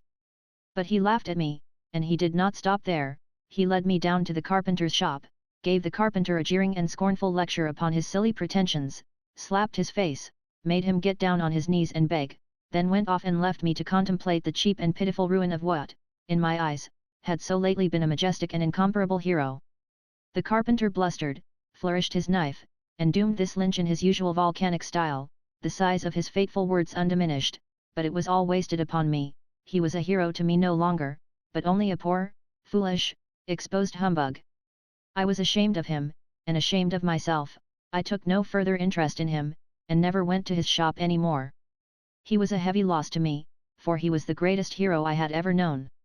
The fellow must have had some talent, for some of his imaginary murders were so vividly and dramatically described that I remember all their details yet. The people of Hannibal are not more changed than is the town. It is no longer a village, it is a city, with a mayor, and a council, and water works, and probably a debt. It has 15,000 people, is a thriving and energetic place, and is paved like the rest of the West and South, where a well-paved street and a good sidewalk are things so seldom seen, that one doubts them when he does see them. The customary half-dozen railways center in Hannibal now, and there is a new depot which cost $100,000. In my time the town had no specialty, and no commercial grandeur, the daily packet usually landed a passenger and bought a catfish, and took away another passenger and a hatful of freight, but now a huge commerce in lumber has grown up and a large miscellaneous commerce is one of the results. A deal of money changes hands there now. Bear Creek, so called, perhaps, because it was always so particularly bare of bears, is hidden out of sight now, under islands and continents of piled lumber, and nobody but an expert can find it. I used to get drowned in it every summer regularly, and be drained out, and inflated and set going again by some chance enemy, but not enough of it is unoccupied now to drown a person in. It was a famous breeder of chills and fever in its day. I remember one summer when everybody in town had this disease at once. Many chimneys were shaken down, and all the houses were so wrecked that the town had to be rebuilt. The chasm or gorge between Lover's Leap and the hill west of it is supposed by scientists to have been caused by glacial action. This is a mistake. There is an interesting cave a mile or two below Hannibal, among the bluffs. I would have liked to revisit it, but had not time. In my time the person who then owned it turned it into a mausoleum for his daughter, aged 14. The body of this poor child was put into a copper cylinder filled with alcohol, and this was suspended in one of the dismal avenues of the cave. The top of the cylinder was removable, and it was said to be a common thing for the baser order of tourists to drag the dead face into view and examine it and comment upon it. Chapter 56. A question of law. The slaughterhouse is gone from the mouth of Bear Creek and so is the small jail, or calaboose, which once stood in its neighborhood. A citizen asked, "Do you remember when Jimmy Finn, the town drunkard, was burned to death in the calaboose?" Observe, now, how history becomes defiled, through lapse of time and the help of the bad memories of men. Jimmy Finn was not burned in the calaboose, but died a natural death in a tan vat, of a combination of delirium tremens and spontaneous combustion.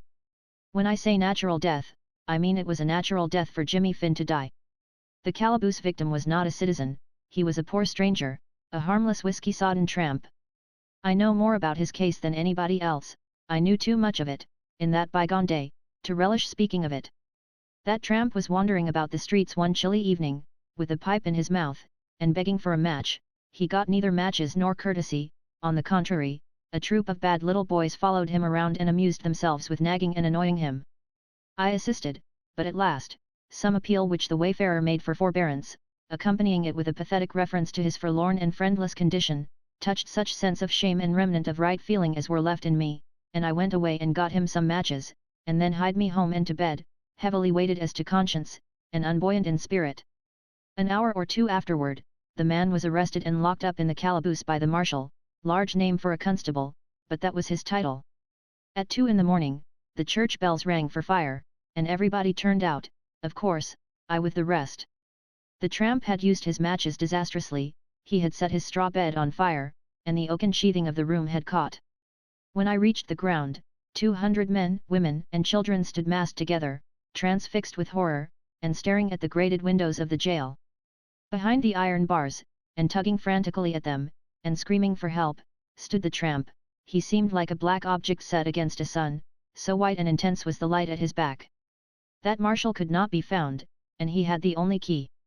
A battering ram was quickly improvised, and the thunder of its blows upon the door had so encouraging a sound that the spectators broke into wild cheering, and believed the merciful battle won. But it was not so. The timbers were too strong, they did not yield. It was said that the man's death grip still held fast to the bars after he was dead, and that in this position the fires wrapped him about and consumed him. As to this, I do not know. What was seen after I recognized the face that was pleading through the bars was seen by others, not by me. I saw that face, so situated, every night for a long time afterward, and I believed myself as guilty of the man's death as if I had given him the matches purposely that he might burn himself up with them. I had not a doubt that I should be hanged if my connection with this tragedy were found out. The happenings and the impressions of that time are burnt into my memory, and the study of them entertains me as much now as they themselves distressed me then. If anybody spoke of that grisly matter, I was all ears in a moment, and alert to hear what might be said, for I was always dreading and expecting to find out that I was suspected, and so fine and so delicate was the perception of my guilty conscience, that it often detected suspicion in the most purposeless remarks, and in looks, gestures, glances of the eye which had no significance, but which sent me shivering away in a panic of fright, just the same. And how sick it made me when somebody dropped, howsoever carelessly and barren of intent, the remark that murder will out. For a boy of 10 years, I was carrying a pretty weighty cargo. All this time I was blessedly forgetting one thing, the fact that I was an inveterate talker in my sleep. But one night I awoke and found my bed mate, my younger brother, sitting up in bed and contemplating me by the light of the moon. I said, "What is the matter? You talk so much I can't sleep." I came to a sitting posture in an instant, with my kidneys in my throat and my hair on end. What did I say? Quick, out with it, what did I say? Nothing much. It's a lie, you know everything. Everything about what? You know well enough. About that. About what? I don't know what you are talking about. I think you are sick or crazy or something. But anyway, you're awake, and I'll get to sleep while I've got a chance. He fell asleep and I lay there in a cold sweat, turning this new terror over in the whirling chaos which did duty as my mind. The burden of my thought was, how much did I divulge? How much does he know? What a distress is this uncertainty! But by and by I evolved an idea, I would wake my brother and probe him with a supposititious case. I shook him up, and said, "Suppose a man should come to you drunk." "This is foolish, I never get drunk." "I don't mean you, idiot, I mean the man. Suppose a man should come to you drunk, and borrow a knife, or a tomahawk, or a pistol, and you forgot to tell him it was loaded, and... How could you load a tomahawk?" "I don't mean the tomahawk, and I didn't say the tomahawk, I said the pistol. Now don't you keep breaking in that way, because this is serious. There's been a man killed." "What? In this town?" "Yes, in this town." "Well, go on, I won't say a single word." "Well, then, suppose you forgot to tell him to be careful with it, because it was loaded, and he went off and shot himself with that pistol, fooling with it, you know, and probably doing it by accident, being drunk. Well, would it be murder? No, suicide. No, no. I don't mean his act, I mean yours, would you be a murderer for letting him have that pistol? After deep thought came this answer. Well, I should think I was guilty of something, maybe murder, yes, probably murder, but I don't quite know. This made me very uncomfortable. However, it was not a decisive verdict. I should have to set out the real case, there seemed to be no other way. But I would do it cautiously, and keep a watch out for suspicious effects. I said. I was supposing a case, but I am coming to the real one now. Do you know how the man came to be burned up in the calaboose? No. Haven't you the least idea? Not the least. Wish you may die in your tracks if you have. Yes, wish I may die in my tracks. Well, the way of it was this. The man wanted some matches to light his pipe. A boy got him some. The man set fire to the calaboose with those very matches, and burnt himself up. Is that so? Yes, it is. Now, is that boy a murderer, do you think? Let me see. The man was drunk. Yes, he was drunk. Very drunk. Yes. And the boy knew it. Yes, he knew it. There was a long pause. Then came this heavy verdict. If the man was drunk, and the boy knew it, the boy murdered that man. This is certain. Faint, sickening sensations crept along all the fibers of my body, and I seemed to know how a person feels who hears his death sentence pronounced from the bench. I waited to hear what my brother would say next. I believed I knew what it would be, and I was right. He said. I know the boy. I had nothing to say, so I said nothing. I simply shuddered. Then he added. Yes, before you got half through telling about the thing, I knew perfectly well who the boy was, it was Ben Kuntz. I came out of my collapse as one who rises from the dead. I said, with admiration. Why, how in the world did you ever guess it? You told it in your sleep. I said to myself, how splendid that is. This is a habit which must be cultivated. My brother rattled innocently on. When you were talking in your sleep, you kept mumbling something about matches, which I couldn't make anything out of, but just now, when you began to tell me about the man and the calaboose and the matches, I remembered that in your sleep you mentioned Ben Kuntz 2 or 3 times, so I put this and that together, you see, and right away I knew it was Ben that burnt that man up. I praised his sagacity effusively. Presently he asked.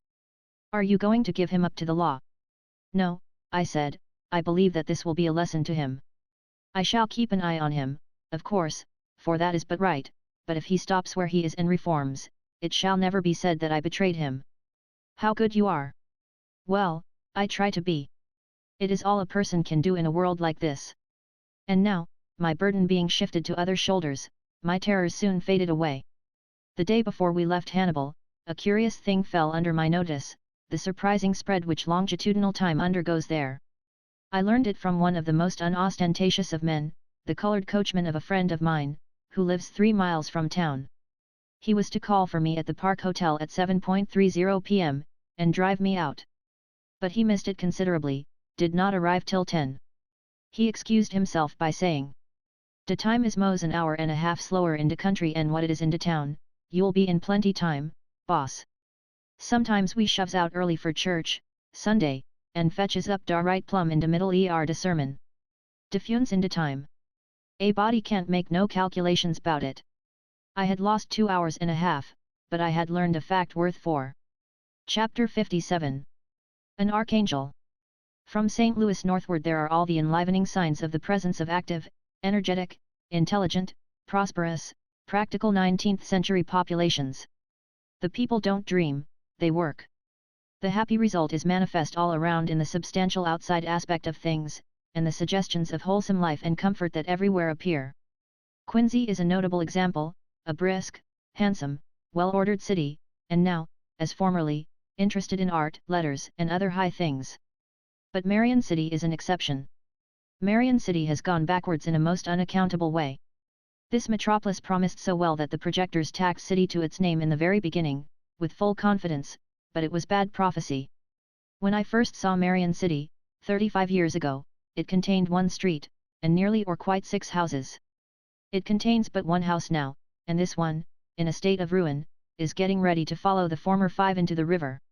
Doubtless Marion City was too near to Quincy. It had another disadvantage, it was situated in a flat mud bottom, below high water mark, whereas Quincy stands high up on the slope of a hill. In the beginning Quincy had the aspect and ways of a model New England town, and these she has yet: broad, clean streets, trim, neat dwellings and lawns, fine mansions, stately blocks of commercial buildings. And there are ample fair grounds, a well-kept park, and many attractive drives, library, reading rooms, a couple of colleges, some handsome and costly churches, and a grand courthouse, with grounds which occupy a square. The population of the city is 30,000. There are some large factories here, and manufacturing, of many sorts, is done on a great scale. LaGrange and Canton are growing towns, but I missed Alexandria, was told it was under water, but would come up to blow in the summer. Keokuk was easily recognizable. I lived there in 1857, an extraordinary year there in real estate matters. The boom was something wonderful. Everybody bought, everybody sold, except widows and preachers, they always hold on, and when the tide ebbs, they get left. Anything in the semblance of a town lot, no matter how situated, was saleable, and at a figure which would still have been high if the ground had been sodded with greenbacks. The town has a population of 15,000 now, and is progressing with a healthy growth. It was night, and we could not see details, for which we were sorry, for Keokuk has the reputation of being a beautiful city. It was a pleasant one to live in long ago, and doubtless has advanced, not retrograded, in that respect. A mighty work which was in progress there in my day is finished now. This is the canal over the rapids. It is 8 miles long, 300 feet wide, and is in no place less than 6 feet deep. Its masonry is of the majestic kind which the War Department usually deals in, and will endure like a Roman aqueduct. The work cost 4 or 5 millions. After an hour or two spent with former friends, we started up the river again. Keokuk, a long time ago, was an occasional loafing place of that erratic genius, Henry Clay Dean. I believe I never saw him but once, but he was much talked of when I lived there. This is what was said of him. He began life poor and without education. But he educated himself, on the curbstones of Keokuk. He would sit down on a curbstone with his book, careless or unconscious of the clatter of commerce and the tramp of the passing crowds, and bury himself in his studies by the hour, never changing his position except to draw in his knees now and then to let a dray pass unobstructed, and when his book was finished, its contents, however abstruse, had been burnt into his memory, and were his permanent possession. In this way he acquired a vast hoard of all sorts of learning, and had it pigeon-holed in his head where he could put his intellectual hand on it whenever it was wanted. His clothes differed in no respect from a war frat's, except that they were raggeder, more ill-assorted and inharmonious, and therefore more extravagantly picturesque, and several layers dirtier. Nobody could infer the mastermind in the top of that edifice from the edifice itself. He was an orator, by nature in the first place, and later by the training of experience and practice. When he was out on a canvas, his name was a lodestone which drew the farmers to his stump from 50 miles around. His theme was always politics. He used no notes, for a volcano does not need notes. In 1862, a son of Keokuk's late distinguished citizen, Mr. Claggett, gave me this incident concerning Dean. The war feeling was running high in Keokuk, in '61, and a great mass meeting was to be held on a certain day in the new Athenaeum. A distinguished stranger was to address the house. After the building had been packed to its utmost capacity with sweltering folk of both sexes, the stage still remained vacant, the distinguished stranger had failed to connect. The crowd grew impatient, and by indignant and rebellious. About this time a distressed manager discovered Dean on a curbstone, explained the dilemma to him, took his book away from him, rushed him into the building the back way, and told him to make for the stage and save his country. Presently a sudden silence fell upon the grumbling audience, and everybody's eyes sought a single point, the wide, empty, carpetless stage. A figure appeared there whose aspect was familiar to hardly a dozen persons present. It was the Scarecrow Dean, in foxy shoes, down at the heels, socks of odd colors, also down, damaged trousers, relics of antiquity, and a world too short, exposing some inches of naked ankle, an unbuttoned vest, also too short, and exposing a zone of soiled and wrinkled linen between it and the waistband, shirt bosom open, long black handkerchief wound round and round the neck like a bandage, bob-tailed blue coat, reaching down to the small of the back, with sleeves which left 4 inches of forearm unprotected. Small, stiff-brimmed soldier cap hung on a corner of the bump of, whichever bump it was. This figure moved gravely out upon the stage and, with sedate and measured step, down to the front, where it paused, and dreamily inspected the house, saying no word. The silence of surprise held its own for a moment, then was broken by a just audible ripple of merriment which swept the sea of faces like the wash of a wave. The figure remained as before, thoughtfully inspecting. Another wave started, laughter, this time. It was followed by another, then a third, this last one boisterous. And now the stranger stepped back 1 pace, took off his soldier cap, tossed it into the wing, and began to speak, with deliberation, nobody listening, everybody laughing and whispering. The speaker talked on unembarrassed, and presently delivered a shot which went home, and silence and attention resulted. He followed it quick and fast, with other telling things, warmed to his work and began to pour his words out, instead of dripping them, grew hotter and hotter, and fell to discharging lightnings and thunder, and now the house began to break into applause, to which the speaker gave no heed, but went hammering straight on, unwound his black bandage and cast it away, still thundering, presently discarded the bob-tailed coat and flung it aside, firing up higher and higher all the time, finally flung the vest after the coat, and then for an untimed period stood there, like another Vesuvius, spouting smoke and flame, lava and ashes, raining pumice stone and cinders, shaking the moral earth with intellectual crash upon crash, explosion upon explosion, while the mad multitude stood upon their feet in a solid body, answering back with a ceaseless hurricane of cheers, through a thrashing snowstorm of waving handkerchiefs. When Dean came, said Claggett, the people thought he was an escaped lunatic, but when he went, they thought he was an escaped archangel. Burlington, home of the sparkling Burdett, is another hill city, and also a beautiful one, unquestionably so, a fine and flourishing city, with a population of 25,000, and belted with busy factories of nearly every imaginable description. It was a very sober city, too, for the moment, for a most sobering bill was pending, a bill to forbid the manufacture, exportation, importation, purchase, sale, borrowing, lending, stealing, drinking, smelling, or possession, by conquest, inheritance, intent, accident, or otherwise, in the state of Iowa, of each and every deleterious beverage known to the human race, except water. This measure was approved by all the rational people in the state, but not by the bench of judges. Burlington has the progressive modern city's full equipment of devices for right and intelligent government, including a paid fire department, a thing which the great city of New Orleans is without, but still employs that relic of antiquity, the independent system. In Burlington, as in all these upper river towns, one breathes a go-ahead atmosphere which tastes good in the nostrils. An opera house has lately been built there which is in strong contrast with the shabby dens which usually do duty as theatres in cities of Burlington's size. We had not time to go ashore in Muscatine, but had a daylight view of it from the boat. I lived there a while, many years ago, but the place, now, had a rather unfamiliar look, so I suppose it has clear outgrown the town which I used to know. In fact, I know it has, for I remember it as a small place, which it isn't now. But I remember it best for a lunatic who caught me out in the fields one Sunday and extracted a butcher knife from his boot and proposed to carve me up with it, unless I acknowledged him to be the only son of the devil. I tried to compromise on an acknowledgement that he was the only member of the family I had met, but that did not satisfy him. He wouldn't have any half measures. I must say he was the sole and only son of the devil. He whetted his knife on his boot.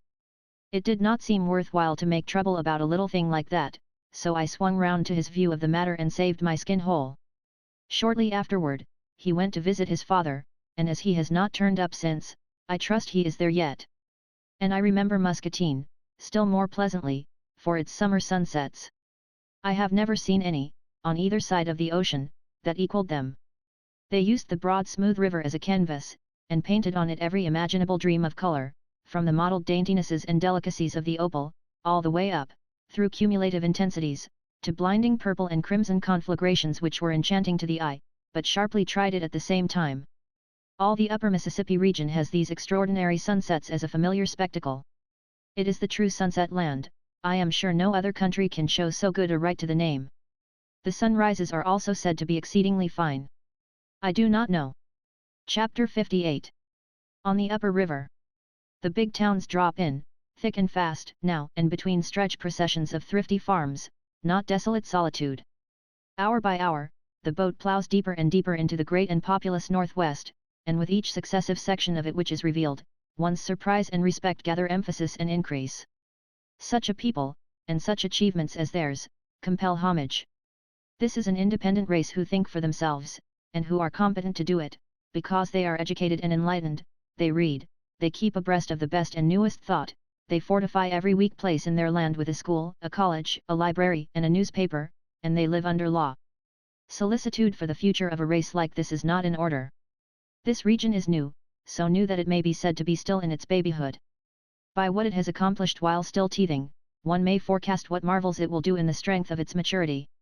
It is so new that the foreign tourist has not heard of it yet, and has not visited it. For 60 years, the foreign tourist has steamed up and down the river between St. Louis and New Orleans, and then gone home and written his book, believing he had seen all of the river that was worth seeing or that had anything to see. In not 6 of all these books is there mention of these upper river towns, for the reason that the 5 or 6 tourists who penetrated this region did it before these towns were projected. The latest tourist of them all, 1878, made the same old regulation trip. He had not heard that there was anything north of St. Louis. Yet there was. There was this amazing region, bristling with great towns, projected day before yesterday, so to speak, and built next morning. A score of them number from 1,500 to 5,000 people. Then we have Muscatine, 10,000, Winona, 10,000, Mullen, 10,000, Rock Island, 12,000, La Crosse, 12,000, Burlington, 25,000, Dubuque, 25,000, Davenport, 30,000, St. Paul, 58,000, Minneapolis, 60,000 and upward. The foreign tourist has never heard of these, there is no note of them in his books. They have sprung up in the night, while he slept. So new is this region, that I, who am comparatively young, am yet older than it is. When I was born, St. Paul had a population of 3 persons, Minneapolis had just a third as many. The then population of Minneapolis died 2 years ago, and when he died he had seen himself undergo an increase, in 40 years, of 59,999 persons. He had a frog's fertility. I must explain that the figures set down above, as the population of St. Paul and Minneapolis, are several months old. These towns are far larger now. In fact, I have just seen a newspaper estimate which gives the former 71,000, and the latter 78,000. This book will not reach the public for 6 or 7 months yet, none of the figures will be worth much then. We had a glimpse of Davenport, which is another beautiful city, crowning a hill, a phrase which applies to all these towns, for they are all comely, all well built, clean, orderly, pleasant to the eye, and cheering to the spirit, and they are all situated upon hills. Therefore we will give that phrase a rest. The Indians have a tradition that Marquette and Joliet camped where Davenport now stands, in 1673. The next white man who camped there, did it about 170 years later, in 1834. Davenport has gathered its 30,000 people within the past 30 years. She sends more children to her schools now, than her whole population numbered 23 years ago. She has the usual upper river quota of factories, newspapers, and institutions of learning. She has telephones, local telegraphs, an electric alarm, and an admirable paid fire department, consisting of 6 hook and ladder companies, 4 steam fire engines, and 30 churches. Davenport is the official residence of 2 bishops, Episcopal and Catholic. Opposite Davenport is the flourishing town of Rock Island, which lies at the foot of the upper rapids. A great railroad bridge connects the 2 towns, one of the 13 which fret the Mississippi and the Pilots, between St. Louis and St. Paul.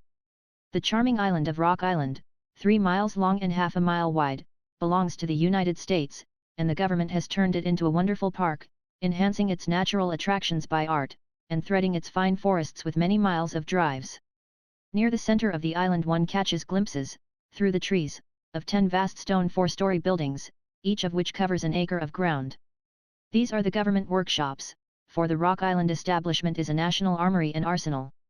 We move up the river, always through enchanting scenery, there being no other kind on the upper Mississippi, and pass Mullen, a center of vast manufacturing industries, and Clinton and Lyons, great lumber centers, and presently reach Dubuque, which is situated in a rich mineral region.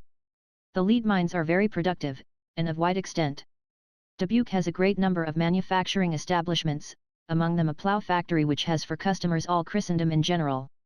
At least so I was told by an agent of the concern who was on the boat.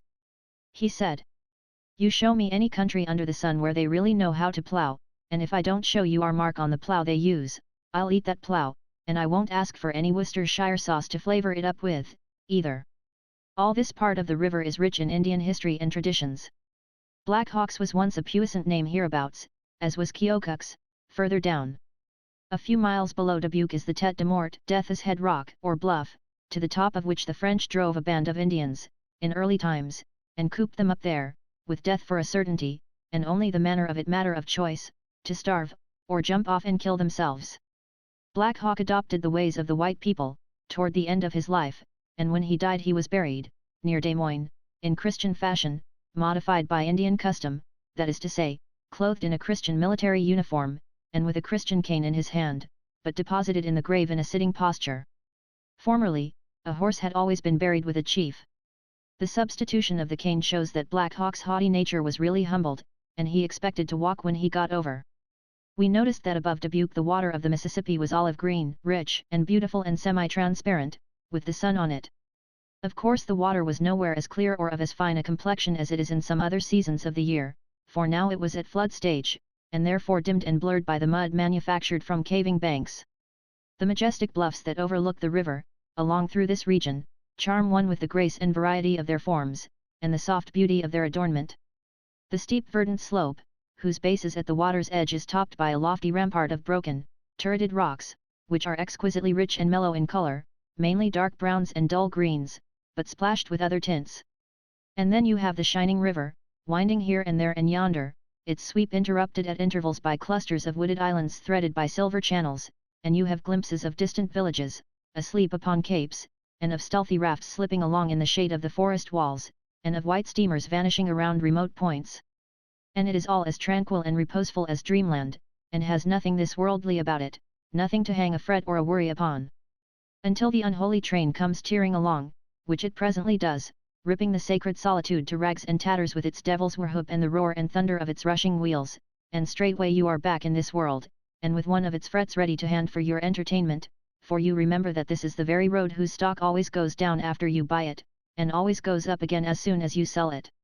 It makes me shudder to this day, to remember that I once came near not getting rid of my stock at all. It must be an awful thing to have a railroad left on your hands. The locomotive is in sight from the deck of the steamboat almost the whole way from St. Louis to St. Paul, 800 miles. These railroads have made havoc with the steamboat commerce. The clerk of our boat was a steamboat clerk before these roads were built. In that day the influx of population was so great, and the freight business so heavy, that the boats were not able to keep up with the demands made upon their carrying capacity, consequently the captains were very independent and airy, pretty biggity, as Uncle Remus would say. The clerk nutshelled the contrast between the former time and the present, thus. Boat used to land, captain on hurricane roof, mighty stiff and straight, iron ramrod for a spine, kid gloves, plug tile, hair parted behind, man on shore takes off hat and says. Got 28 tons of wheat, captain, be great favor if you can take them. Captain says. I'll take 2 of them, and don't even condescend to look at him. But nowadays the captain takes off his old slouch, and smiles all the way around to the back of his ears, and gets off a bow which he hasn't got any ramrod to interfere with, and says. Glad to see you, Smith, glad to see you, you're looking well, haven't seen you looking so well for years, what you got for us? Nothin', says Smith, and keeps his hat on, and just turns his back and goes to talking with somebody else. Oh, yes, 8 years ago, the captain was on top, but it's Smith's turn now.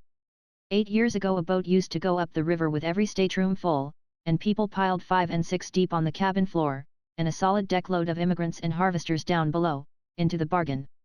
To get a first-class stateroom, you'd got to prove 16 quarterings of nobility and 400 years of descent, or be personally acquainted with the nigger that blacked the captain's boots. But it's all changed now, plenty staterooms above, no harvesters below, there's a patent self-binder now, and they don't have harvesters anymore, they've gone where the woodbine twineth, and they didn't go by steamboat, either, went by the train. Up in this region we met massed acres of lumber rafts coming down, but not floating leisurely along, in the old-fashioned way, manned with joyous and reckless crews of fiddling, song-singing, whiskey-drinking, break-down dancing rapscallions. No, the whole thing was shoved swiftly along by a powerful stern-wheeler, modern fashion, and the small crews were quiet, orderly men, of a sedate business aspect, with not a suggestion of romance about them anywhere. Along here, somewhere, on a black night, we ran some exceedingly narrow and intricate island chutes by aid of the electric light. Behind was solid blackness, a crackless bank of it, ahead, a narrow elbow of water, curving between dense walls of foliage that almost touched our bows on both sides, and here every individual leaf, and every individual ripple stood out in its natural color, and flooded with a glare as of noonday intensified.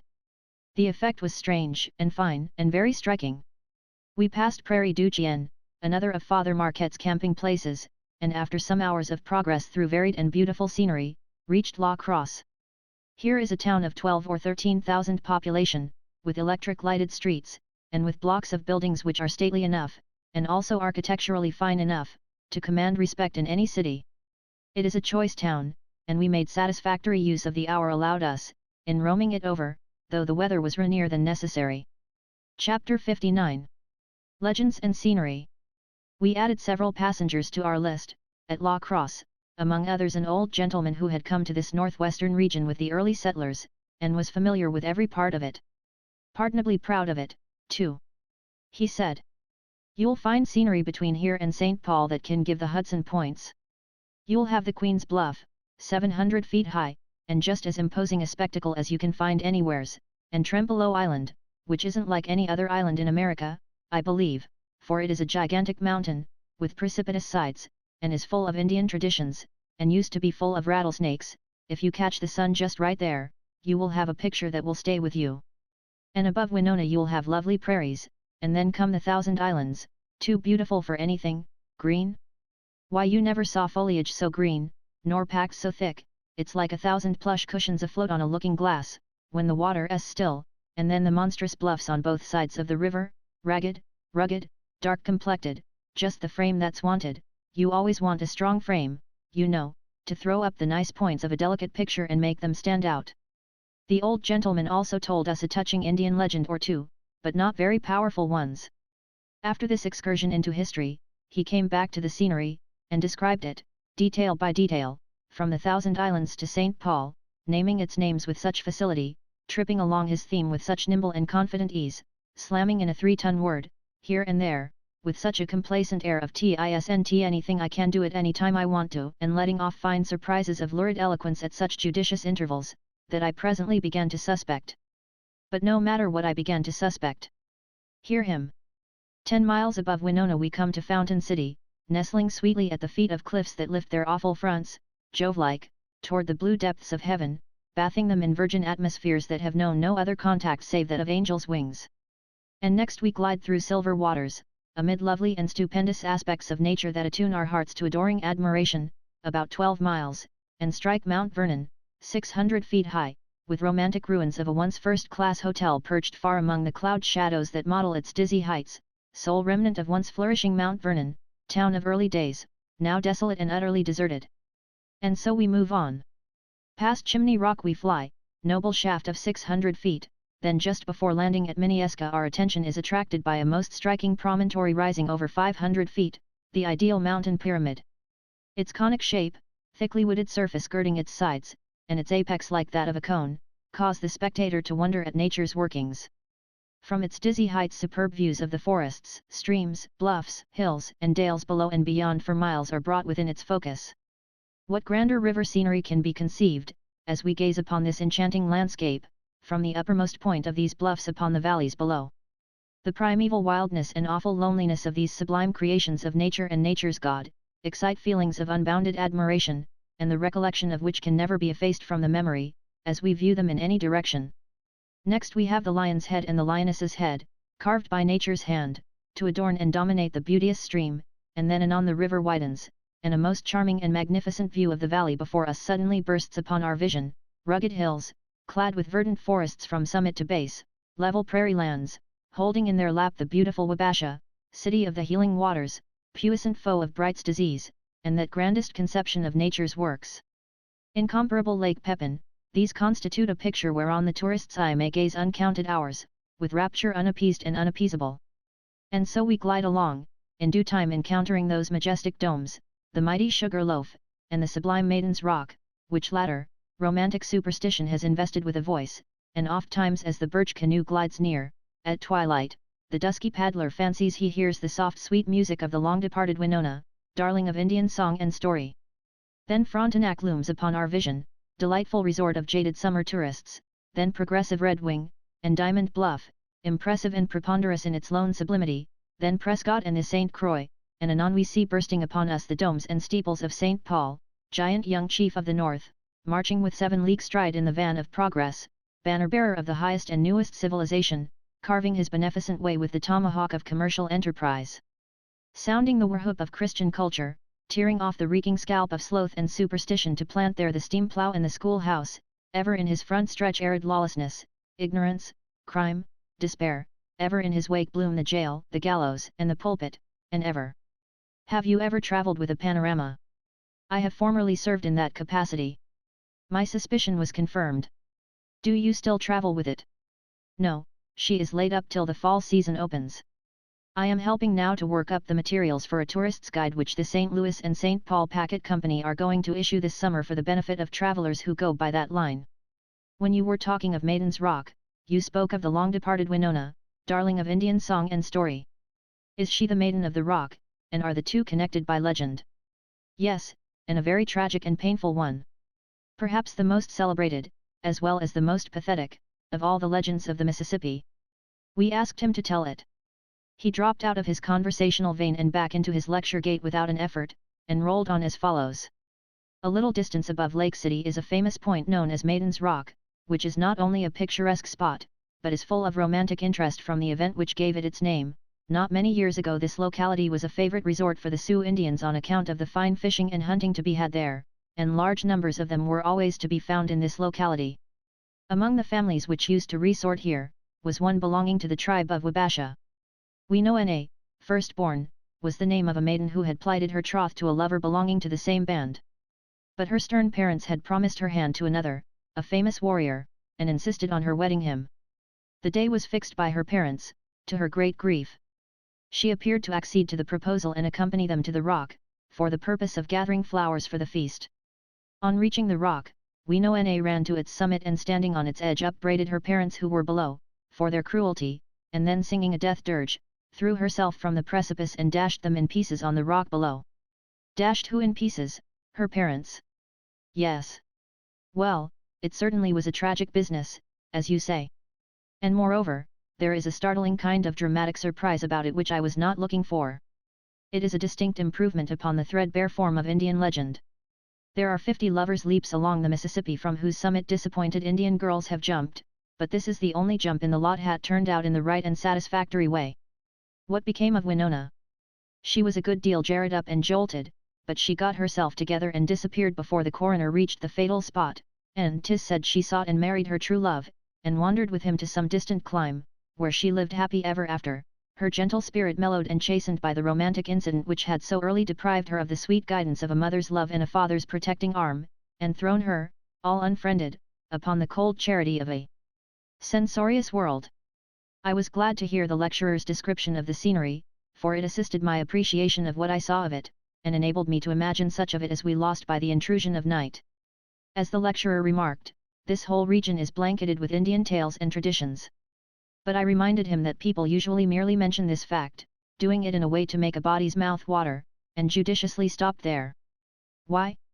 Because the impression left, was that these tales were full of incident and imagination, a pleasant impression which would be promptly dissipated if the tales were told.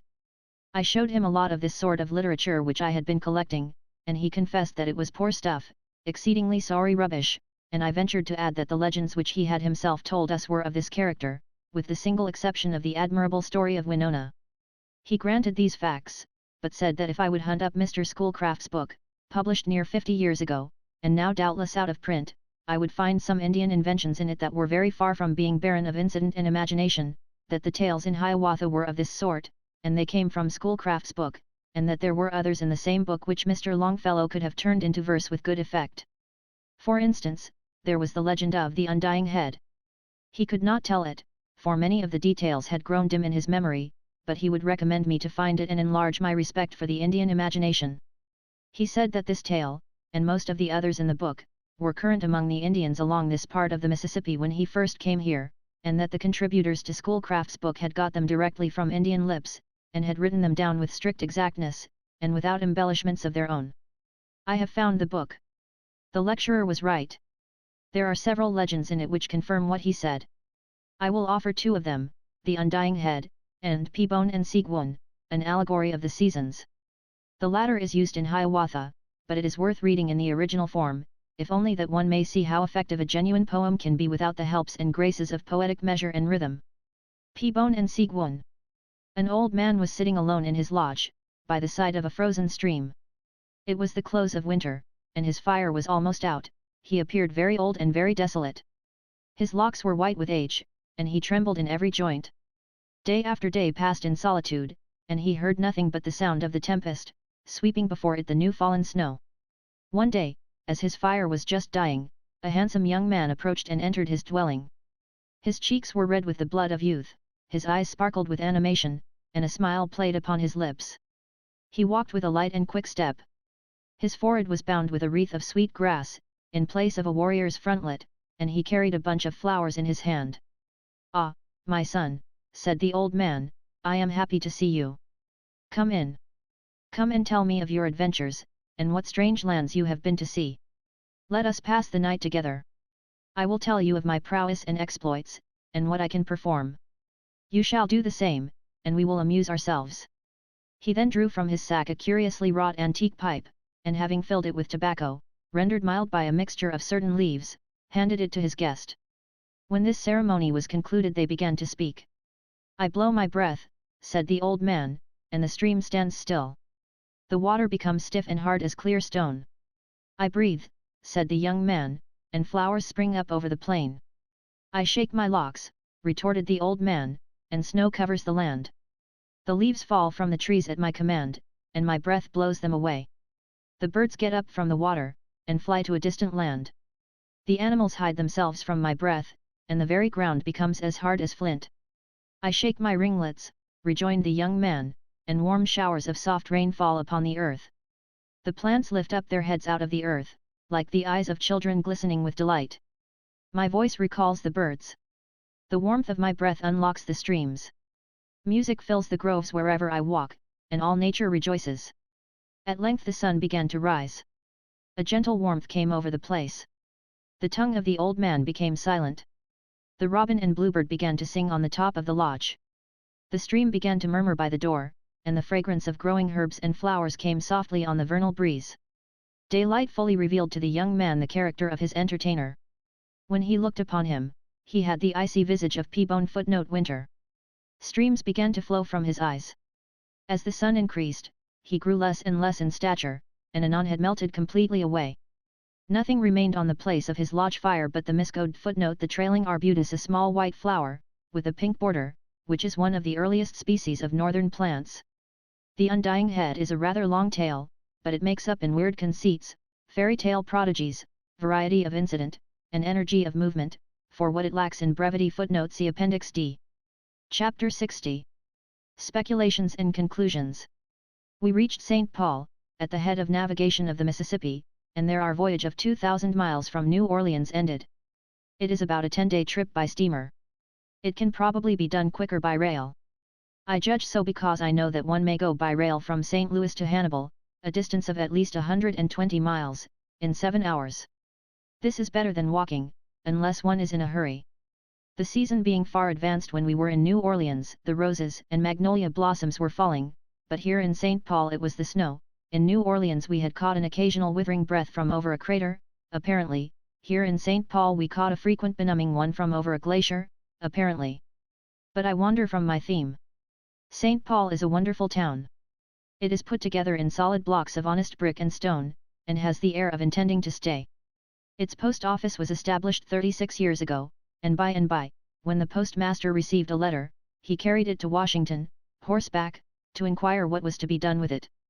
Such is the legend. 2 frame houses were built that year, and several persons were added to the population. A recent number of the leading St. Paul paper, the Pioneer Press, gives some statistics which furnish a vivid contrast to that old state of things, to wit, population, autumn of the present year, 1,882, 71,000, number of letters handled, first half of the year, 1,209,387, number of houses built during 3 quarters of the year, 989, their cost, $3,186,000. The increase of letters over the corresponding 6 months of last year was 50%. Last year the new buildings added to the city cost above $4,500,000. St. Paul's strength lies in her commerce, I mean his commerce. He is a manufacturing city, of course, all the cities of that region are, but he is peculiarly strong in the matter of commerce. Last year his jobbing trade amounted to upwards of $52 million. He has a custom house, and is building a costly capital to replace the one recently burned, for he is the capital of the state. He has churches without end, and not the cheap poor kind, but the kind that the rich Protestant puts up, the kind that the poor Irish hired girl delights to erect. What a passion for building majestic churches the Irish hired girl has! It is a fine thing for our architecture, but too often we enjoy her stately fanes without giving her a grateful thought.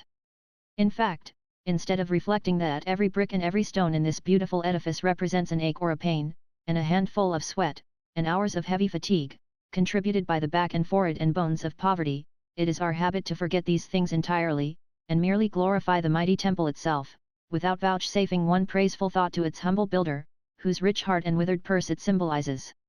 This is a land of libraries and schools. St. Paul has 3 public libraries, and they contain, in the aggregate, some 40,000 books. He has 116 schoolhouses, and pays out more than $70,000 a year in teachers' salaries. There is an unusually fine railway station, so large is it, in fact, that it seemed somewhat overdone, in the matter of size, at first, but at the end of a few months it was perceived that the mistake was distinctly the other way. The error is to be corrected. The town stands on high ground, it is about 700 feet above the sea level. It is so high that a wide view of river and lowland is offered from its streets. It is a very wonderful town indeed, and is not finished yet. All the streets are obstructed with building material, and this is being compacted into houses as fast as possible, to make room for more, for other people are anxious to build, as soon as they can get the use of the streets to pile up their bricks and stuff in. How solemn and beautiful is the thought, that the earliest pioneer of civilization, the van leader of civilization, is never the steamboat, never the railroad, never the newspaper, never the Sabbath school, never the missionary, but always whiskey. Such is the case. Look history over, you will see. The missionary comes after the whiskey, I mean he arrives after the whiskey has arrived, next comes the poor immigrant with axe and hoe and rifle, next, the trader, next, the miscellaneous rush, next, the gambler, the desperado, the highwayman, and all their kindred in sin of both sexes, and next, the smart chap who has bought up an old grant that covers all the land, this brings the lawyer tribe, the vigilance committee brings the undertaker. All these interests bring the newspaper starts up politics and a railroad, all hands turn to and build a church and a jail, and behold, civilization is established forever in the land. But whiskey, you see, was the van leader in this beneficent work. It always is. It was like a foreigner, and excusable in a foreigner, to be ignorant of this great truth, and wander off into astronomy to borrow a symbol. But if he had been conversant with the facts, he would have said, "Westward the jug of empire takes its way." This great van leader arrived upon the ground which St. Paul now occupies, in June 1837. Yes, at that date, Pierre Parent, a Canadian, built the first cabin, uncorked his jug, and began to sell whiskey to the Indians. The result is before us. All that I have said of the newness, briskness, swift progress, wealth, intelligence, fine and substantial architecture, and general slash and go, and energy of St. Paul, will apply to his near neighbor, Minneapolis, with the addition that the latter is the bigger of the 2 cities. These extraordinary towns were 10 miles apart, a few months ago, but were growing so fast that they may possibly be joined now, and getting along under a single mayor. At any rate, within 5 years from now there will be at least such a substantial ligament of buildings stretching between them and uniting them that a stranger will not be able to tell where the one Siamese twin leaves off and the other begins. Combined, they will then number a population of 250,000, if they continue to grow as they are now growing. Thus, this center of population at the head of Mississippi navigation, will then begin a rivalry as to numbers, with that center of population at the foot of it, New Orleans. Minneapolis is situated at the Falls of St. Anthony, which stretch across the river, 1,500 feet, and have a fall of 82 feet, a water power which, by art, has been made of inestimable value, business-wise, though somewhat to the damage of the falls as a spectacle, or as a background against which to get your photograph taken. 30 flouring mills turn out 2 million barrels of the very choicest of flour every year, 20 sawmills produce 200 million feet of lumber annually, then there are woolen mills, cotton mills, paper and oil mills, and sash, nail, furniture, barrel, and other factories, without number, so to speak. The great flouring mills here and at St. Paul use the new process and mash the wheat by rolling, instead of grinding it. 16 railroads meet in Minneapolis, and 65 passenger trains arrive and depart daily. In this place, as in St. Paul, journalism thrives. Here there are 3 great dailies, 10 weeklies, and 3 monthlies. There is a university, with 400 students, and, better still, its good efforts are not confined to enlightening the one sex. There are 16 public schools, with buildings which cost $500,000, there are 6,000 pupils and 128 teachers. There are also 70 churches existing, and a lot more projected. The banks aggregate a capital of $3 million, and the wholesale jobbing trade of the town amounts to $50 million a year. Near St. Paul and Minneapolis are several points of interest: Fort Snelling, a fortress occupying a river bluff 100 feet high, the Falls of Minnehaha, White Bear Lake, and so forth. The beautiful Falls of Minnehaha are sufficiently celebrated, they do not need a lift from me, in that direction. The White Bear Lake is less known. It is a lovely sheet of water, and is being utilized as a summer resort by the wealth and fashion of the state. It has its clubhouse, and its hotel, with the modern improvements and conveniences, its fine summer residences, and plenty of fishing, hunting, and pleasant drives. There are a dozen minor summer resorts around about St. Paul and Minneapolis, but the White Bear Lake is the resort. Connected with White Bear Lake is a most idiotic Indian legend. I would resist the temptation to print it here, if I could, but the task is beyond my strength. The guidebook names the preserver of the legend, and compliments his facile pen. Without further comment or delay then, let us turn the said facile pen loose upon the reader. A legend of White Bear Lake. Every spring, for perhaps a century, or as long as there has been a nation of red men, an island in the middle of White Bear Lake has been visited by a band of Indians for the purpose of making maple sugar. Tradition says that many springs ago, while upon this island, a young warrior loved and wooed the daughter of his chief, and it is said, also, the maiden loved the warrior. He had again and again been refused her hand by her parents, the old chief alleging that he was no brave, and his old consort called him a woman. The sun had again set upon the sugar bush, and the bright moon rose high in the bright blue heavens, when the young warrior took down his flute and went out alone, once more to sing the story of his love.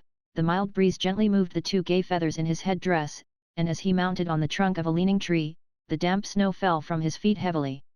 As he raised his flute to his lips, his blanket slipped from his well-formed shoulders, and lay partly on the snow beneath. He began his weird, wild love song, but soon felt that he was cold, and as he reached back for his blanket, some unseen hand laid it gently on his shoulders. It was the hand of his love, his guardian angel. She took her place beside him, and for the present they were happy, for the Indian has a heart to love, and in this pride he is as noble as in his own freedom, which makes him the child of the forest. As the legend runs, a large white bear, thinking, perhaps, that polar snows and dismal winter weather extended everywhere, took up his journey southward. He at length approached the northern shore of the lake which now bears his name, walked down the bank and made his way noiselessly through the deep heavy snow toward the island. It was the same spring ensuing that the lovers met. They had left their first retreat, and were now seated among the branches of a large elm which hung far over the lake. The same tree is still standing, and excites universal curiosity and interest. For fear of being detected, they talked almost in a whisper, and now, that they might get back to camp in good time and thereby avoid suspicion, they were just rising to return, when the maiden uttered a shriek which was heard at the camp, and bounding toward the young brave, she caught his blanket, but missed the direction of her foot and fell, bearing the blanket with her into the great arms of the ferocious monster. Instantly every man, woman, and child of the band were upon the bank, but all unarmed. Cries and wailings went up from every mouth. What was to be done? In the meantime this white and savage beast held the breathless maiden in his huge grasp, and fondled with his precious prey as if he were used to scenes like this. One deafening yell from the lover warrior is heard above the cries of hundreds of his tribe, and dashing away to his wigwam he grasps his faithful knife, returns almost at a single bound to the scene of fear and fright, rushes out along the leaning tree to the spot where his treasure fell, and springing with the fury of a mad panther, pounced upon his prey. The animal turned, and with one stroke of his huge paw brought the lover's heart to heart, but the next moment the warrior, with one plunge of the blade of his knife, opened the crimson sluices of death, and the dying bear relaxed his hold. That night there was no more sleep for the band or the lovers, and as the young and the old danced about the carcass of the dead monster, the gallant warrior was presented with another plume, and ere another moon had set he had a living treasure added to his heart. Their children for many years played upon the skin of the white bear, from which the lake derives its name, and the maiden and the brave remembered long the fearful scene and rescue that made them one, for Kiss-se Mipa and Kago-ka could never forget their fearful encounter with the huge monster that came so near sending them to the happy hunting ground. It is a perplexing business. First, she fell down out of the tree, she and the blanket, and the bear caught her and fondled her and the blanket, then she fell up into the tree again, leaving the blanket. Meantime the lover goes war-whooping home and comes back healed, climbs the tree, jumps down on the bear, the girl jumps down after him, apparently, for she was up the tree, resumes her place in the bear's arms along with the blanket, the lover rams his knife into the bear, and saves, whom, the blanket? No, nothing of the sort. You get yourself all worked up and excited about that blanket, and then all of a sudden, just when a happy climax seems imminent you are let down flat, nothing saved but the girl. Whereas, one is not interested in the girl, she is not the prominent feature of the legend. Nevertheless, there you are left, and there you must remain, for if you live 1,000 years you will never know who got the blanket. A dead man could get up a better legend than this one. I don't mean a fresh dead man either, I mean a man that's been dead weeks and weeks. We struck the home trail now, and in a few hours we're in that astonishing Chicago, a city where they are always rubbing the lamp, and fetching up the genii, and contriving and achieving new impossibilities. It is hopeless for the occasional visitor to try to keep up with Chicago, she outgrows his prophecies faster than he can make them. She is always a novelty, for she is never the Chicago you saw when you passed through the last time. The Pennsylvania road rushed us to New York without missing schedule time 10 minutes anywhere on the route, and there ended one of the most enjoyable 5,000-mile journeys I have ever had the good fortune to make. Appendix. Appendix A. From the New Orleans Times-Democrat of March 29, 1882. Voyage of the Times-Democrat's relief boat through the inundated regions. It was 9 o'clock Thursday morning when the Susie left the Mississippi and entered Old River, or what is now called the mouth of the Red. Ascending on the left, a flood was pouring in through and over the levees on the Chandler Plantation, the most northern point in Point Capee Parish. The water completely covered the place, although the levees had given way but a short time before. The stock had been gathered in a large flatboat, where, without food, as we passed, the animals were huddled together, waiting for a boat to tow them off. On the right-hand side of the river is Turnbull's Island, and on it is a large plantation which formerly was pronounced one of the most fertile in the state. The water has hitherto allowed it to go scot-free in usual floods, but now broad sheets of water told only where fields were. The top of the protecting levee could be seen here and there, but nearly all of it was submerged. The trees have put on a greener foliage since the water has poured in, and the woods look bright and fresh, but this pleasant aspect to the eye is neutralized by the interminable waste of water.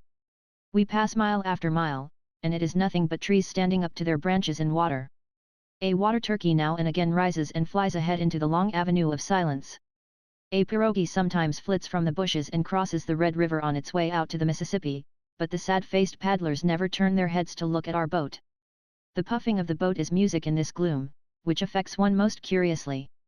It is not the gloom of deep forests or dark caverns, but a peculiar kind of solemn silence and impressive awe that holds one perforce to its recognition. We passed 2 Negro families on a raft tied up in the willows this morning. They were evidently of the well-to-do class, as they had a supply of meal and 3 or 4 hogs with them. Their rafts were about 20 feet square, and in front of an improvised shelter earth had been placed, on which they built their fire. The current running down the Atchafalaya was very swift, the Mississippi showing a predilection in that direction, which needs only to be seen to enforce the opinion of that river's desperate endeavors to find a short way to the Gulf. Small boats, skiffs, pirogues, etc., are in great demand, and many have been stolen by piratical Negroes, who take them where they will bring the greatest price. From what was told me by Mr. C. P. Ferguson, a planter near Red River Landing, whose place has just gone under, there is much suffering in the rear of that place. The Negroes had given up all thoughts of a crevasse there, as the upper levee had stood so long, and when it did come they were at its mercy. On Thursday a number were taken out of trees and off of cabin roofs and brought in, many yet remaining. One does not appreciate the sight of earth until he has traveled through a flood. At sea one does not expect or look for it, but here, with fluttering leaves, shadowy forest aisles, housetops barely visible, it is expected. In fact, a graveyard, if the mountains were above water, would be appreciated. The river here is known only because there is an opening in the trees, and that is all. It is in width, from Fort Adams on the left bank of the Mississippi to the bank of Rapides Parish, a distance of about 60 miles. A large portion of this was under cultivation, particularly along the Mississippi and back of the Red. When Red River proper was entered, a strong current was running directly across it, pursuing the same direction as that of the Mississippi. After a run of some hours, Black River was reached. Hardly was it entered before signs of suffering became visible. All the willows along the banks were stripped of their leaves.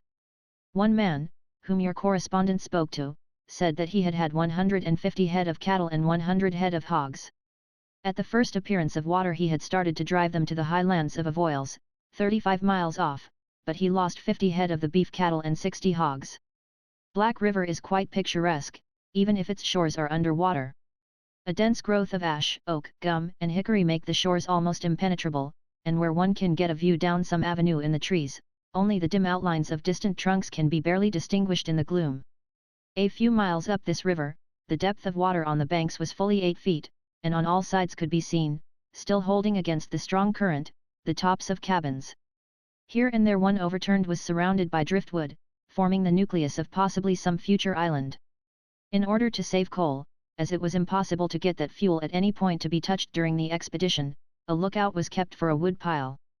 On rounding a point a pirogue, skillfully paddled by a youth, shot out, and in its bow was a girl of 15, of fair face, beautiful black eyes, and demure manners. The boy asked for a paper, which was thrown to him, and the couple pushed their tiny craft out into the swell of the boat. Presently a little girl, not certainly over 12 years, paddled out in the smallest little canoe and handled it with all the deftness of an old voyageur. The little one looked more like an Indian than a white child, and laughed when asked if she were afraid. She had been raised in a pirogue and could go anywhere. She was bound out to pick willow leaves for the stock, and she pointed to a house nearby with water 3 inches deep on the floors. At its back door was moored a raft about 30 feet square, with a sort of fence built upon it, and inside of this some 16 cows and 20 hogs were standing. The family did not complain, except on account of losing their stock, and promptly brought a supply of wood in a flat. From this point to the Mississippi River, 15 miles, there is not a spot of earth above water, and to the westward for 35 miles there is nothing but the river's flood. Black River had risen during Thursday, the 23rd, 1¾ inches, and was going up at night still. As we progress up the river habitations become more frequent, but are yet still miles apart. Nearly all of them are deserted, and the outhouses floated off. To add to the gloom, almost every living thing seems to have departed, and not a whistle of a bird nor the bark of the squirrel can be heard in this solitude. Sometimes a morose gar will throw his tail aloft and disappear in the river, but beyond this everything is quiet, the quiet of dissolution.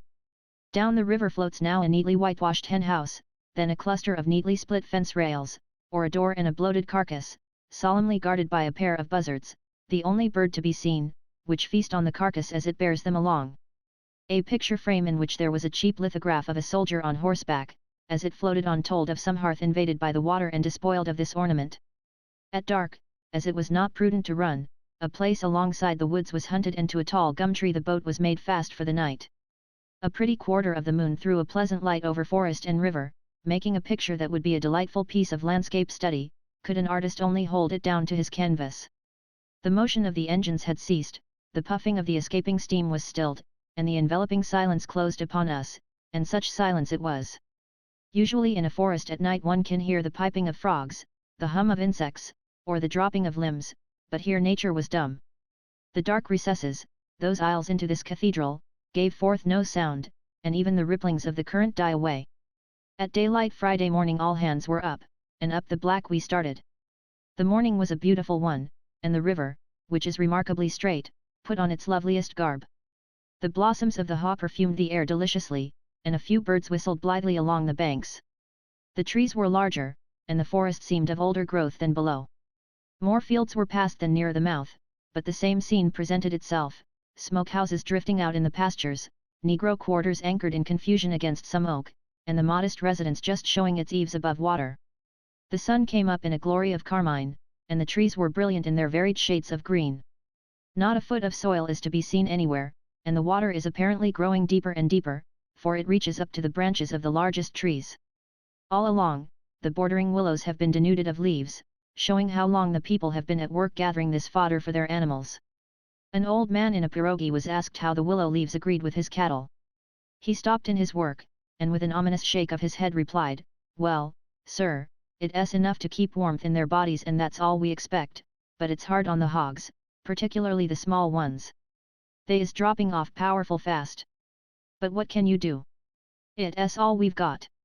At 30 miles above the mouth of Black River the water extends from Natchez on the Mississippi across to the Pine Hills of Louisiana, a distance of 73 miles, and there is hardly a spot that is not 10 feet under it.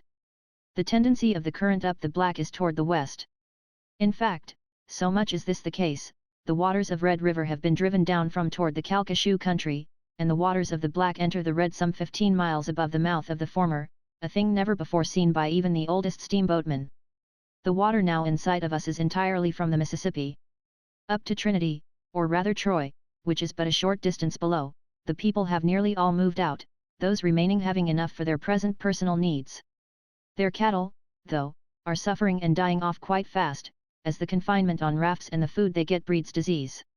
After a short stop we started, and soon came to a section where there were many open fields and cabins thickly scattered about. Here were seen more pictures of distress. On the inside of the houses the inmates had built on boxes a scaffold on which they placed the furniture. The bedposts were sawed off on top, as the ceiling was not more than 4 feet from the improvised floor. The buildings looked very insecure, and threatened every moment to float off. Near the houses were cattle standing breast high in the water, perfectly impassive. They did not move in their places, but stood patiently waiting for help to come. The sight was a distressing one, and the poor creatures will be sure to die unless speedily rescued. Cattle differ from horses in this peculiar quality. A horse, after finding no relief will swim off in search of food, whereas a beef will stand in its tracks until with exhaustion it drops in the water and drowns. At 12:30 a hail was given from a flatboat inside the line of the bank. Rounding to we ran alongside, and General York stepped aboard.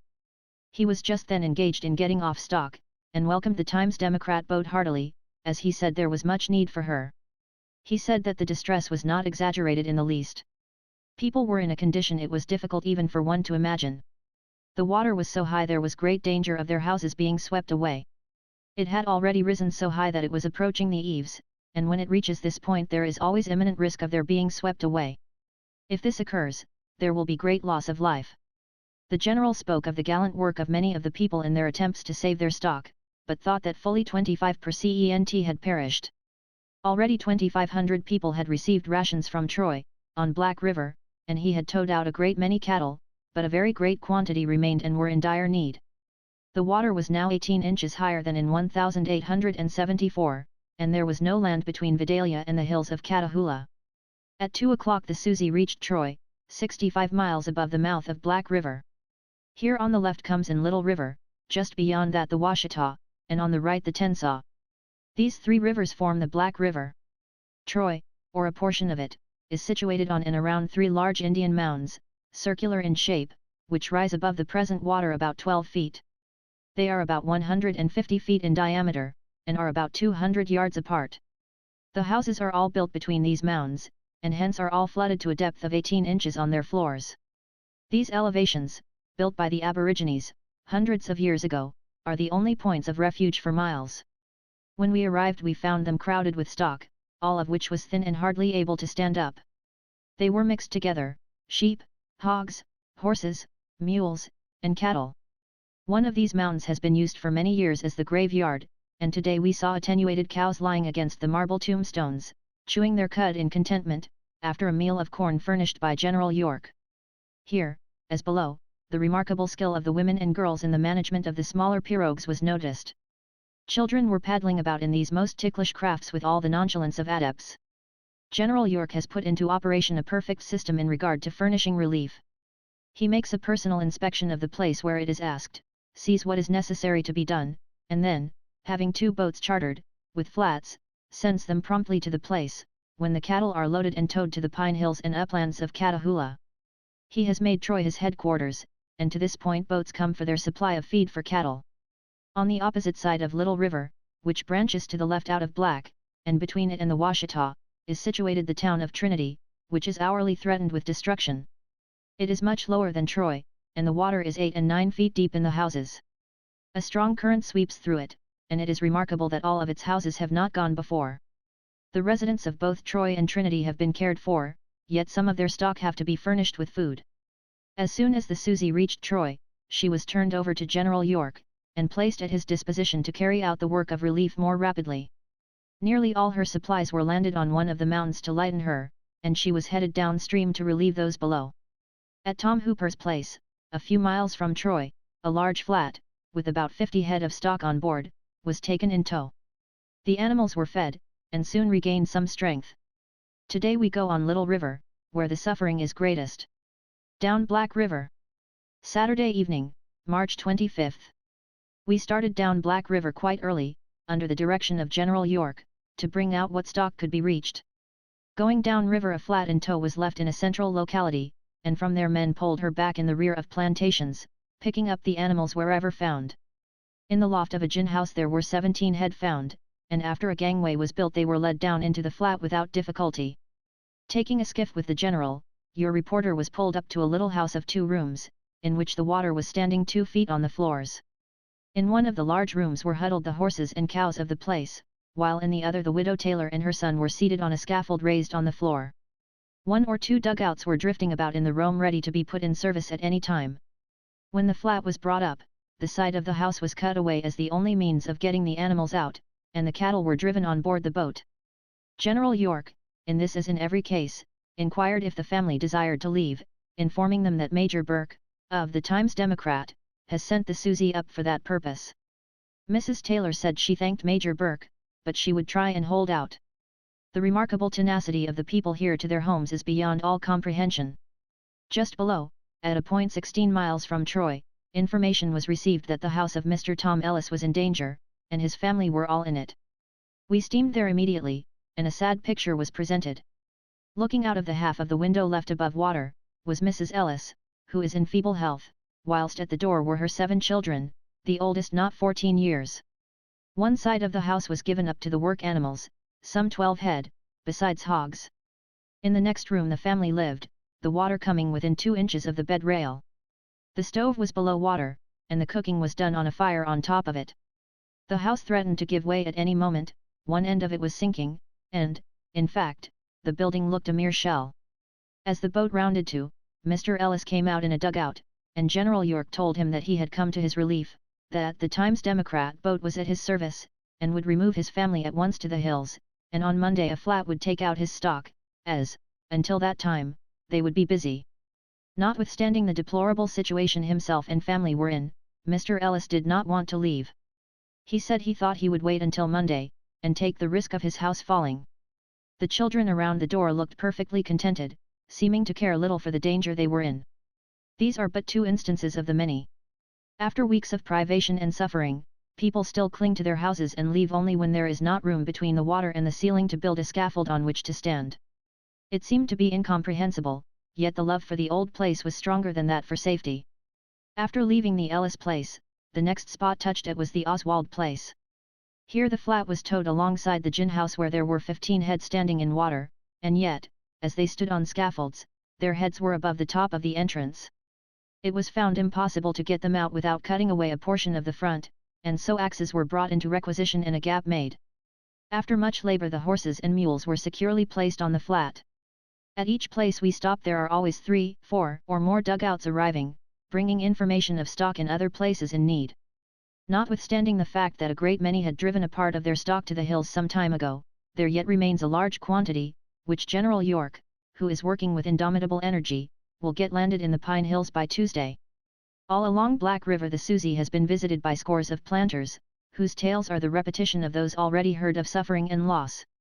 An old planter, who has lived on the river since 1844, said there never was such a rise, and he was satisfied more than 1/4 of the stock has been lost. Luckily the people cared first for their work stock, and when they could find it horses and mules were housed in a place of safety.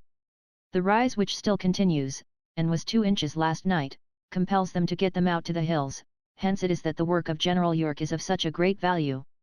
From daylight to late at night he is going this way and that, cheering by his kindly words and directing with calm judgment what is to be done. One unpleasant story, of a certain merchant in New Orleans, is told all along the river. It appears for some years past the planters have been dealing with this individual, and many of them had balances in his hands. When the overflow came they wrote for coffee, for meal, and, in fact, for such little necessities as were required. No response to these letters came, and others were written, and yet these old customers, with plantations under water, were refused even what was necessary to sustain life. It is needless to say he is not popular now on Back River. The hills spoken of as the place of refuge for the people and stock on Black River are in Catahoula Parish, 24 miles from Black River. After filling the flat with cattle we took on board the family of T.S. Hooper, 7 in number, who could not longer remain in their dwelling, and we are now taking them up Little River to the hills. The flood still rising. Troy, March 27, 1882, noon. The flood here is rising about 3.5 inches every 24 hours, and rains have set in which will increase this. General York feels now that our efforts ought to be directed towards saving life, as the increase of the water has jeopardized many houses. We intend to go up the Tensaw in a few minutes, and then we will return and go down Black River to take off families. There is a lack of steam transportation here to meet the emergency. The General has 3 boats chartered, with flats in tow, but the demand for these to tow out stock is greater than they can meet with promptness.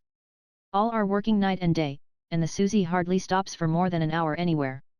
The rise has placed Trinity in a dangerous plight, and momentarily it is expected that some of the houses will float off. Troy is a little higher, yet all are in the water.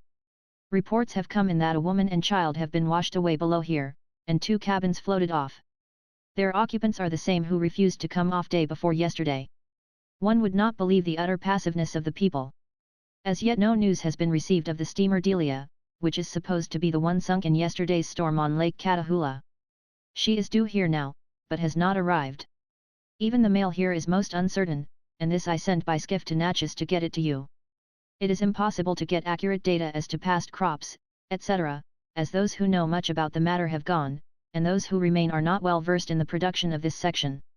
General York desires me to say that the amount of rations formerly sent should be duplicated and sent at once.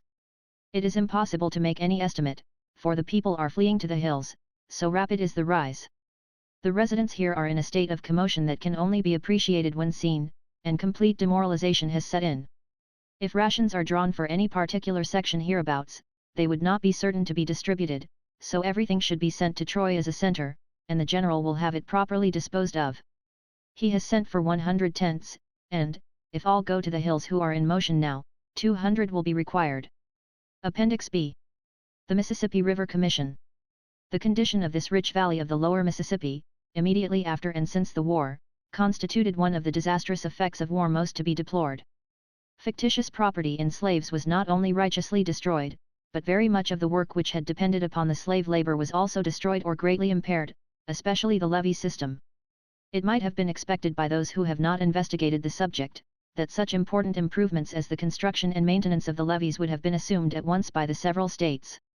But what can the state do where the people are under subjection to rates of interest ranging from 18 to 30% and are also under the necessity of pledging their crops in advance even of planting, at these rates, for the privilege of purchasing all of their supplies at 100% profit? It has needed but little attention to make it perfectly obvious that the control of the Mississippi River, if undertaken at all, must be undertaken by the national government, and cannot be compassed by states. The river must be treated as a unit, its control cannot be compassed under a divided or separate system of administration. Neither are the states especially interested competent to combine among themselves for the necessary operations. The work must begin far up the river, at least as far as Cairo, if not beyond, and must be conducted upon a consistent general plan throughout the course of the river. It does not need technical or scientific knowledge to comprehend the elements of the case if one will give a little time and attention to the subject, and when a Mississippi River Commission has been constituted, as the existing commission is, of thoroughly able men of different walks in life, may it not be suggested that their verdict in the case should be accepted as conclusive, so far as any a priori theory of construction or control can be considered conclusive. It should be remembered that upon this board are General Gilmore, General Comstock, and General Suter, of the United States Engineers, Professor Henry Mitchell, the most competent authority on the question of hydrography, of the United States Coast Survey, B.B. Herod, the State Engineer of Louisiana, J.A.S.B. Eads, whose success with the jetties at New Orleans is a warrant of his competency, and Judge Taylor, of Indiana. It would be presumption on the part of any single man, however skilled, to contest the judgment of such a board as this. The method of improvement proposed by the Commission is at once in accord with the results of engineering experience and with observations of nature where meeting our wants. As in nature the growth of trees and their proneness where undermined to fall across the slope and support the bank secures at some points a fair depth of channel and some degree of permanence, so in the project of the engineer the use of timber and brush and the encouragement of forest growth are the main features. It is proposed to reduce the width where excessive by brushwood dikes, at first low, but raised higher and higher as the mud of the river settles under their shelter, and finally slope them back at the angle upon which willows will grow freely. In this work there are many details connected with the forms of these shelter dikes, their arrangements so as to present a series of settling basins, etc., a description of which would only complicate the conception. Through the larger part of the river works of contraction will not be required, but nearly all the banks on the concave side of the beds must be held against the wear of the stream, and much of the opposite banks defended at critical points. The works having in view this conservative object may be generally designated works of revetment, and these also will be largely of brushwood, woven in continuous carpets, or twined into wire netting. This veneering process has been successfully employed on the Missouri River, and in some cases they have so covered themselves with sediments, and have become so overgrown with willows, that they may be regarded as permanent. In securing these mets rubble stone is to be used in small quantities, and in some instances the dressed slope between high and low river will have to be more or less paved with stone. Anyone who has been on the Rhine will have observed operations not unlike those to which we have just referred, and, indeed, most of the rivers of Europe flowing among their own alluvia have required similar treatment in the interest of navigation and agriculture. The levee is the crowning work of bank revetment, although not necessarily in immediate connection. It may be set back a short distance from the revet bank, but it is, in effect, the requisite parapet.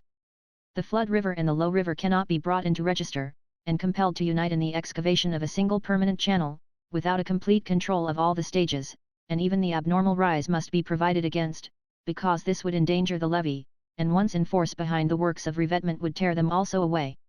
Under the general principle that the local slope of a river is the result and measure of the resistance of its bed, it is evident that a narrow and deep stream should have less slope, because it has less frictional surface in proportion to capacity, i.e., less perimeter in proportion to area of cross-section. The ultimate effect of levees and revetments confining the floods and bringing all the stages of the river into register is to deepen the channel and let down the slope. The first effect of the levees is to raise the surface, but this, by inducing greater velocity of flow, inevitably causes an enlargement of section, and if this enlargement is prevented from being made at the expense of the banks, the bottom must give way and the form of the waterway be so improved as to admit this flow with less rise. The actual experience with levees upon the Mississippi River, with no attempt to hold the banks, has been favorable, and no one can doubt, upon the evidence furnished in the reports of the Commission, that if the earliest levees had been accompanied by revetment of banks, and made complete, we should have today a river navigable at low water, and an adjacent country safe from inundation. Of course it would be illogical to conclude that the constrained river can ever lower its flood slope so as to make levees unnecessary, but it is believed that, by this lateral constraint, the river as a conduit may be so improved in form that even those rare floods which result from the coincident rising of many tributaries will find vent without destroying levees of ordinary height. That the actual capacity of a channel through alluvium depends upon its service during floods has been often shown, but this capacity does not include anomalous, but recurrent, floods. It is hardly worthwhile to consider the projects for relieving the Mississippi River floods by creating new outlets, since these sensational propositions have commended themselves only to unthinking minds, and have no support among engineers. Were the river bed cast iron, a resort to openings for surplus waters might be a necessity, but as the bottom is yielding, and the best form of outlet is a single deep channel, as realizing the least ratio of perimeter to area of cross-section, there could not well be a more unphilosophical method of treatment than the multiplication of avenues of escape.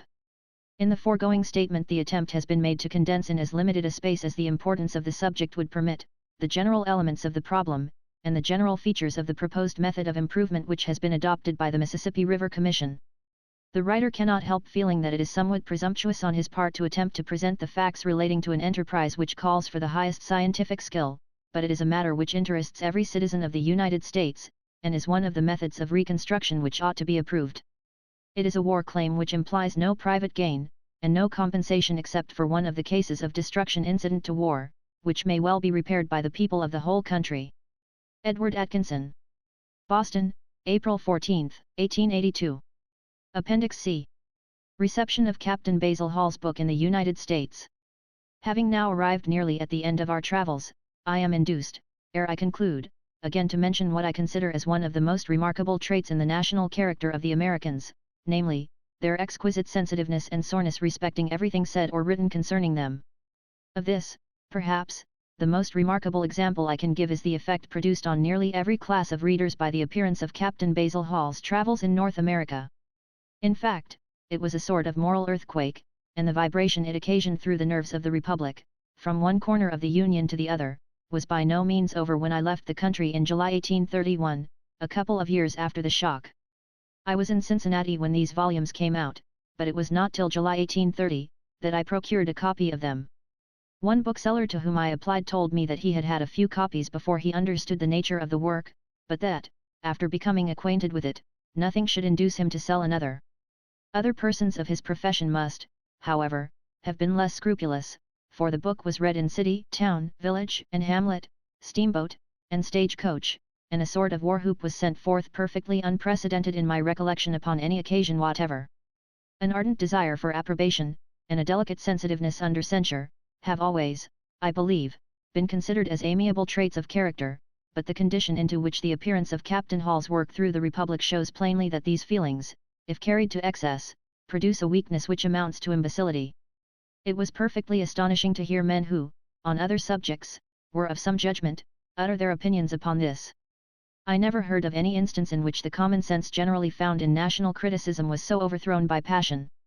I do not speak of the want of justice, and of fair and liberal interpretation.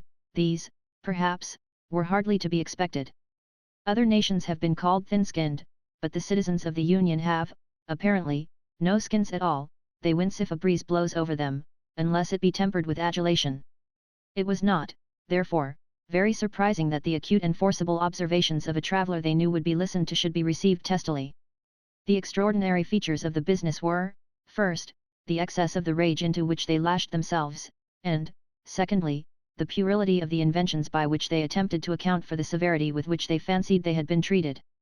Not content with declaring that the volumes contained no word of truth, from beginning to end, which is an assertion I heard made very nearly as often as they were mentioned, the whole country set to work to discover the causes why Captain Hall had visited the United States, and why he had published his book. I have heard it said with as much precision and gravity as if the statement had been conveyed by an official report, that Captain Hall had been sent out by the British government expressly for the purpose of checking the growing admiration of England for the government of the United States, that it was by a commission from the Treasury he had come, and that it was only in obedience to orders that he had found anything to object to. I do not give this as the gossip of a coterie. I am persuaded that it is the belief of a very considerable portion of the country. So deep is the conviction of this singular people that they cannot be seen without being admired, that they will not admit the possibility that any one should honestly and sincerely find aught to disapprove in them or their country. The American reviews are, many of them, I believe, well known in England. I need not, therefore, quote them here, but I sometimes wondered that they, none of them, ever thought of translating Obadiah's curse into classic American. If they had done so, on placing, he, Basil Hall, between brackets, instead of, he, Obadiah, it would have saved them a world of trouble.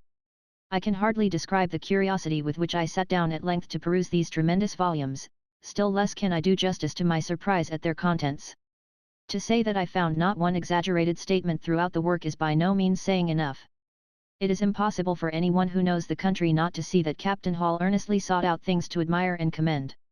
When he praises, it is with evident pleasure, and when he finds fault, it is with evident reluctance and restraint, excepting where motives purely patriotic urge him to state roundly what it is for the benefit of his country should be known. In fact, Captain Hall saw the country to the greatest possible advantage. Furnished, of course, with letters of introduction to the most distinguished individuals, and with the still more influential recommendation of his own reputation, he was received in full drawing-room style and state from one end of the Union to the other. He saw the country in full dress, and had little or no opportunity of judging of it unhouselled, unanointed, unannealed, with all its imperfections on its head, as I and my family too often had. Captain Hall had certainly excellent opportunities of making himself acquainted with the form of the government and the laws, and of receiving, moreover, the best oral commentary upon them, in conversation with the most distinguished citizens. Of these opportunities he made excellent use. Nothing important met his eye which did not receive that sort of analytical attention which an experienced and philosophical traveller alone can give. This has made his volumes highly interesting and valuable, but I am deeply persuaded, that were a man of equal penetration to visit the United States with no other means of becoming acquainted with the national character than the ordinary working-day intercourse of life, he would conceive an infinitely lower idea of the moral atmosphere of the country than Captain Hall appears to have done, and the internal conviction on my mind is strong, that if Captain Hall had not placed a firm restraint on himself, he must have given expression to far deeper indignation than any he has uttered against many points in the American character, with which he shows from other circumstances that he was well acquainted. His rule appears to have been to state just so much of the truth as would leave on the mind of his readers a correct impression, at the least cost of pain to the sensitive folks he was writing about. He states his own opinions and feelings, and leaves it to be inferred that he has good grounds for adopting them, but he spares the Americans the bitterness which a detail of the circumstances would have produced. If any one chooses to say that some wicked antipathy to 12 millions of strangers is the origin of my opinion, I must bear it, and were the question one of mere idle speculation, I certainly would not court the abuse I must meet for stating it. But it is not so. The candour which he expresses, and evidently feels, they mistake for irony, or totally distrust, his unwillingness to give pain to persons from whom he has received kindness, they scornfully reject as affectation, and although they must know right well, in their own secret hearts, how infinitely more they lay at his mercy than he has chosen to betray, they pretend, even to themselves, that he has exaggerated the bad points of their character and institutions, whereas, the truth is, that he has let them off with a degree of tenderness which may be quite suitable for him to exercise, however little merited, while, at the same time, he has most industriously magnified their merits, whenever he could possibly find anything favourable. Appendix D. The Undying Head. In a remote part of the north lived a man and his sister, who had never seen a human being. Seldom, if ever, had the man any cause to go from home, for, as his wants demanded food, he had only to go a little distance from the lodge, and there, in some particular spot, place his arrows, with their barbs in the ground. Telling his sister where they had been placed, every morning she would go in search, and never fail of finding each stuck through the heart of a deer. She had then only to drag them into the lodge and prepare their food. Thus she lived till she attained womanhood, when one day her brother, whose name was Imo, said to her, "Sister, the time is at hand when you will be ill. Listen to my advice. If you do not, it will probably be the cause of my death. Take the implements with which we kindle our fires. Go some distance from our lodge and build a separate fire. When you are in want of food, I will tell you where to find it. You must cook for yourself, and I will for myself. When you are ill, do not attempt to come near the lodge, or bring any of the utensils you use. Be sure always to fasten to your belt the implements you need, for you do not know when the time will come. As for myself, I must do the best I can." His sister promised to obey him in all he had said. Shortly after, her brother had cause to go from home. She was alone in her lodge, combing her hair. She had just untied the belt to which the implements were fastened, when suddenly the event, to which her brother had alluded, occurred. She ran out of the lodge, but in her haste forgot the belt. Afraid to return, she stood for some time thinking. Finally, she decided to enter the lodge and get it. "For," thought she, "my brother is not at home, and I will stay but a moment to catch hold of it." She went back. Running in suddenly, she caught hold of it, and was coming out when her brother came in sight. He knew what was the matter. "Oh," he said, "did I not tell you to take care? But now you have killed me." She was going on her way, but her brother said to her, "What can you do there now? The accident has happened. Go in, and stay where you have always stayed. And what will become of you? You have killed me." He then laid aside his hunting dress and accoutrements, and soon after both his feet began to turn black, so that he could not move. Still he directed his sister where to place the arrows, that she might always have food. The inflammation continued to increase, and had now reached his first rib, and he said, "Sister, my end is near. You must do as I tell you. You see my medicine sack, and my war club tied to it. It contains all my medicines, and my war plumes, and my pains of all colors. As soon as the inflammation reaches my breast, you will take my war club. It has a sharp point, and you will cut off my head. When it is free from my body, take it, place its neck in the sack, which you must open at one end. Then hang it up in its former place. Do not forget my bow and arrows. One of the last you will take to procure food. The remainder, tie in my sack, and then hang it up, so that I can look towards the door. Now and then I will speak to you, but not often. His sister again promised to obey. In a little time his breast was affected. Now, said he, take the club and strike off my head. She was afraid, but he told her to muster courage. Strike, said he, and a smile was on his face. Mustering all her courage, she gave the blow and cut off the head. Now, said the head, place me where I told you. And fearfully she obeyed it in all its commands. Retaining its animation, it looked around the lodge as usual, and it would command its sister to go in such places as it thought would procure for her the flesh of different animals she needed. One day the head said, the time is not distant when I shall be freed from this situation, and I shall have to undergo many sore evils. So the superior Manitou decrees, and I must bear all patiently. In this situation we must leave the head. In a certain part of the country was a village inhabited by a numerous and warlike band of Indians. In this village was a family of 10 young men, brothers. It was in the spring of the year that the youngest of these blackened his face and fasted. His dreams were propitious. Having ended his fast, he went secretly for his brothers at night, so that none in the village could overhear or find out the direction they intended to go. Though their drum was heard, yet that was a common occurrence. Having ended the usual formalities, he told how favorable his dreams were, and that he had called them together to know if they would accompany him in a war excursion. They all answered they would. The third brother from the eldest, noted for his oddities, coming up with his war club when his brother had ceased speaking, jumped up. Yes, said he, I will go, and this will be the way I will treat those I am going to fight, and he struck the post in the center of the lodge, and gave a yell. The others spoke to him, saying, Slow, slow, Mudjikwees, when you are in other people's lodges. So he sat down. Then, in turn, they took the drum, and sang their songs, and closed with a feast. The youngest told them not to whisper their intention to their wives, but secretly to prepare for their journey. They all promised obedience, and Mudjikwees was the first to say so. The time for their departure drew near. Word was given to assemble on a certain night, when they would depart immediately. Mudjikwees was loud in his demands for his moccasins. Several times his wife asked him the reason. Besides, said she, you have a good pair on. Quick, quick, said he, since you must know, we are going on a war excursion, so be quick. He thus revealed the secret. That night they met and started. The snow was on the ground, and they travelled all night, lest others should follow them. When it was daylight, the leader took snow and made a ball of it, then tossing it into the air, he said, it was in this way I saw snow fall in a dream, so that I could not be tracked. And he told them to keep close to each other for fear of losing themselves, as the snow began to fall in very large flakes. Near as they walked, it was with difficulty they could see each other. The snow continued falling all that day and the following night, so it was impossible to track them. They had now walked for several days, and Mudjikwees was always in the rear. One day, running suddenly forward, he gave the Saskatchewan footnote war whoop and struck a tree with his war club, and it broke into pieces as if struck with lightning. Brothers, said he, this will be the way I will serve those we are going to fight. The leader answered, Slow, slow, Mudjikwees, the one I lead you to is not to be thought of so lightly. Again he fell back and thought to himself, What? What? Who can this be he is leading us to? He felt fearful and was silent. Day after day they travelled on, till they came to an extensive plain, on the borders of which human bones were bleaching in the sun. The leader spoke, They are the bones of those who have gone before us.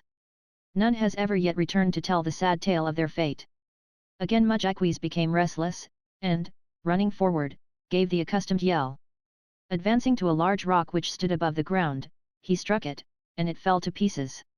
See, brothers, said he, thus will I treat those whom we are going to fight. Still, still, once more said the leader, he to whom I am leading you is not to be compared to the rock. Mudjikwees fell back thoughtful, saying to himself, I wonder who this can be that he is going to attack, and he was afraid. Still they continued to see the remains of former warriors, who had been to the place where they were now going, some of whom had retreated as far back as the place where they first saw the bones, beyond which no one had ever escaped. At last they came to a piece of rising ground, from which they plainly distinguished, sleeping on a distant mountain, a mammoth bear. The distance between them was very great, but the size of the animal caused him to be plainly seen. "There," said the leader, "it is he to whom I am leading you. Here our troubles will commence, for he is a Mishimakwa and a Manito. It is he who has that we prize so dearly, i.e. wampum, to obtain which, the warriors whose bones we saw, sacrificed their lives. You must not be fearful, be manly. We shall find him asleep." Then the leader went forward and touched the belt around the animal's neck. "This," said he, "is what we must get. It contains the wampum." Then they requested the eldest to try and slip the belt over the bear's head, who appeared to be fast asleep, as he was not in the least disturbed by the attempt to obtain the belt.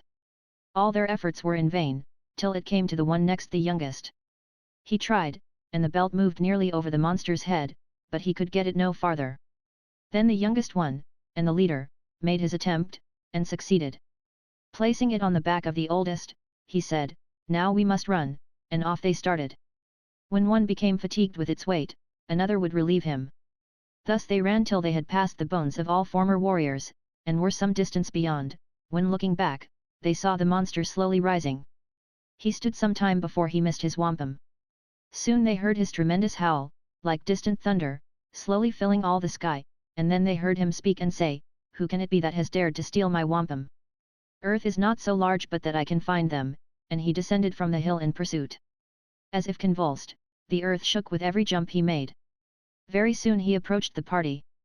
They, however, kept the belt, exchanging it from one to another, and encouraging each other, but he gained on them fast. "Brothers," said the leader, "has never any one of you, when fasting, dreamed of some friendly spirit who would aid you as a guardian?" A dead silence followed. "Well," said he, "fasting, I dreamed of being in danger of instant death, when I saw a small lodge, with smoke curling from its top. An old man lived in it, and I dreamed he helped me, and may it be verified soon," he said, running forward and giving the peculiar yell, and a howl as if the sounds came from the depths of his stomach, and what is called chi-cottum. Getting upon a piece of rising ground, behold! A lodge, with smoke curling from its top, appeared. This gave them all new strength, and they ran forward and entered it.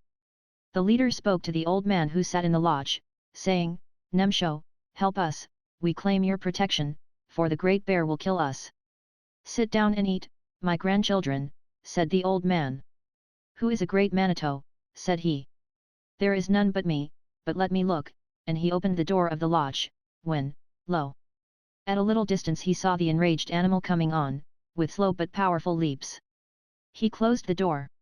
"Yes," said he is indeed a great Manito, my grandchildren, you will be the cause of my losing my life, you asked my protection, and I granted it, so now, come what may, I will protect you. When the bear arrives at the door, you must run out of the other door of the lodge." Then putting his hand to the side of the lodge where he sat, he brought out a bag which he opened. Taking out 2 small black dogs, he placed them before him. "These are the ones I use when I fight," said he, and he commenced patting with both hands the sides of one of them, and he began to swell out, so that he soon filled the lodge by his bulk, and he had great strong teeth. When he attained his full size he growled, and from that moment, as from instinct, he jumped out at the door and met the bear, who in another leap would have reached the lodge. A terrible combat ensued. The skies rang with the howls of the fierce monsters. The remaining dog soon took the field. The brothers, at the onset, took the advice of the old man, and escaped through the opposite side of the lodge. They had not proceeded far before they heard the dying cry of one of the dogs, and soon after of the other. "Well," said the leader, "the old man will share their fate, so run, he will soon be after us." They started with fresh vigor, for they had received food from the old man, but very soon the bear came in sight, and again was fast gaining upon them. Again the leader asked the brothers if they could do nothing for their safety. All were silent. The leader, running forward, did as before. "I dreamed," he cried, "that, being in great trouble, an old man helped me who was a Manito, we shall soon see his lodge."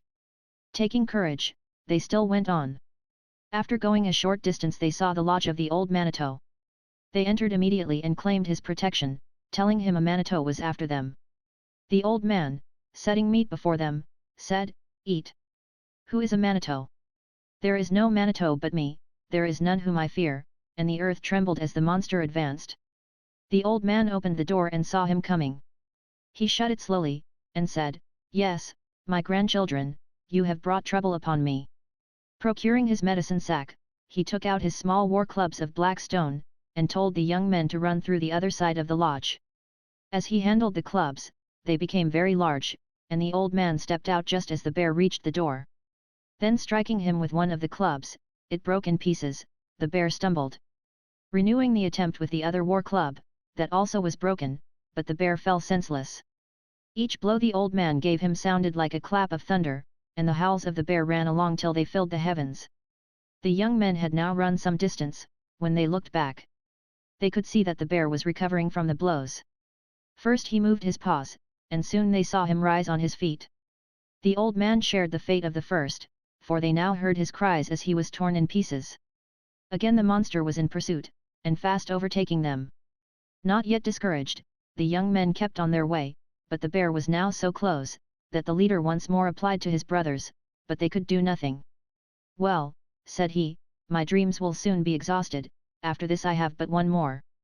He advanced, invoking his guardian spirit to aid him. "Once," said he, "I dreamed that, being sorely pressed, I came to a large lake, on the shore of which was a canoe, partly out of water, having 10 paddles all in readiness. 'Do not fear,' he cried, 'we shall soon get it.' And so it was, even as he had said.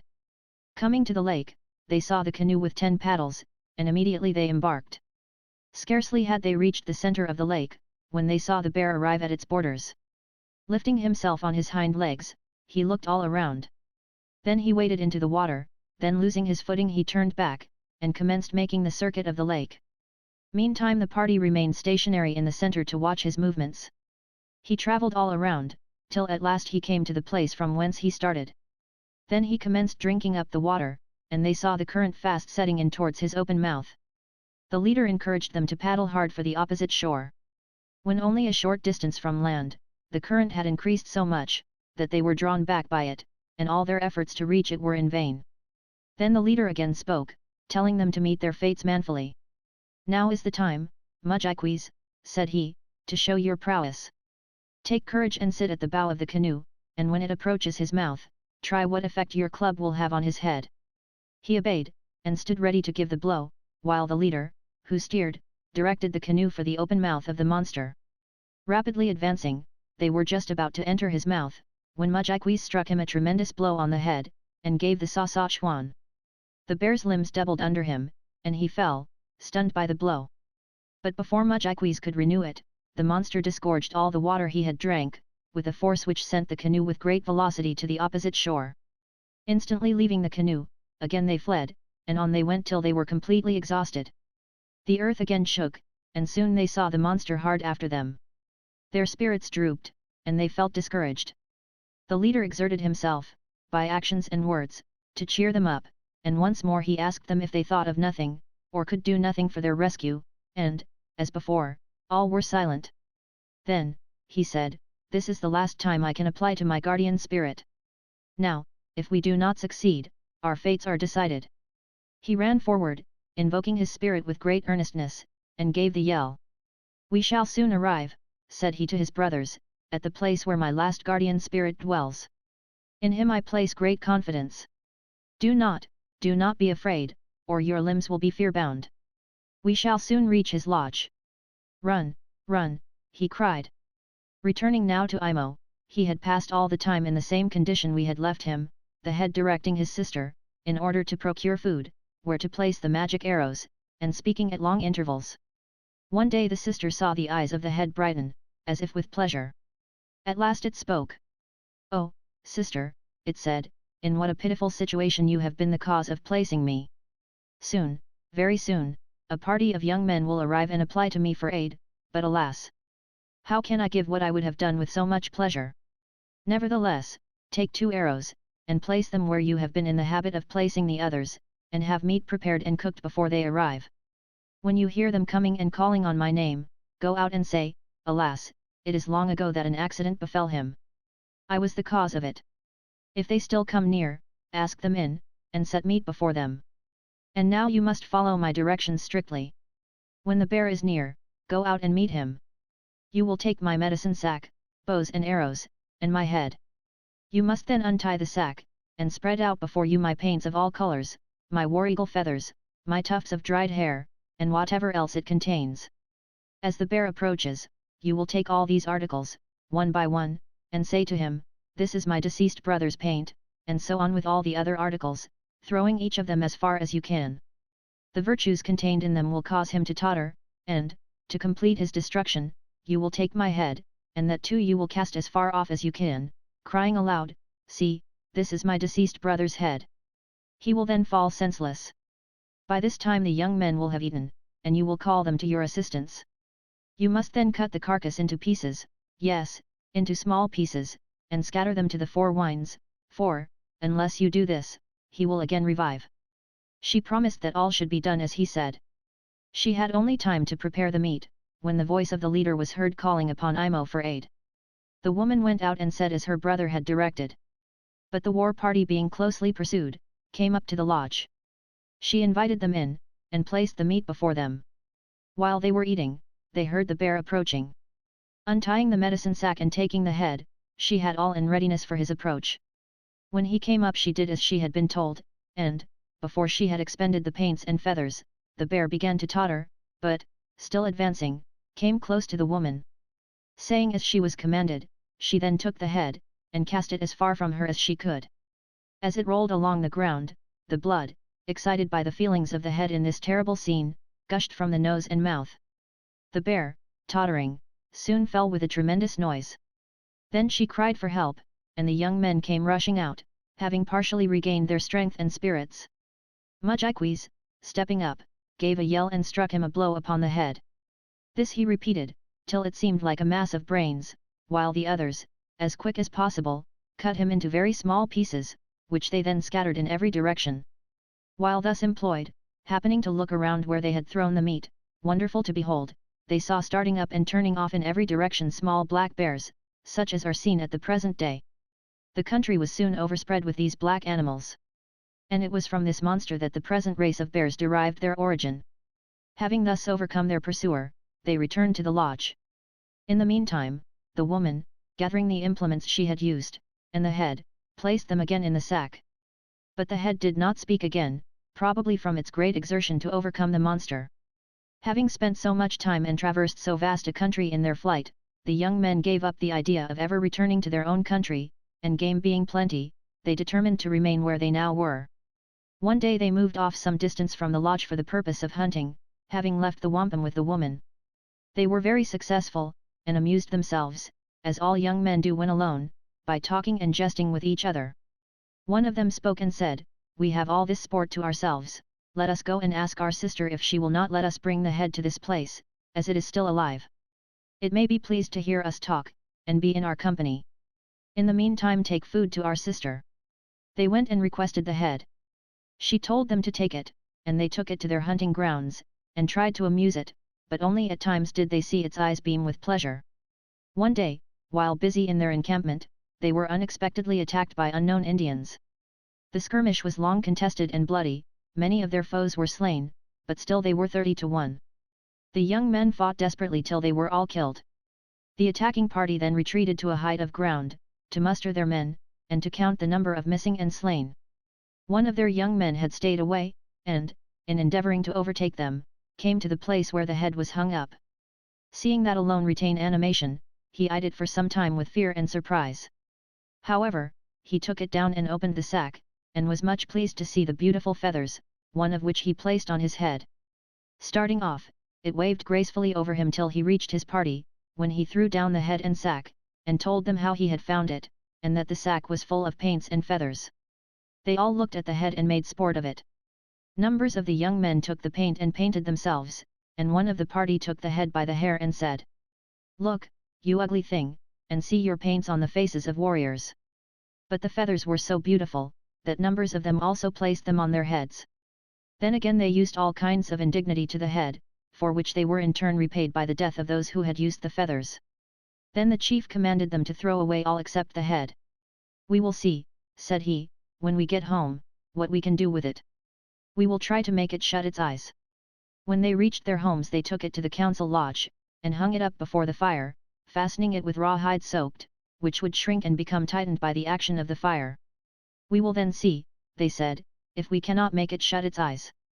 Meantime, for several days, the sister had been waiting for the young men to bring back the head, till, at last, getting impatient, she went in search of it. The young men she found lying within short distances of each other, dead and covered with wounds. Various other bodies lay scattered in different directions around them.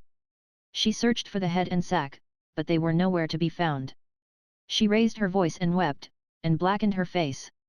Then she walked in different directions, till she came to the place from whence the head had been taken. Then she found the magic bow and arrows, where the young men, ignorant of their qualities, had left them. She thought to herself that she would find her brother's head, and came to a piece of rising ground, and there saw some of his paints and feathers. These she carefully put up, and hung upon the branch of a tree till her return. At dusk she arrived at the first lodge of a very extensive village. Here she used a charm, common among Indians when they wish to meet with a kind reception. On applying to the old man and woman of the lodge, she was kindly received. She made known her errand. The old man promised to aid her, and told her the head was hung up before the council fire, and that the chiefs of the village, with their young men, kept watch over it continually. The former are considered as Manitos. She said she only wished to see it, and would be satisfied if she could only get to the door of the lodge. She knew she had not sufficient power to take it by force. "Come with me," said the Indian, "I will take you there."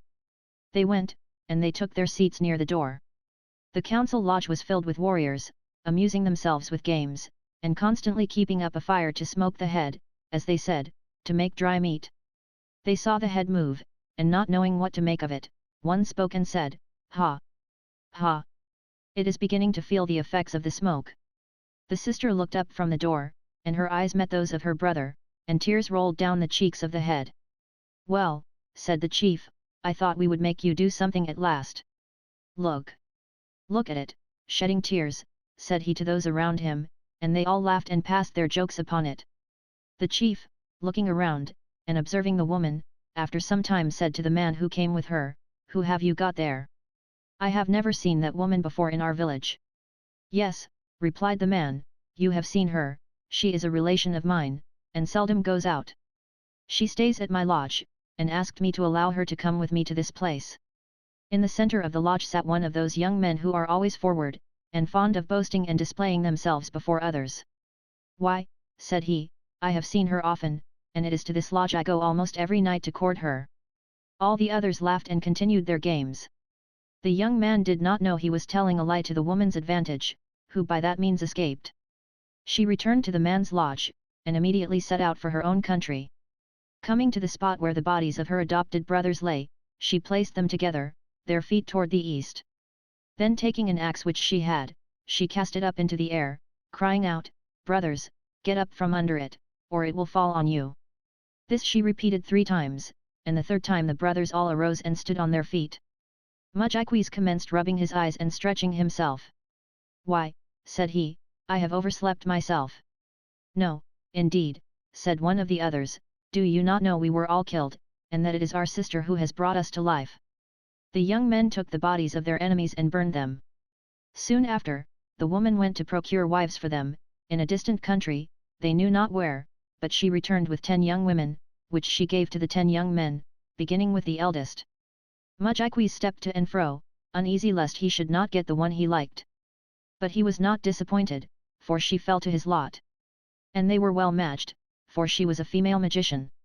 They then all moved into a very large lodge, and their sister told them that the women must now take turns in going to her brother's head every night, trying to untie it. They all said they would do so with pleasure. The eldest made the first attempt, and with a rushing noise she fled through the air. Toward daylight she returned. She had been unsuccessful, as she succeeded in untying only one of the knots. All took their turns regularly, and each one succeeded in untying only one knot each time. But when the youngest went, she commenced the work as soon as she reached the lodge, although it had always been occupied, still the Indians never could see anyone.